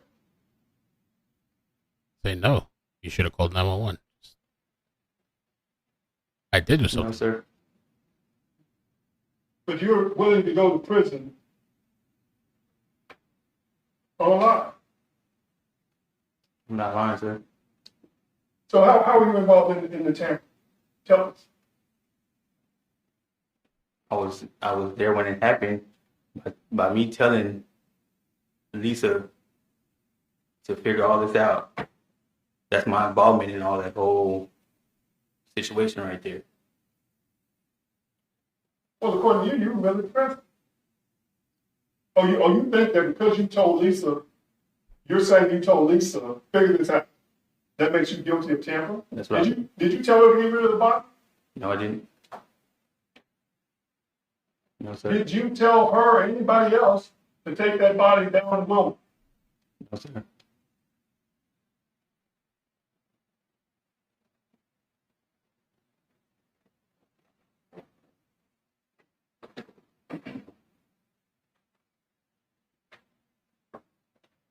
All right, let's be specific, because I want to make sure we understand. You're saying that, I think you told the members of the jury already that you lied because you didn't want to get in trouble, right? Yes, sir. Great. And that's why you gave the version that you gave, right? Yes, sir. Okay. I want to talk about that version, and I may have to have you listen to your interview with Ortiz and Ramirez, because there were a lot of things that were said in that interview that I want to make sure you remember. Okay? Yes, sir. Because when you first started with the interview, You gave them the same version you gave that, right? Do you remember? About the car. No, about Marisela. That's what I'm saying about being in the car. Yes, sir. Yes, sir.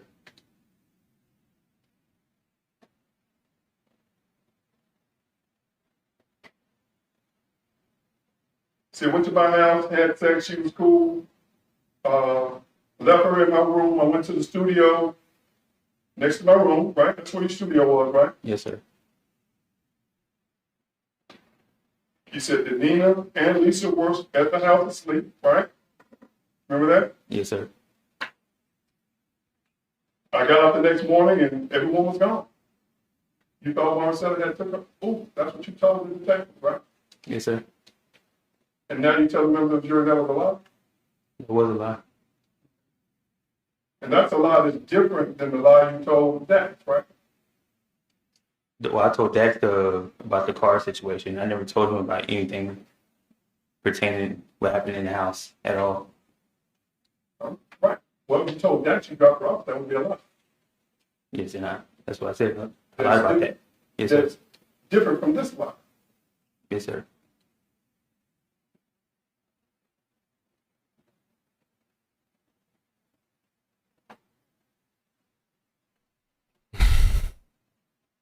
You recall telling them that you bring plenty of females to the house? Yes, sir. They go to sleep and you go to the studio. Remember that? Yeah, who goes to sleep? The girls go to sleep in your room, right? And you typically go to the studio. You talking about Lisa and Nina? No. Well, I'm trying to get you to remember what you told these detectives Yes, sir. and how it's different from what you told the members of the jury today. I just wanted to clear. I didn't understand what you were saying. That's why I'm asking. Well, would you just agree with me that you told the detectives something totally different?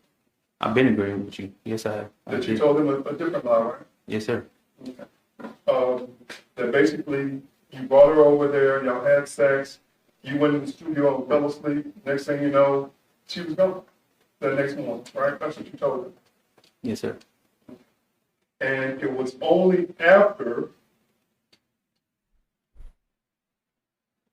the detective Ramirez started pressing you,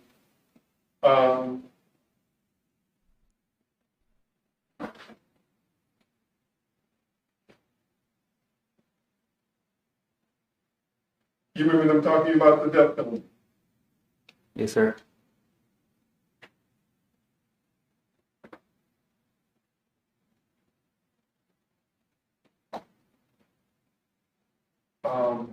Now you did tell them that Lisa said something about that y'all should just keep it in the house, not bringing other girls over, right?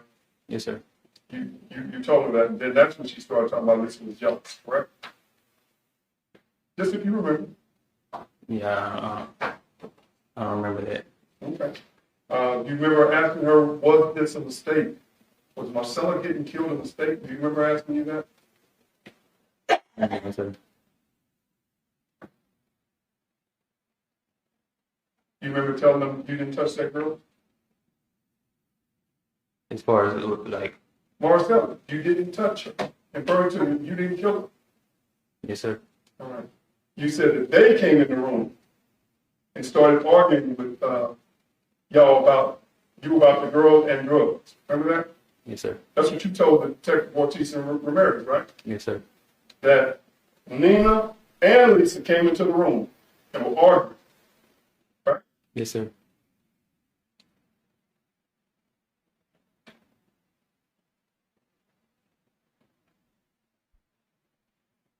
And before we go into the version that you talked about Lisa having this knife, I just want to make sure we're clear that as far as Nina is concerned, today you're telling them that she never even came in the room. She was in the bed, spooked, like she was afraid, right? Yes, sir. Because according to you, it was Lisa that was acting crazy and killed Marisela. That's what happened. And would you say that just make sure I'm clear. Because you told the detectives that at some point you wake up because you feel the movement. Remember that? Yes, sir. I think you told members of the jury this. And Lisa straddled over her with a knife. Yes, sir. And she stabbed you. No, she must have been already stabbed because she was coming back down. I didn't see her, just she was coming back down already. That's what I seen. Do you not remember telling the detective she had one hand on her neck and had the knife and she was stabbing? I don't remember her saying she was stabbing her. Do you remember her saying? I remember that. Saying I remember that part. Yes, sir. she had one hand on her neck. She was straddled her. She had one hand on her neck and she stabbed. Remember saying that? I didn't say she stabbed her. I said she was motioning down like she was going to stab her.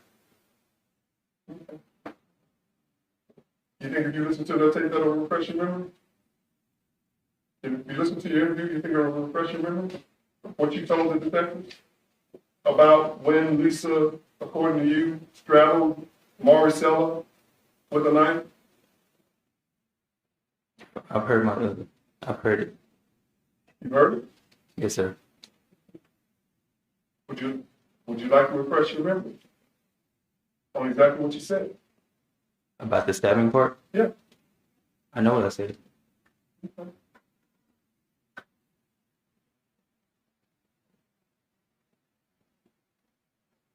Okay, because I want to come back to that, but before I do, I want to make sure that I'm clear that at some point, because you met with not only the detectives, you met with the DAs numerous times, right? At least 3 to 4 times, right? Going over your testimony for the jury, right? The DA and who? The DAs with your lawyers. You mean the prosecutors? Yeah, prosecutors. Okay, yes, sir. You met with them at least what? How many times do you think you met with them and your lawyers so y'all could go over your testimony for trial?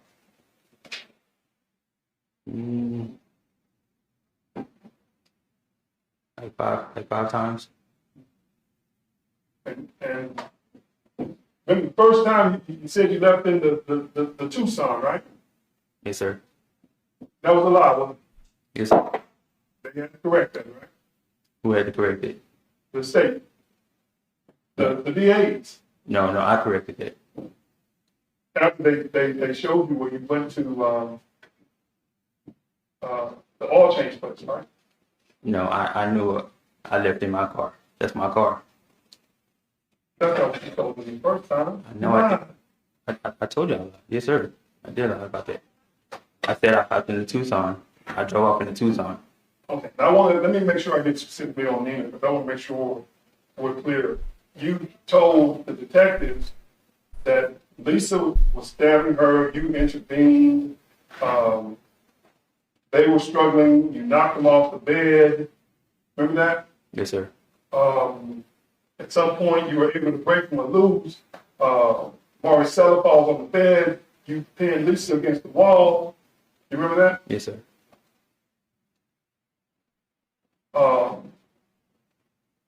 But before you talked about pinning Lisa to the wall, do you remember talking about when you tried to separate them and you said that Nina came in and she also attacked Marisela, didn't you? I didn't say she attacked her. I said she came in, though. Yes, sir. I did. You said they both attacked? Did you? No, sir. I don't recall that. Well, did you know that Nina got charged with capital murder? Nina and Lisa got charged with capital murder based on what you said. Yes, sir.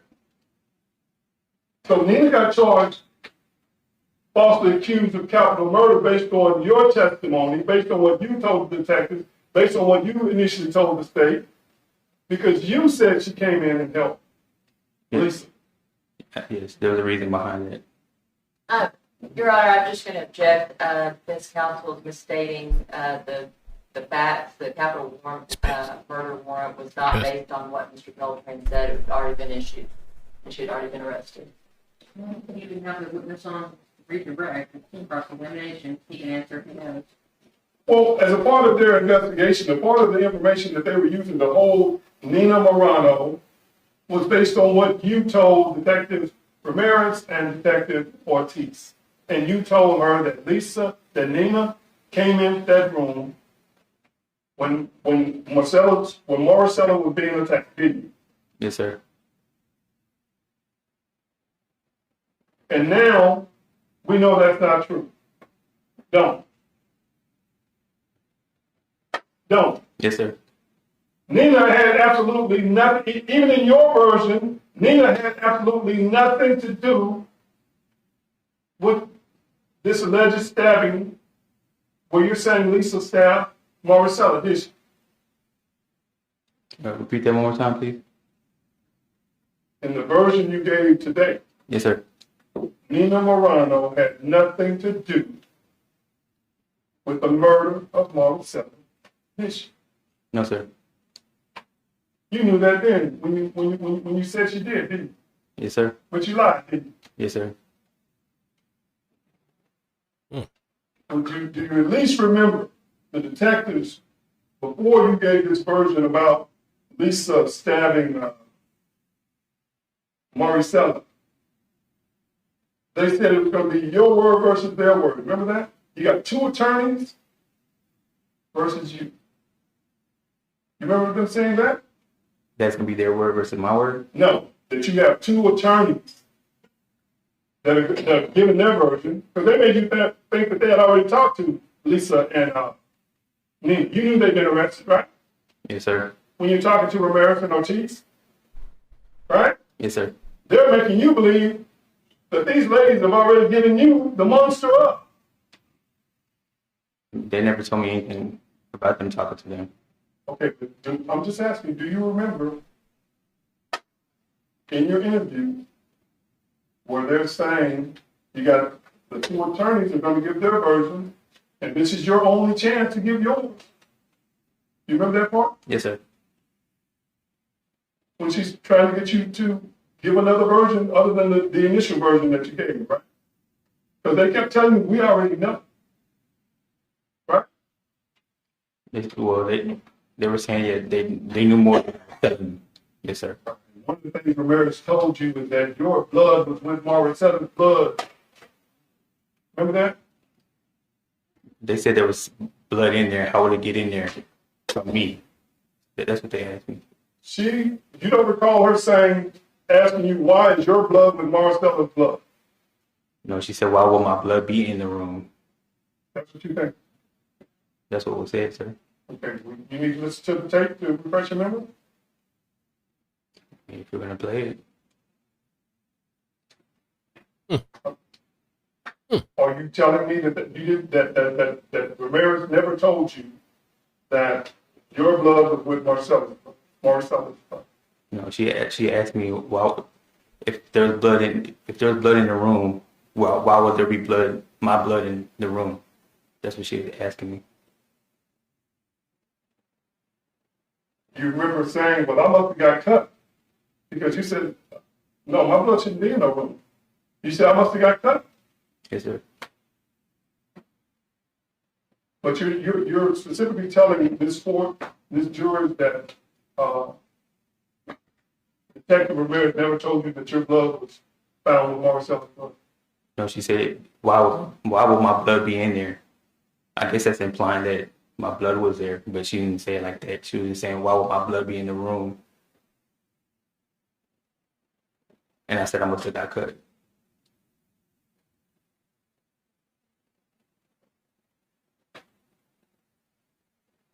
But would you agree with me, it's after she makes you believe that your blood is in that room that you give the version about Lisa and the knife? Yes, sir. Because I thought I must have got cut when she was doing what she was doing to Marisela.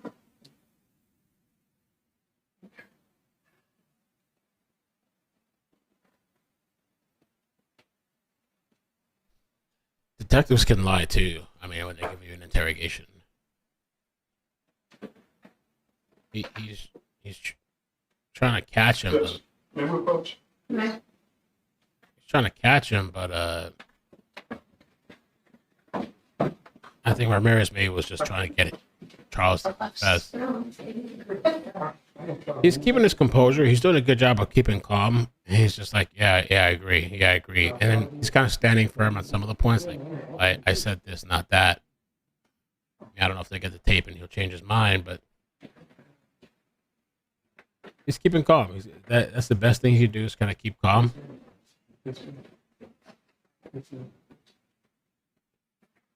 Now, folks, I want to talk to you specifically about this version that you say Lisa is actually on the bed, right? Yes, sir. When you wake up because of the movement, right? Yes, sir. And now you're saying, did you see her stabbing her or not? No, she was coming down in stabbing motion. Okay. And then what happened? That's when I pushed her off. You pushed Lisa off of Marisela. Yes, sir. Did they both hit the ground? Yes, sir. Do you remember saying that they both were still wrestling, tussling with each other on the ground? Well, when I pushed Lisa off, she must have had a hold of Marisela because they both rolled over. They rolled over on the ground. Yes, sir. All right, your bed is here. They rolled over on the ground. Describe where you're at again. Because Let's figure out the left side of your bed. Let's say. I just want to make sure I get everything clear. All right. Your bed's against a wall, right? Yes, sir. Let's say that's your wall. Yes, sir. Let's say you're in your bed. Yes, sir. You're on the right side, Mm-hmm. right? Yes, sir. Is that right? Yes, sir. You're on the right side, and Marcella's on the left side. Yes, sir. This side. Okay, she's on this side. The wall's here. Yes, sir. All right. At some point, you say you wake up and you see Lisa with a knife straddled over her. You remember to tell them that? Yes, sir. All right. And you're saying you don't remember whether you told them she had one hand on her neck. No, I do remember it. You do? Yes, sir. You told one hand on her neck and you saw a knife. Yes, sir. And you knocked her off. Yes, sir. And they would have fell to this side. Yes, sir. All right. And when they fell, they kept tussling, didn't Well, Marcelo was trying to get up. And Trying to- yeah, I guess And he so stayed they- tough. Yeah. they? Right. Well, no, that's what you said. Didn't you tell them they were still tussling and they eventually stood up?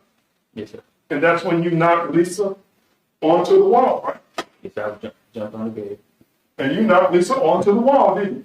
Well, I pulled him apart. And he fell. Yes, sir. You pinned who to the wall? Lisa. You pinned Lisa to the wall. Yes, sir. How did you pin Lisa to the wall? Yeah. Show. Keep your voice up, all right, Mr. Beltran? Show. Yes, sir. Judge, I need him to show me. That's fine. Show me how you pin her to the wall. After you break them up, show me how you pin them to the wall. Oh boy. You can stand there. You already breaking this in? Show me how you pin them to the wall. Now listen. Yeah, you break them up, and then what? She had to hold her hair, so anytime you let something go, Mhm. she just fell back. Okay. And what did you do with Lisa? I grabbed her vision. No. Okay. You pin her to the wall. But she had blood all over her, right? Yeah. And when they're on the floor, they're tussling, right? Because you said Marisela had blood all over her chest, right?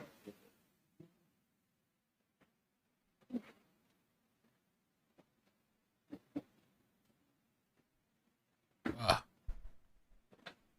But Lisa's on that wall, right? Yes, sir.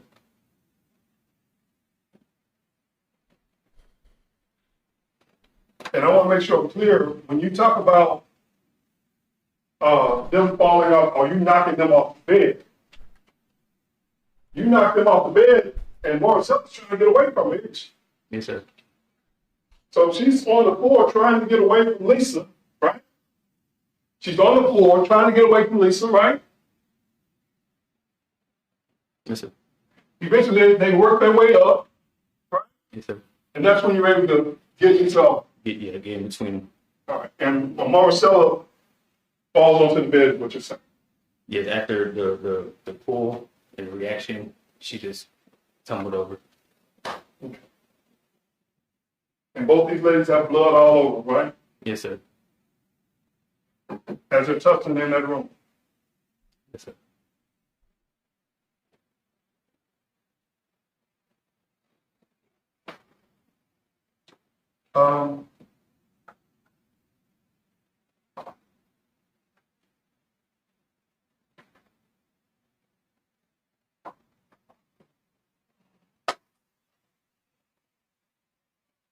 Jamie, thank you for the super chat. Appreciate that. Thank you. I want to ask you about when you would go over there. It wouldn't be unusual for you not only to take girls, you took guys over there too, didn't you? Yes, sir. A lot of times without them even knowing it, right? Without who knowing? Listen. Like just people being over there in general? Uh-huh. Yes, sir. You remember Lisa, what she was really upset with you about is you let some guy stay over there. She didn't know he was over there, and she ran into him, didn't she? Remember her confronting you about that? No, sir. You remember her confronting you about some guy in your room, in her house, she didn't know, and she ran into him. That's what she was confronting you about. Remember that? No, sir.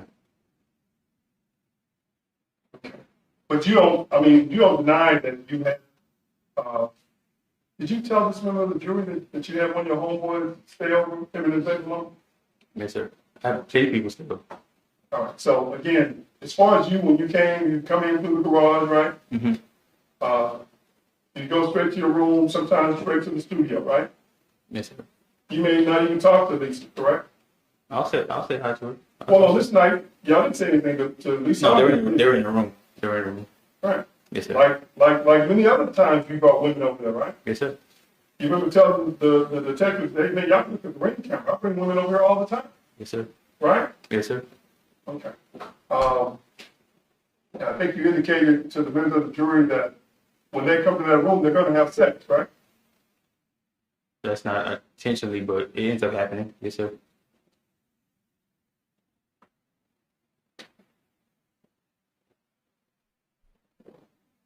Let me ask you, that night, when you're down at Deep Ellum with Marisela, you guys are in your car, you're not just smoking weed, right?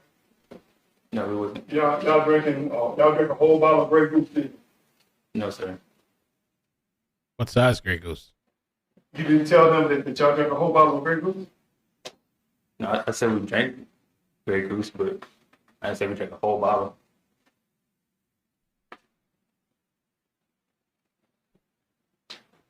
Charm Growth, thank you. Thank you for the 5 gifts. Memberships. Thank you so much. All right, well, Appreciate it. what I'm getting at is, when you took Marisela out to the house in Mesquite, just like many other times, it wasn't just you and Marisela. You had somebody else with you, didn't you? No, sir. It was you, Marisela, another male, and another female. But No, sir. what? I'm sorry. I don't mean to laugh, but Well, okay. is that what she told you? Let me ask you. What are those? I missed that part right there. I mean, they had video footage of me and Marisela just leaving. That was just, and at 7-Eleven, it was just us two. But that doesn't prevent you from picking someone else up on the way over there, right? When you were with Marisela the last time you saw her, or when we saw her on that video, she has her teeth, doesn't she? She had her teeth. Yeah. I haven't seen the video. I mean, the photo. She has her teeth, doesn't she? Yes, sir. Who, if this is her skull and her teeth are missing, who knocked her teeth out that night? You have to ask your client that, sir. Well, you were there with Marisela. You, whatever other male that left blood there, and whatever other female that left blood there in Marisela, y'all were in that room. Who knocked her teeth out? You seen there was another female in there with me and Marisela? That's what the blood says. I don't know what the blood says. I never seen anything about anybody else's blood in the room. So you're saying you never knocked her teeth out? Because you didn't get violent with her like you got violent with women in the past, right? I haven't got violent with no women in the past. Sure, you have to keep your voice up. Oh, sorry about that. Well, don't you have an assault family violence on that we talked about earlier? Yes, sir. And what happened when you pulled the gun on the person in the robbery? Nothing. It was I was young, You think trying to that's, get the money. Didn't have no bullets in the gun. Just wanted to scare somebody, get some money. you think that's because you was young? You pulled a gun on somebody? No, sir. Okay. So you don't know anything about her teeth missing? Damn, bro, that's savage. That's what this guy did, yo. And you don't know anything about why some other male and some other female's blood would be in that same room? That's some shit, dude. Man. You don't know anything about that, right? No. Do you have the samples? If you tell me the names, I could probably. Not what I'm asking. I'm saying you don't have anything, any idea about that, right? No, sir. But you do know she had her teeth when you left. Yes, sir. In that room, right? Yes, sir. And she lost her teeth as a result of a struggle in that room. You're saying you don't know nothing about it, right? I don't, sir. Is that because you were so high and drunk? No, sir.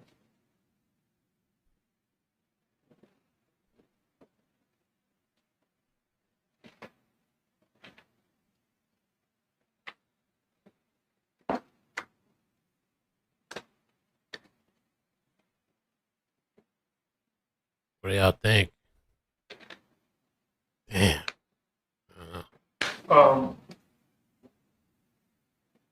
As far as your rap career, Yes, sir.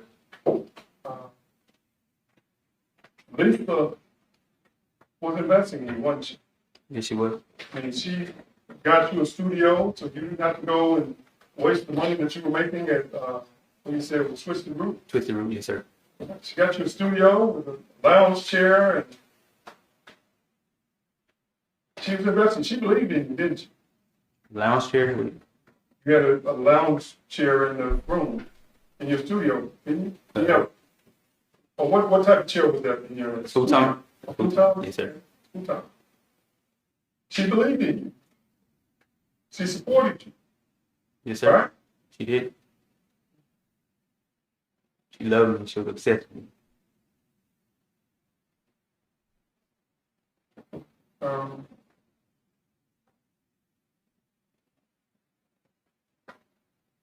But let me ask you in reference to you're telling the police that she was jealous in other women. She knew that you messed around with other women, didn't she? That was our agreement. Right. Yes, sir. And the manner in which you messed around with other women is depicted on your video, isn't it? Say it one more time. The manner in which you messed with other women is on your video, isn't it? What, the music video? Yeah. Yes, sir. And how you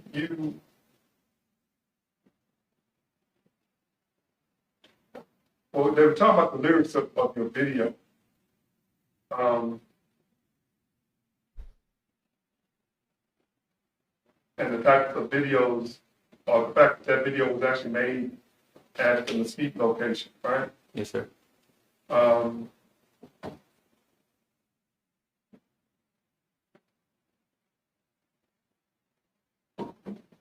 What you're talking about?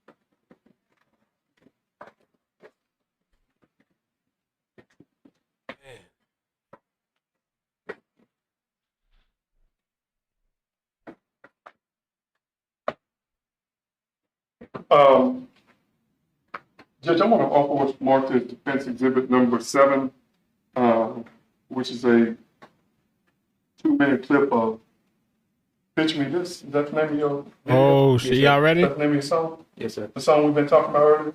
Yes, sir. Judge, I want to offer defense 7. Y'all ready for the song? You can tender it to, Oh, boy, here we go. Stay. I'm sorry, Judge, stay ahead. all right, defendant's exhibit number 7 is admitted for all purposes. Oh.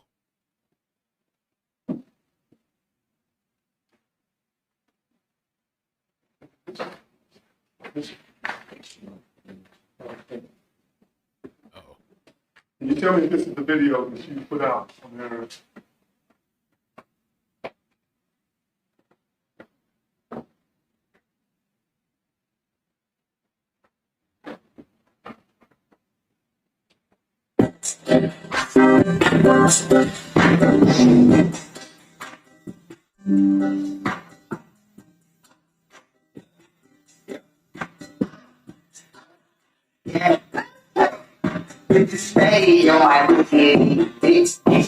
Oh God. No job.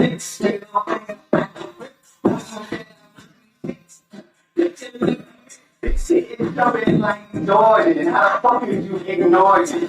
Oh, you don't know me? I never took Jordan. Stay on some bullshit. I just think I'm a tourist. So stay the fuck from me, I'll make you have to do a road. And I'm a street nigga, so stay with the toast. And it's always with me like Rick and Morty. And Oh. What was that?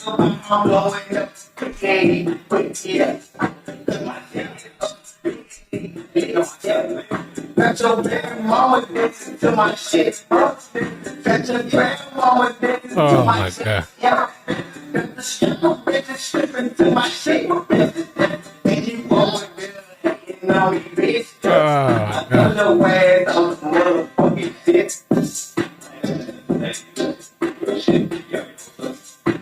Stay on my booty,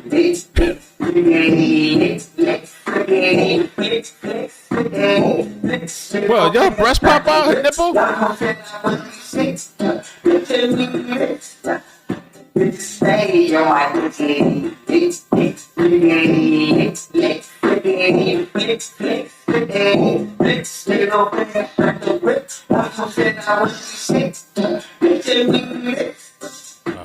Charles.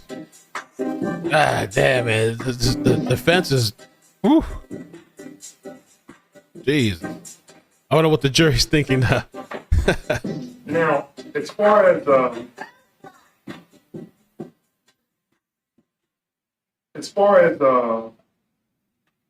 some of the lyrics in the video, when you're talking about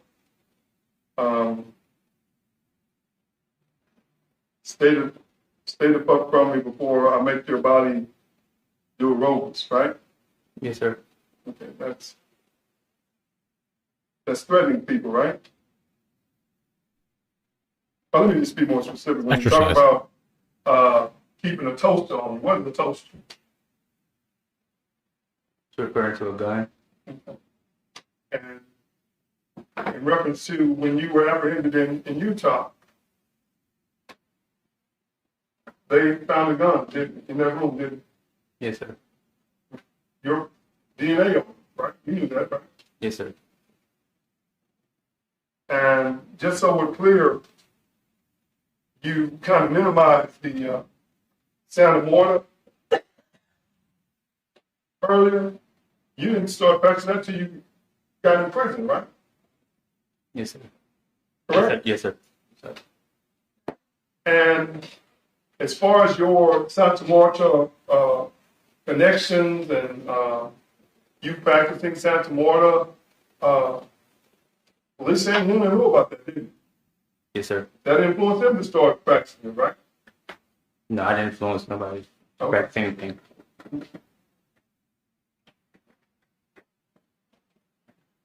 So would you agree you let them believe that you had contacts that could potentially be threatening to them?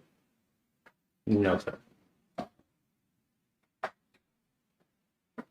Isn't it true that there was a time when Lisa tried to get you out of the house, but you forced your way in? You remember that? You remember breaking the door? Hold on, say it again. Do you remember forcing your way into that house? Or Into into a door in that house? no, sir. What was the reason behind it? Well, no, what I'm saying is you're trying to make it seem like you're a nice guy when the truth is you have a violent past, don't you? I'm saying I'm asking, what will be my reason to break into a door inside Because the she house? asked you to leave. No, Just sir. if you remember, if you don't, you don't. No, Okay. that never happened. But you also agree with me that one of the main reasons you said you lied is because you didn't believe anyone would believe that you had nothing to do with Marisela's murder, right? Yes, sir. I mean, someone with your criminal history, Exactly. someone with your appearance, with all the tattoos, I mean, you got the teardrop, right? Yes, sir. And people probably assume. Well, it's not a teardrop, it's a mouth. Compared to what? It's just a drip on my mouth, like a little drop. Oh, so it's not like when they put the teardrops to represent murder, right? Oh, no, sir. Okay. And you're saying that's why you lied? That's why I lied about About what happened? Yes, sir. And you say no one ever hit Marisela in the mouth in your presence, right? No, sir. Because we know Lisa couldn't knock her teeth out, right? I don't know. Okay. And as far as Lisa, I know that y'all said that y'all had gone to the concert. Remember that? Y'all went to when y'all went to perform in Arkansas? Yes, sir. But she still had open wounds, didn't she? Who? Lisa? I can't recall. Oh, okay, you don't know?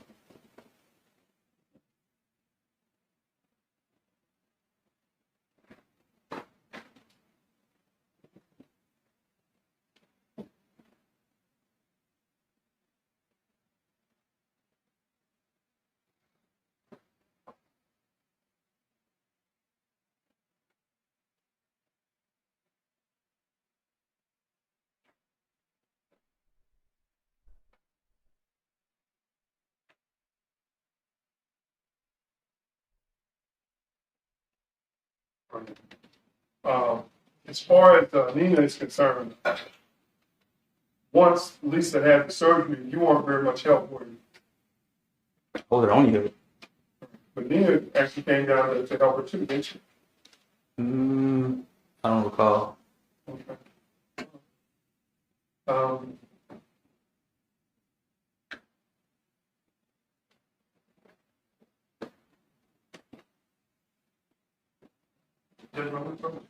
Okay.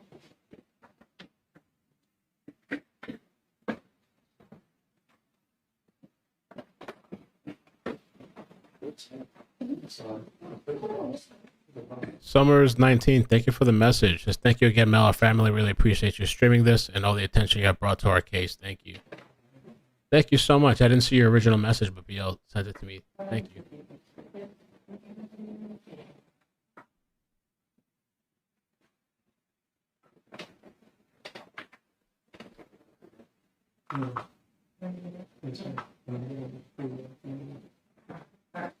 All right, ladies and gentlemen of the jury, Take a break. we're gonna take a break and get the other AT unit in here and try and cool things down a little bit. We're on a break for 10 minutes. Having AC problems. That's Jen right there. Anna says, do you think Lisa thought she was going to get all this attention after surgery? Thinking she be more? Yeah, I think so. Like, that she did the surgery for that? Yeah, I think that Charles kind of like revitalized her and she felt more alive and she wanted to appease him. And I think she kind of changed up her whole style. I thought that's why she got all these tattoos and all this stuff. What do you guys think? Do you think the defense did enough? Are they doing enough to change your mind from the prosecution side when they testified? I think the defense, they tried to lock him in with the whole Play that to the witness. lesser charge of tampering. But the prosecution, I think, did a decent job of like kind of like admitting like his faults and kind of like putting it out there already. So like guys just like asking all these questions, like, yeah, I said that. Yeah, I admitted that. The defense did point out the multiple times which he lied, like during the interrogation and also to when Chuck lied to his friends. But, you know, we kind of already knew that. They said that. But I guess he's trying to point out, can you trust him if he's a known liar? And the biggest, one of the big things that he pointed out in this story that Chuck had told, Chuck is saying Nina didn't have to do anything with the killing of Marisela, at least from what he saw in person. It seems like she had something to do with helping to do whatever she did to Marisela's body and disposing of the body. But as far as the one with the knife, so he's coming into question, like, well, you have my client. He tried to claim that the state solely charged Nina with murder based on what Charles said in that story. And the state was like, well, that's not true. But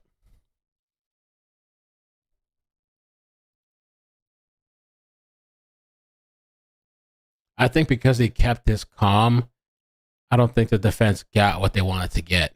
I think they wanted to try to like trigger him to snap and like yell or do something. And he, for the most part, and he even got a little slick jab in there with the whole, what was the whole, I mean, it was like the whole thing, like he brought the skull out. That was pretty wild to do that. I mean, I don't know.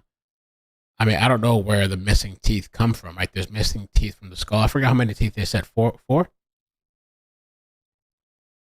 And so, and then he's trying to say, there's other blood there. So like he's trying to say, well, there are other people there at the time. But he had said, he's like, no, sir, sorry, that's your client. I was like, hell no. Yeah, ask your client. I was like, bro.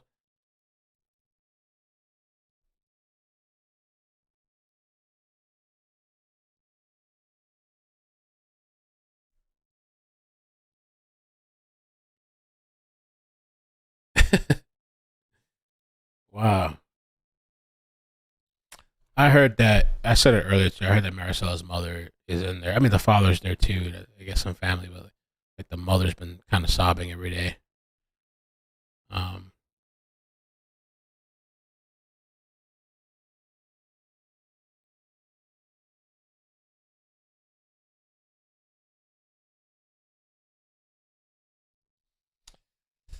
Pretty wild. So somebody was asking earlier too. Yeah, I hear that supposedly, I've said it multiple times, but I hear that Lisa's supposed to testify at some point.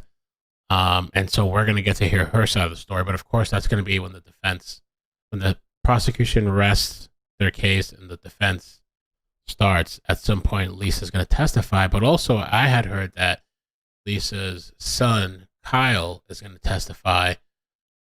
But he's testifying for the prosecution. That's interesting. There's also these letters that Charles Beltran had sent to the court. He had issues with attorneys. I'm thinking this weekend we can cover it. Tina had sent me all these documentations. I think at some point this weekend we can go over that.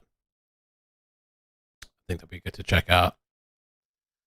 I feel like Chuck might actually have some type of chance at life. He might have a chance. And that is actually, I think, a major role in this case as far as like to potentially get, definitely I think Lisa. Nina's going to get something too, but I don't know what.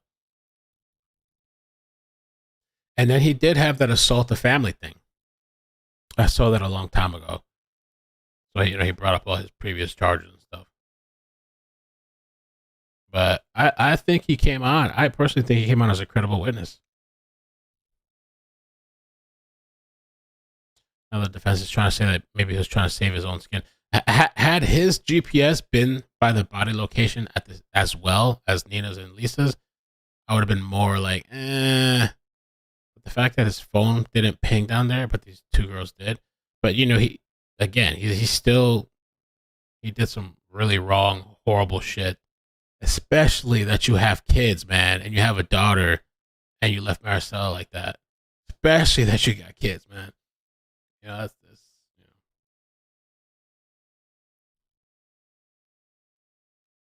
What's Chuck's charge? I mean, he had capital murder like everybody else, plus I guess tampering with a body. But BL had told me earlier that the state dropped the murder charge against Charles. And depending on his testimony, they can refile the murder charge. So I think if they get the outcome that they want with Nina and Lisa, they'll probably leave him alone. Charles. He'll have to serve the time for the tampering that I didn't even know. I guess he pled guilty too.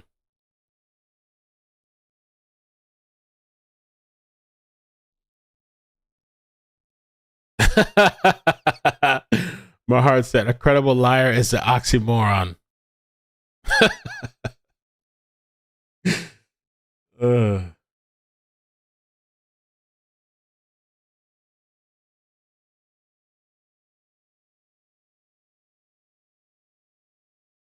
right, I'm gonna be right back. I'm gonna warm something up while we wait. And if you guys could hit the like button, I'd appreciate that. Tula Bear, thank you for the 15 months. Has just got here. Don't know what the F is going on. Tula Bear literally joined in while that music video is playing. It's like, bro. I'm trying to find that song he did, Person of Interest, but I can't find it anywhere. I guess he took it down and never saved it. CMC, thank you for becoming a member. Jamie, thank you for the super chat earlier. Says, dude looks like young Denzel to me. Thanks, Mo, for being an advocate for Marisela, her family, and streaming this trial. Such a senseless heartbreak. I'll be right back.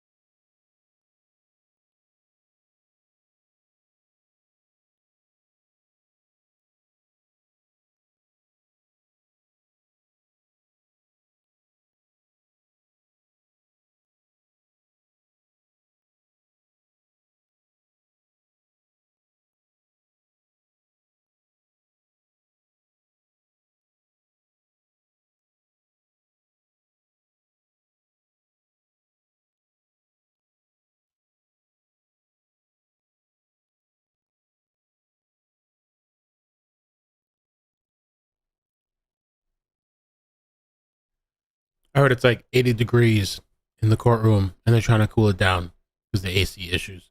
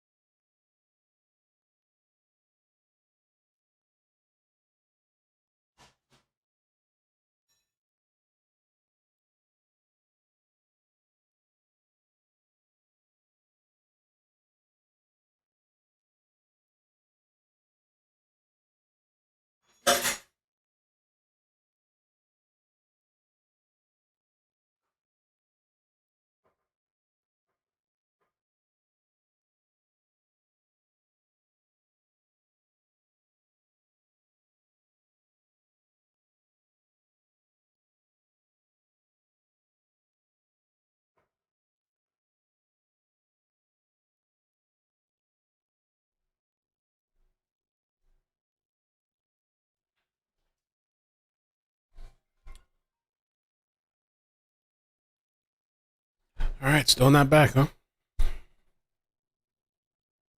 I think there's about 5, 6, 2 more hours for the day.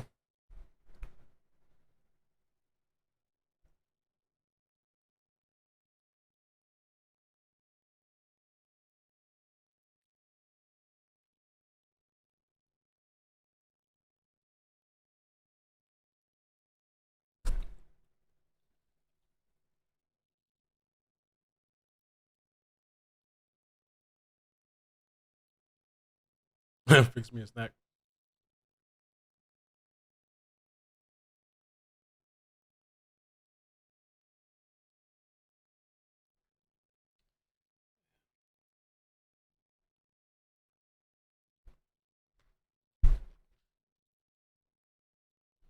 All-star witness.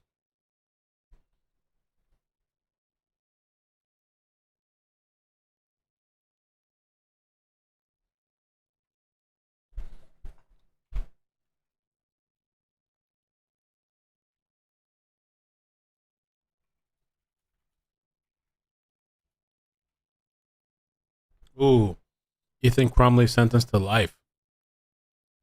Oh boy. Are they going to charge his parents? They've been charged already, right? They gotta go to trial.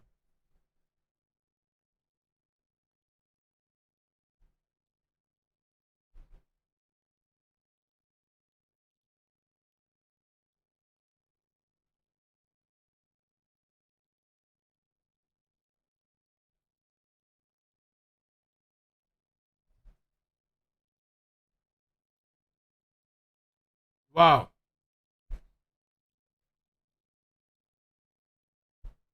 Dred Steph says finally caught up. Non-stop watching for 2 days to catch up. Amazing.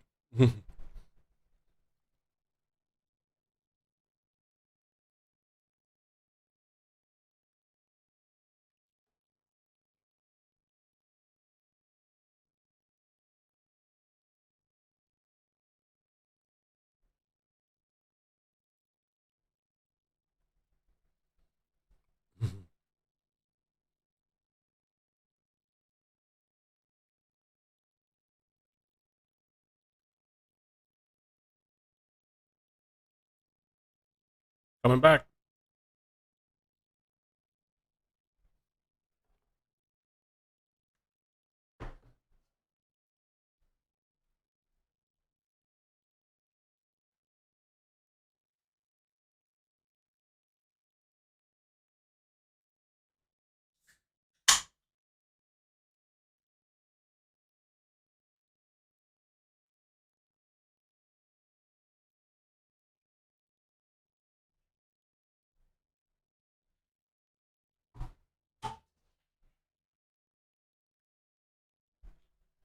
Feels like it's still kind of hot in here too. I don't know what's going on.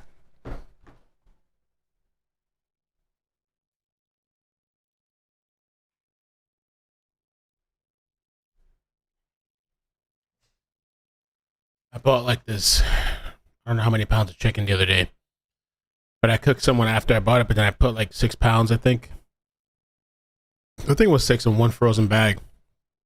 But I wasn't thinking because it was buy one get one. I was just trying to buy on sale stuff. I should have packed separate portions. My dumbass put all of it in one bag. So I guess you can't really thaw it out after and then refreeze it. Though you can cook it and then freeze it, I guess, right? But it's almost done actually, though. I've had like food for the entire week, chicken and eggs and stuff. Yeah, it was buy one get one, so I just bought all like a bunch of. I'm trying to like shop smarter when the meat's on sale. No, it was buy one get one. Tracy, thank you so much for the super chat. Says look on WDRB for Rice Road's past hearings. I think it's trial starting soon. It's going to be a wild one. Never heard of that. I'm gonna add it. That's the best time to buy the meats. Buy one get one. I just don't know what the hell I'm doing.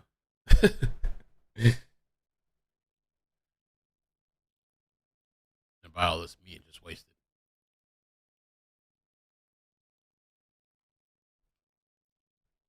You do? You refreeze your chicken after thawing it out So your chicken thaws out. You take what you need. You cook whatever you want, and the thawed out chicken, you put it back in the freezer and refreeze it. I thought you're not supposed to do that, or it doesn't matter. Oh, And when we said attacking, you're referring to, make sure we didn't miss anything. Hold on. Other business, that's why the break went so long. They're ready to proceed. okay, Ms. Beltran, I'll let you listen to some of your interview with Detective Ramirez. In the interview, again, you tell them that both Lisa and Nina attacked them, correct? Yes, sir. All right. And you were scared, you ran out of there. Yes, sir. And when you said attacking, you're referring to Marisela, right? Yes, sir. All right. Also, in reference to the knife, you remember I asked you to describe the knife? Yes, sir. You really couldn't describe the knife, could you? I described it. What did you say about the knife? It was a kitchen knife, regular kitchen knife. What happened to the knife? I don't know, sir. Well, you said you came in, they were struggling, right? This was still trying to get at her. You broke them apart. What happened to the knife?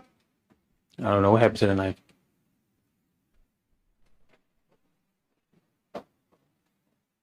You didn't take the knife from her? Take the knife from who? Lisa? No, sir. Because she didn't have a knife. She never was in the room. But you know exactly who was in the room, don't you? Don't you? Other than you and Marisela, correct? You saying somebody else is in the room? Yes. Someone else was in the room other than you and Marisela. One. No, sir. All right, let me ask you this. After you left there, you told the detective that you called Brian, didn't you? Yeah, I made that up. I lied on that story. You lied. Yes, sir. That's what I've been telling you. My testimonies on that when I was talking to the detectives. Yes, sir. I lied on that. Was a lie. Yes, sir. Okay. And well, it wasn't a lie that you went back to Carmen's apartment, right? No, sir. And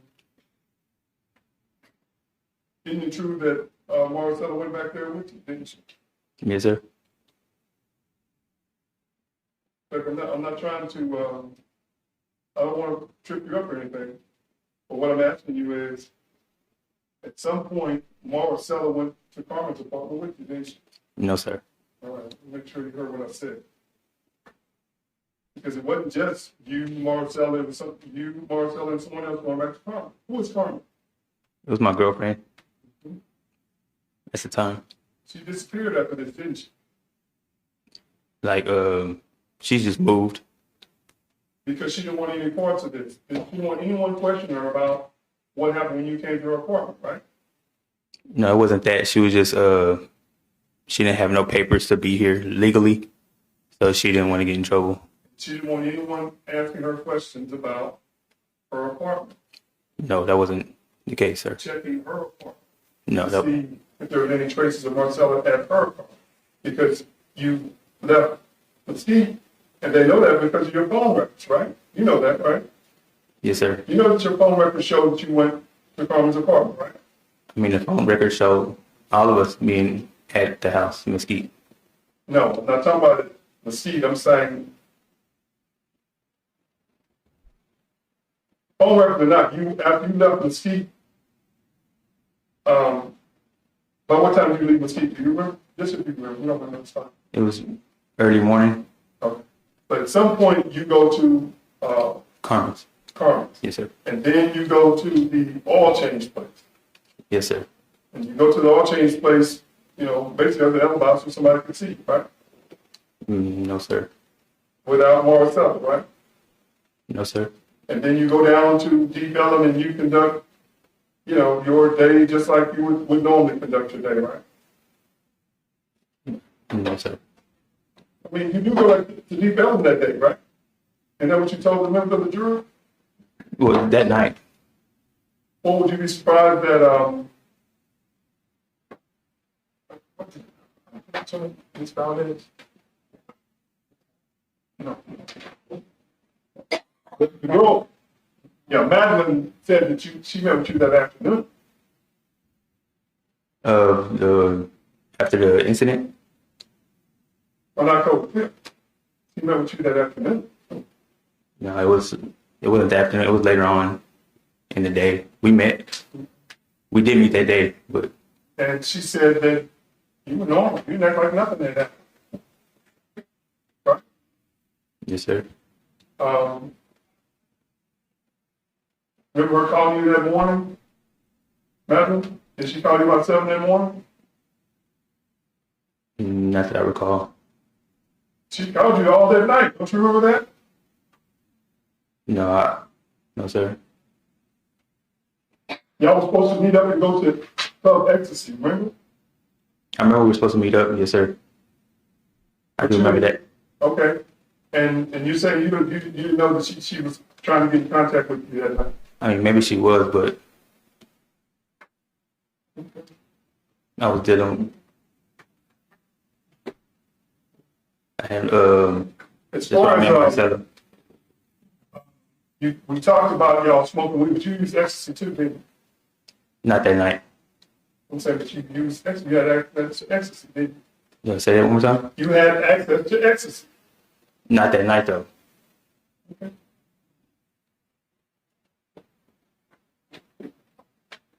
And as far as the marijuana was concerned, you were selling marijuana, weren't you? Yes, sir.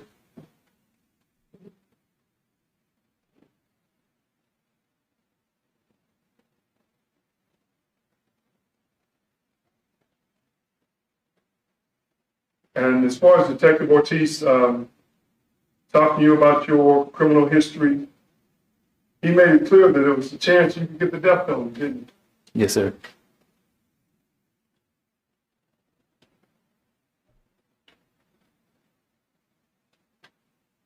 And after listening to the tape, Ramirez was telling you that these girls were going to put everything on you, didn't he? Yeah, that they could try to put it on me. Yes, sir. So you better take this time to cooperate with them. Remember that? Say it one more time. You better take advantage of this time to cooperate with them before they put everything on you.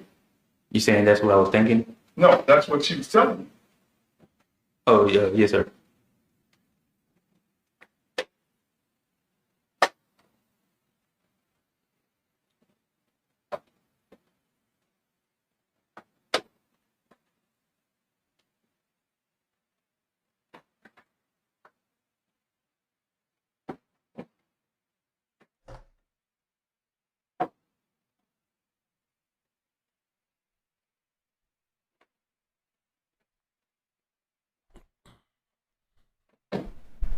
Yeah, the attorneys insinuated that there was somebody else in the room. Like, who's there? Somebody there. Wasn't there? Who's there? Do you remember telling the detectives that Marisela had passed out and you went to the studio because you were fucked up? Yes, sir. Then you woke up and everybody was gone? Yes, sir. That was a lie? Yes, sir.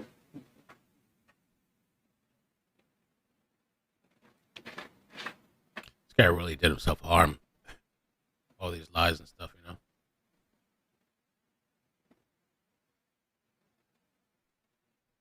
So as far as Nina never came in the room and pushed you away, did she? No, sir. That was another lie? Yes, sir.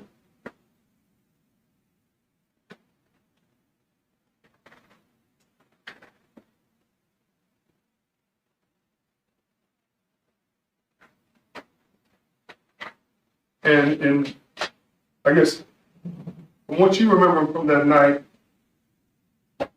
as far as you're saying Lisa was the aggressor, right? You talking about for the... This stabbing that you say took place. Yes, sir. And you're telling the members of the jury that, did you actually see the stabbing or you saw the blood? I seen the blood. But there was a lot of blood. Lot. And when you say a lot of blood, does Marisela have her clothes on? No, she's naked. So she's naked and blood is all over her. It's just our chest area. All over her chest area. Yes, sir. And there, and so I want to make sure I'm clear on how are they testing in there? Well, that's why I said when I push them off the bed, they roll over. So I guess they must have. That's where they got the blood from. That's where they got the blood on her. Push them hard, right? I push Lisa. I try to push Lisa off of her. Well, Lisa has Marcella, Yes, sir. and they tumble onto the floor, Yes, sir. right? Yes, sir. And Marcella's naked Yes, sir. with blood all over her chest, Yes, sir. which transfers to Lisa, right? Yes, sir. So you got Lisa with blood on her, Marcella with blood on her, and they're testing on this floor, Just trying to get up. Yes, sir. trying to get up with Marcella's naked body with blood, right? Yes, sir. On the chest. Yes, sir. You are able to push Lisa onto the wall, Yes, sir. but you get blood on your hands, don't you? Yes, I do, sir. Because you're getting in between them, right? Yes, sir. And you pin her against that wall, but you don't know where the knife is. No, sir. But you do know that you pin her against that wall. Yes, sir. There was a lot of blood Yes, sir. on Lisa, On Lisa. Yes, sir. on Marcella, Marisela. and on your hands. Yes, sir. So much to the fact you got to go in the bathroom and wash it off your hands, right? Yes, sir. Because you were in shock. Mm-hmm. All this blood. Yes, sir.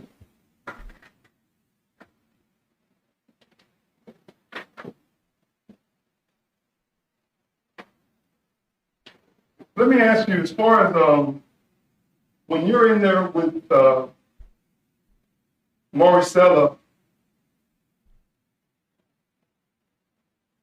why don't you just lock your door?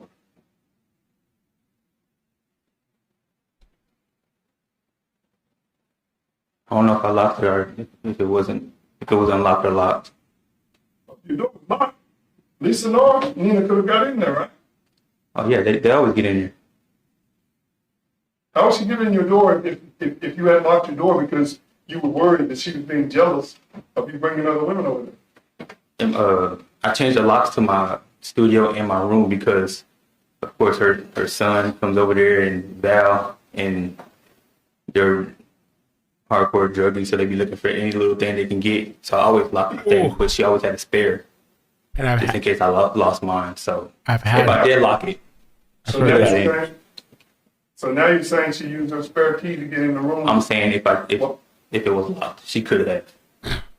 So when you, Marisela, and whoever else may have come over there, because you didn't knock her teeth out, did you? No, sir.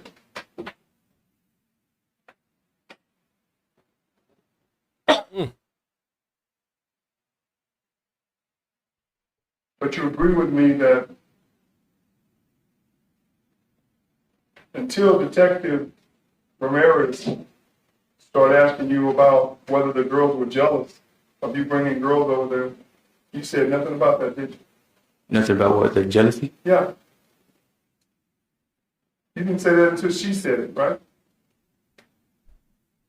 No, I think I brought it up about them not wanting me to have girls over.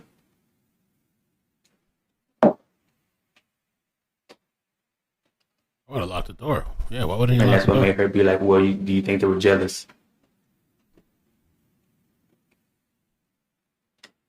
You said they're hardcore But the junkies. truth of the matter is, not only did you have girls, you had guys, you had people over there all the time, right? Yes, sir. And October, the early morning hours of October the 5th, you had more than just Marcel's over there, didn't you? No, sir. We just have to take your word for it, right? That's what happened. No, we have to take your word for it, right? That's what happened, sir. We have to take your word, just like Daddy took your word that all you did was go to the car and have sex with her, right? Correct? We have to take your word, just like Freddie did when he asked you about the girl from Seattle and you said you don't know nothing about it. Right? No, I said I didn't know nothing about her missing. Well, we have to take your word for it, just like Detective Ramirez and Detective Ortiz would have had to take your word when you said that all you did was take Marisela over to the apartment, fell asleep, y'all had sex, She fell asleep, you went to the studio, woke up the next morning, she was gone. That was a lie, right? Yes, sir. But we got to take your word that was a lie, right? I mean, they didn't believe it. That's why they kept on pressing me like, you know more than that. You know more than that. That's why I started telling them the truth. Because they had physical evidence, right? I don't know what evidence they had, sir. They were telling you they had evidence, right? They said they had some blood And the blood that they told you they had your blood in Marcellus. in your room. Yes, sir.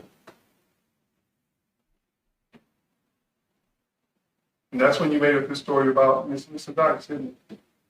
No, that's the truth. That was the truth. That's when I started speaking the truth. The truth that this version is actually led to your murder case being dismissed, right?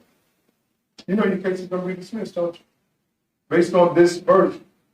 This is the truth. That's not my question. You know your case is going to be dismissed based on this version, based on you cooperating with the state, right? Yes, sir. No, he should have said no. I don't know that. And even though you never told Lisa, Nina, whatever other male or female was there to do anything with Marisela Botello, did you? No, sir. But you still pled the tampering, right? Yes, we discussed that.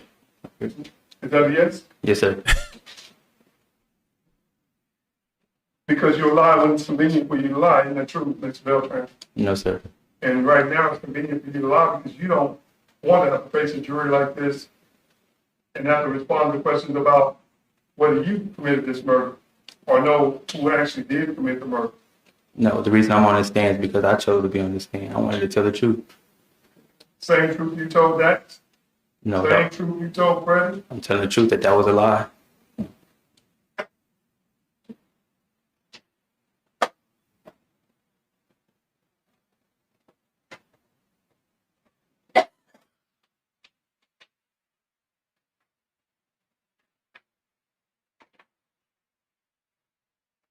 Johnny Cochran's feeling. One moment, Charlie. I don't. I don't think this was it. Like, I don't think the defense did enough. Honestly, some people might be skeptical and stuff, but I think his testimony for the prosecution. Oh, he's shaking his head. I actually think he got the point across.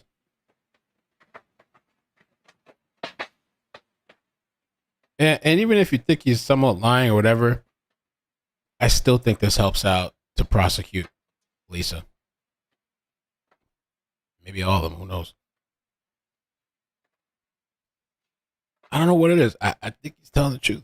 I think from following everything I've been following, it's just, this is like the thing is, man, when you lie and lie and lie, That's all I have. Thank you, it's hard for people to believe you, you know? Any redirect?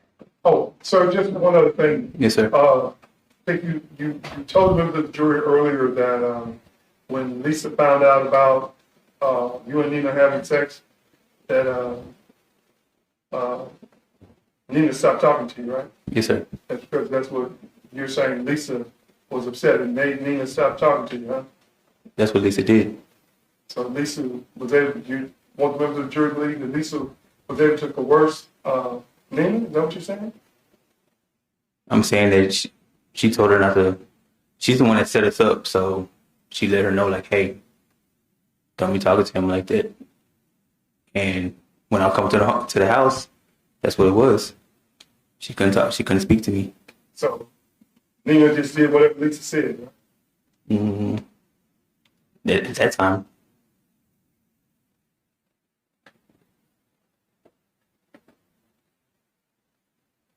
And as far as that Audi, you left the Audi in the garage, right? When? At some point, after you switched cars, you went and got you initially said you left it in Tucson, but you didn't, right? Yes, sir. You left in the Audi, right? Yes, sir. At some point, you took the Audi and just left it in the garage, right? No, we switched cars. We met and we switched cars. When? Like days after.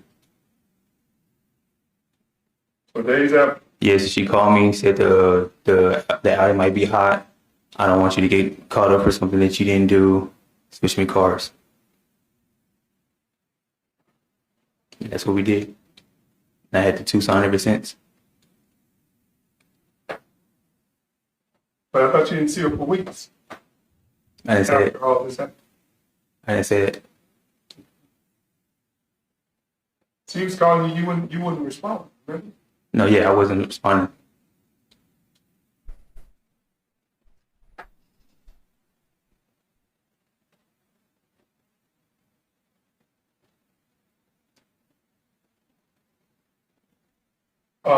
As far as Detective Ramirez is concerned, when she led you to believe that your blood was in that room, you told her you must have got cut. Yes, sir. You knew you hadn't gotten cut, didn't you? I don't know.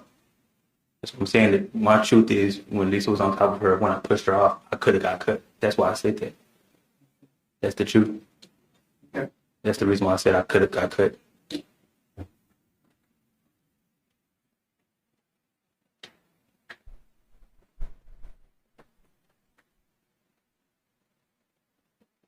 Valerie Baston.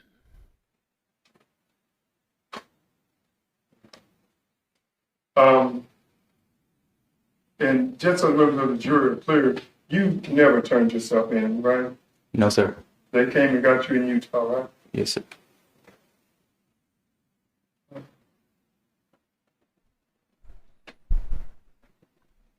And it's your testimony that these Nina and Lisa weren't afraid of you at all, right? Say that one more time. Nina and Lisa weren't afraid of you at all, weren't Oh, no, sir. you? Never threatened them, right? No. No, sir.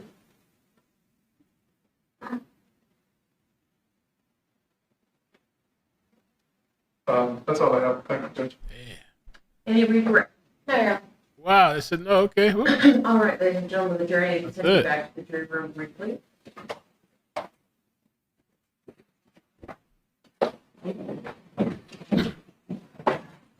All right. We're missing Saba. All right, thanks, sir. Yeah, the defense, to me, honestly, He in the jury room. All right. I thought they were gonna come out. They've been so aggressive. I think the prosecution takes a W on that. I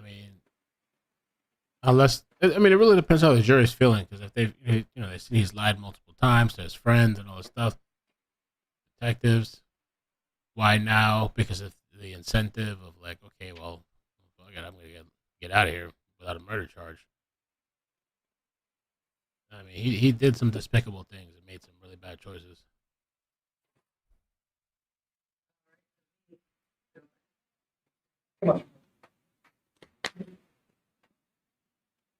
And Judge, I want to reserve the right to recall Mr. All right.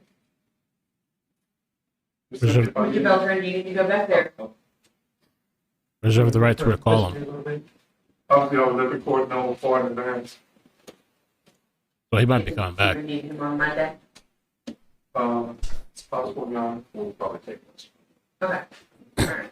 Judge, are we done for him for the day? Yeah. Thank you. All right. Do you have another witness you can put on for the next few minutes? I don't, Judge. Well, that's it. Then we will, y'all may be seated if you want to, sorry. All right, then I'm going to take a few minutes and I'm going to bring it back in. I'm reprinting their jury instructions. Thank you, Matt. Wait, no more witnesses? The state's Y'all done? have a great weekend. Thank you, Can I Jared. get, Wait. you're on standby in case Mr. Harris wants to visit with his client. Yeah. Okay, thank you, Jared. Thank you. Please be I sure see to you, mark the Valerie. time down all day. Okay. Okay. All day. Hey, you want to my copy? They're gonna have the team huddle come up with a plan to take down Charles. I thought I heard him say they have no witnesses, but I don't know if that's just for today or if they're done, they're gonna rest their case. I also thought the day was gonna end early. I was like, oh, that's kind of nice.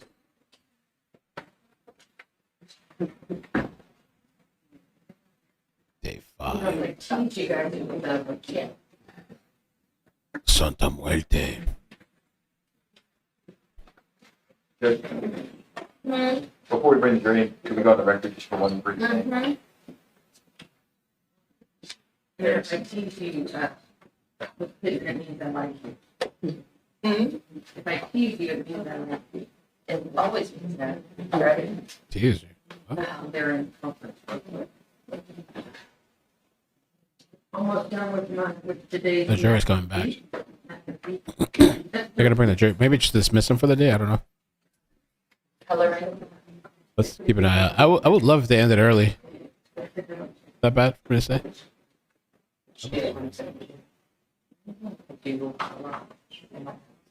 Go a little bit early, go relax for a little bit. Work on my project later. Clean up. Mama's coming over a little bit later too. And bring over some more chicken. I don't want to tell her all this chicken I cooked. Bringing over some baked chicken. iCkEdMeL, what is the name? If the video that's voodoo is talking about on this. The Lisa deep dive, it's talked about at the end. There's one voodoo video that I had on there that was really good. And then the person that gave me all the information freaked out, and she made me edit out a lot of the information, so like the video almost doesn't even make sense. But a lot of it came out during this trial, but like that person was actually on this trial, testified, but she had freaked out.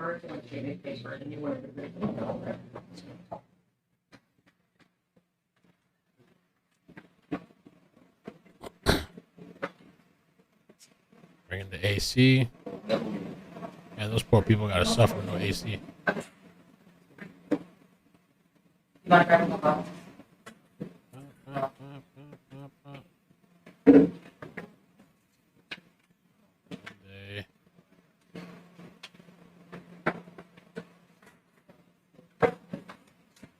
I heard them mention something about jury instructions.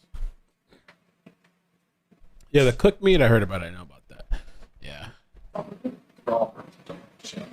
Well, these two exhibits. Have to get ready for a Christmas party? Sounds nice. Okay, calling jury back in to excuse them.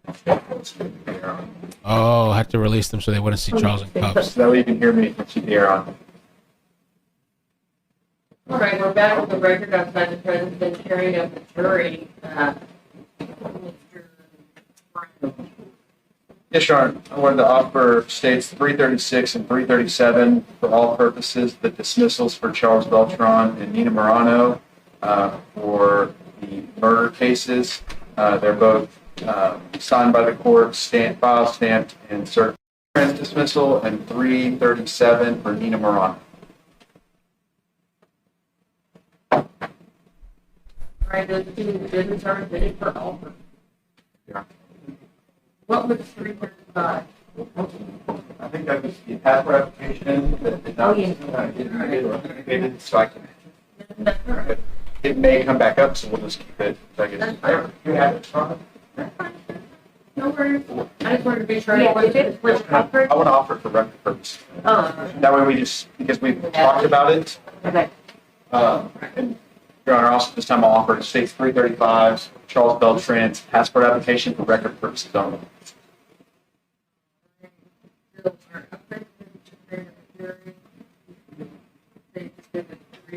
I heard Nina, yeah. Admitted for record purposes only.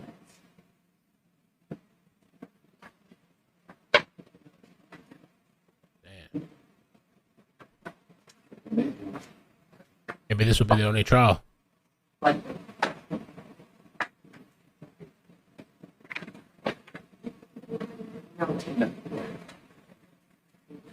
gonna have to rewind it back after. Jersey Devil, what's up? Jersey Devil.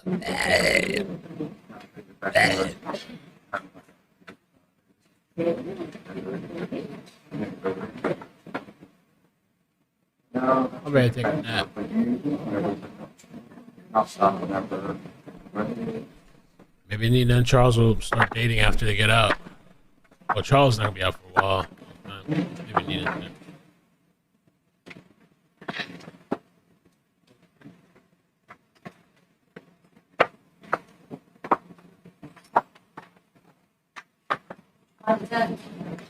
Yes, I found it. Kelly.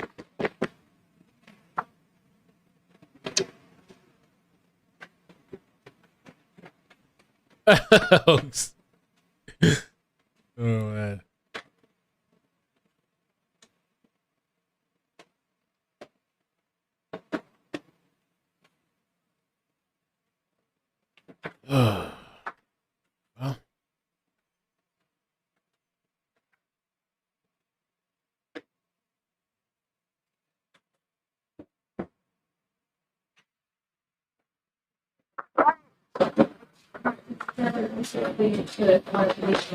Well.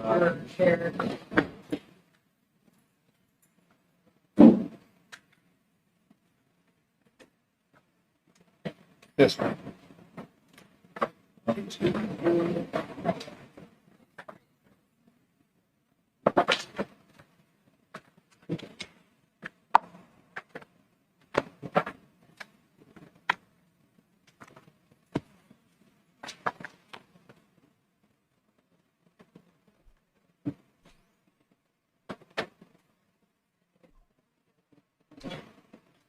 No. They're done for today, Yvette?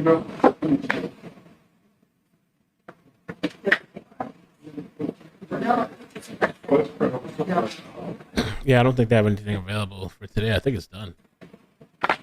And you know how they do this. People don't really say nothing. They just... But I thought they had to bring the jury back and dismiss them, no? Dismiss the jury. No, you're going to do a CC tonight? CC? Like the other channel, you mean? Yeah, if there's a chase. If that's what you're talking about, yeah. Or, I don't know if you mean cease and desist. But the CC channel, yeah. If there's a chase or something. Probably the first thing I want to do is take a mini nap. 30-minute power nap, something like that. And then get up and clean a little bit.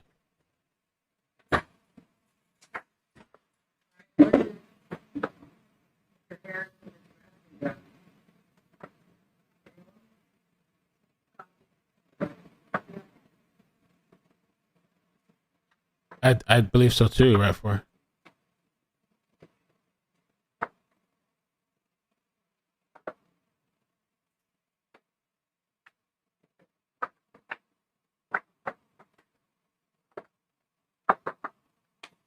My dude Camel, why are you feeling lost?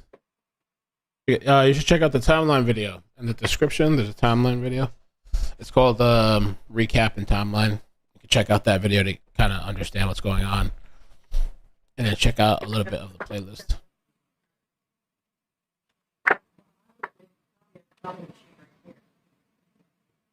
There's one real close in our work room as well. Glory, right? I am sure.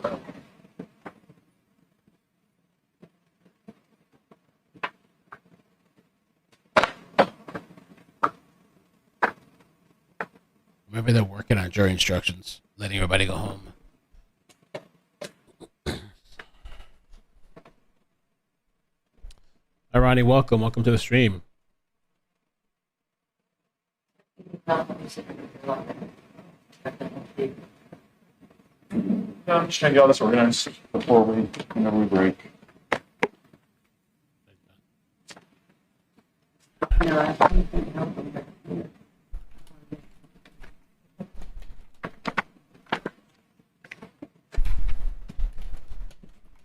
It's just the bag. 5 is the discs. 5 is the The calendar. Then the bag. 7, 8, 9, and then 10's the disc.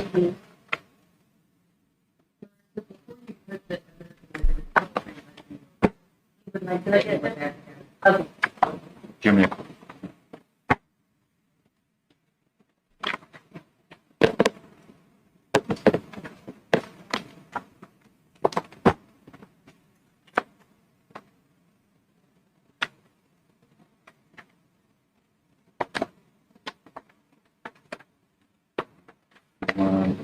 There's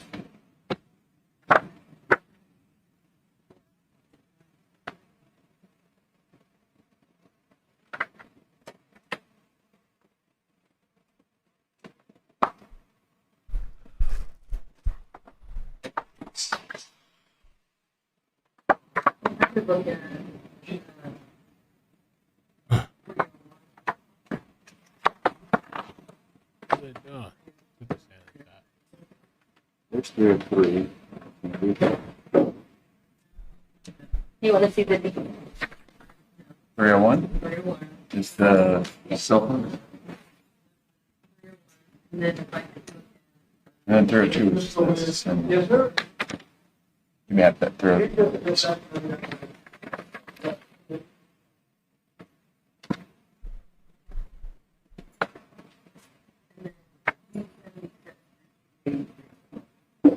What was it?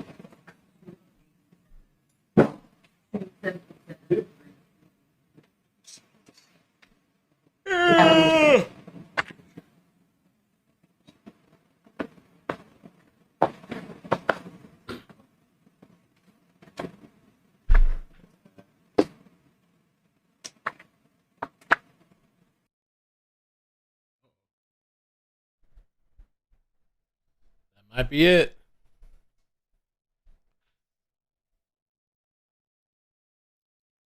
Buck said they're on break. Linda said they are done. I think they're done. And now it looks like they cut the feed.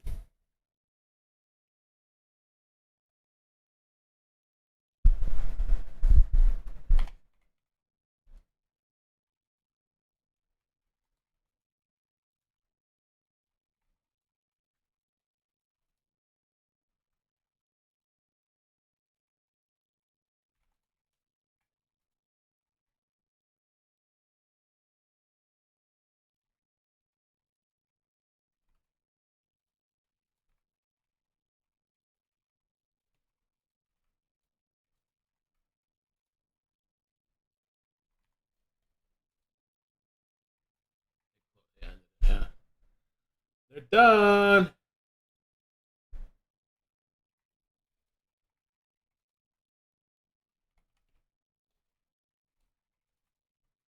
I guess we're done for today then.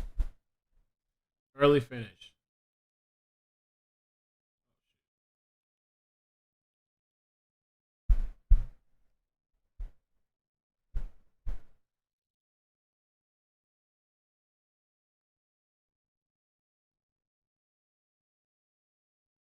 All right, let me close this up. All right, so today's over, man. She was telling. What y'all thought about today? I thought today was pretty good, pretty interesting. I really thought the defense was going to have more. I'm a little disappointed with the defense. They've been so. I just thought they were going to have like some type of whatever. I think that Charles did a decent job. Find us a chase later. Yeah.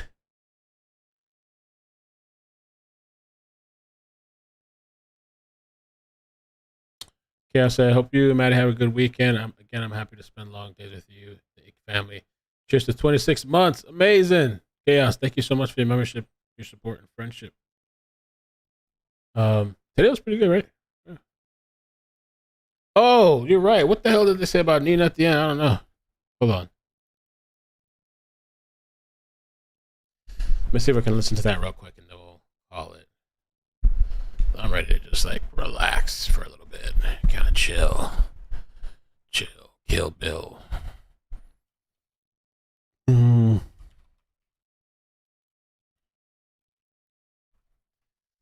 Let's see if I can. I don't even know if I can find it.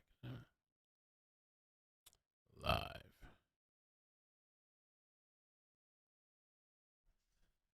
30 minutes ago. All right. See if I can find what they said. Bring it back in. I'm reprinting their answer. Thank you. Your instructions. And Mr. Witherspoon, y'all have a great weekend. Thank you, Jerry. Yeah, they're definitely They're done. on standby in case Mr. Harris wants to visit with your clients. Yeah. Okay, thank you, Jerry. Thank you. Please Be sure to mark your time down all day. Okay, all day. All day.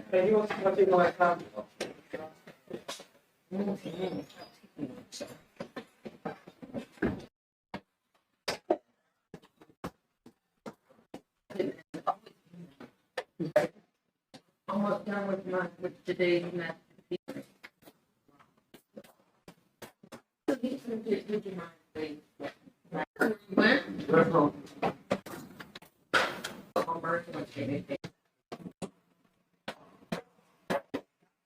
You can hear me. Keep the air on. All right, we're back on the record outside the president carrying up. Salty, thank you for the super chat. Thanks for the 5. Yes, Your Honor. I wanted to offer states 336 and 337 for all purposes, the dismissals for Charles Beltran and Nina Marano for the murder cases. They're both signed by the court, file stamped, and certified copies. I tender to the defense for any objections. That sounds like I don't know, like dismissal of the murder charges for Nina and Charles. I don't know what that means. It sounds like a file a motion for it, I guess. But it sounds like from the state. I don't know. Are they gonna get them? Are they gonna get Nina to turn too? Turncoat? Is that what's going on? Is Lisa going down for everything? Thank you, Natalie. Oh, you guys have been good to me. Appreciate it, man. We rode out. We made it for the first week. Imagine that, bro. Imagine they get off Nina too. Wow. Look at Lisa going down.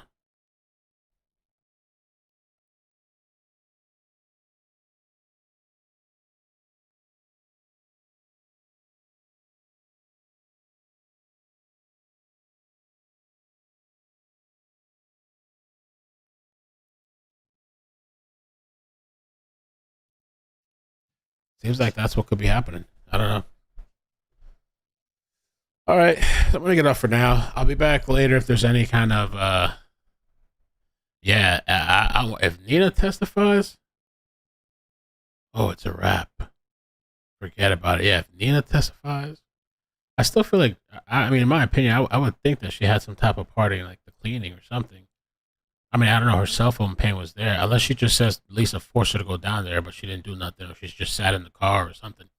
They're gonna charge her with something, but I guess they're taking off with the murder, especially if it's just that this other person, Lisa, stabbed her.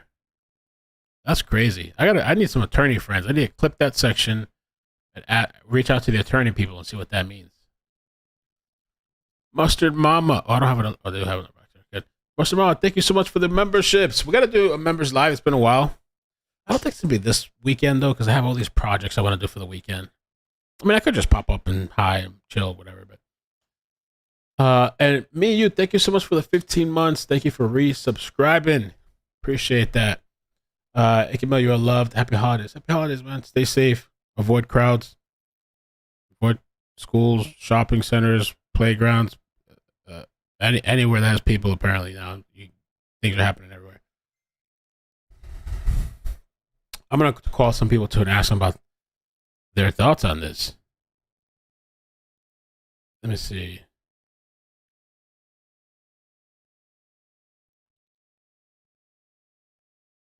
Get murder charge dismissed. I have to ask some people what that's about. Let me see if this works. Not working. Oh, there it is working. You can barely see it though. Unless it's huge, you don't see it. Cool. Oh yeah, true that, true that. I think it was an exhibit they were getting admitted.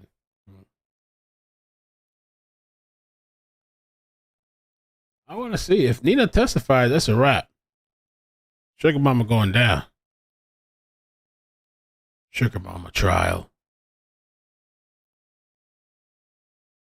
JoJo Get some concealer.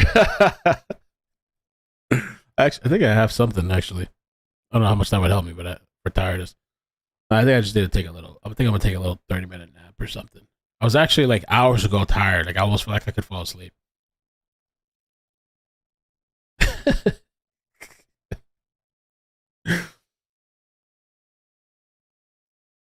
All right, guys, man. Have a good night. Hopefully, we're gonna chase tonight after things cool down. Relax. It's Friday. Enjoy yourselves. Love you guys. Take care. Peace. Ah. Bloop, bloop, bloop, bloop.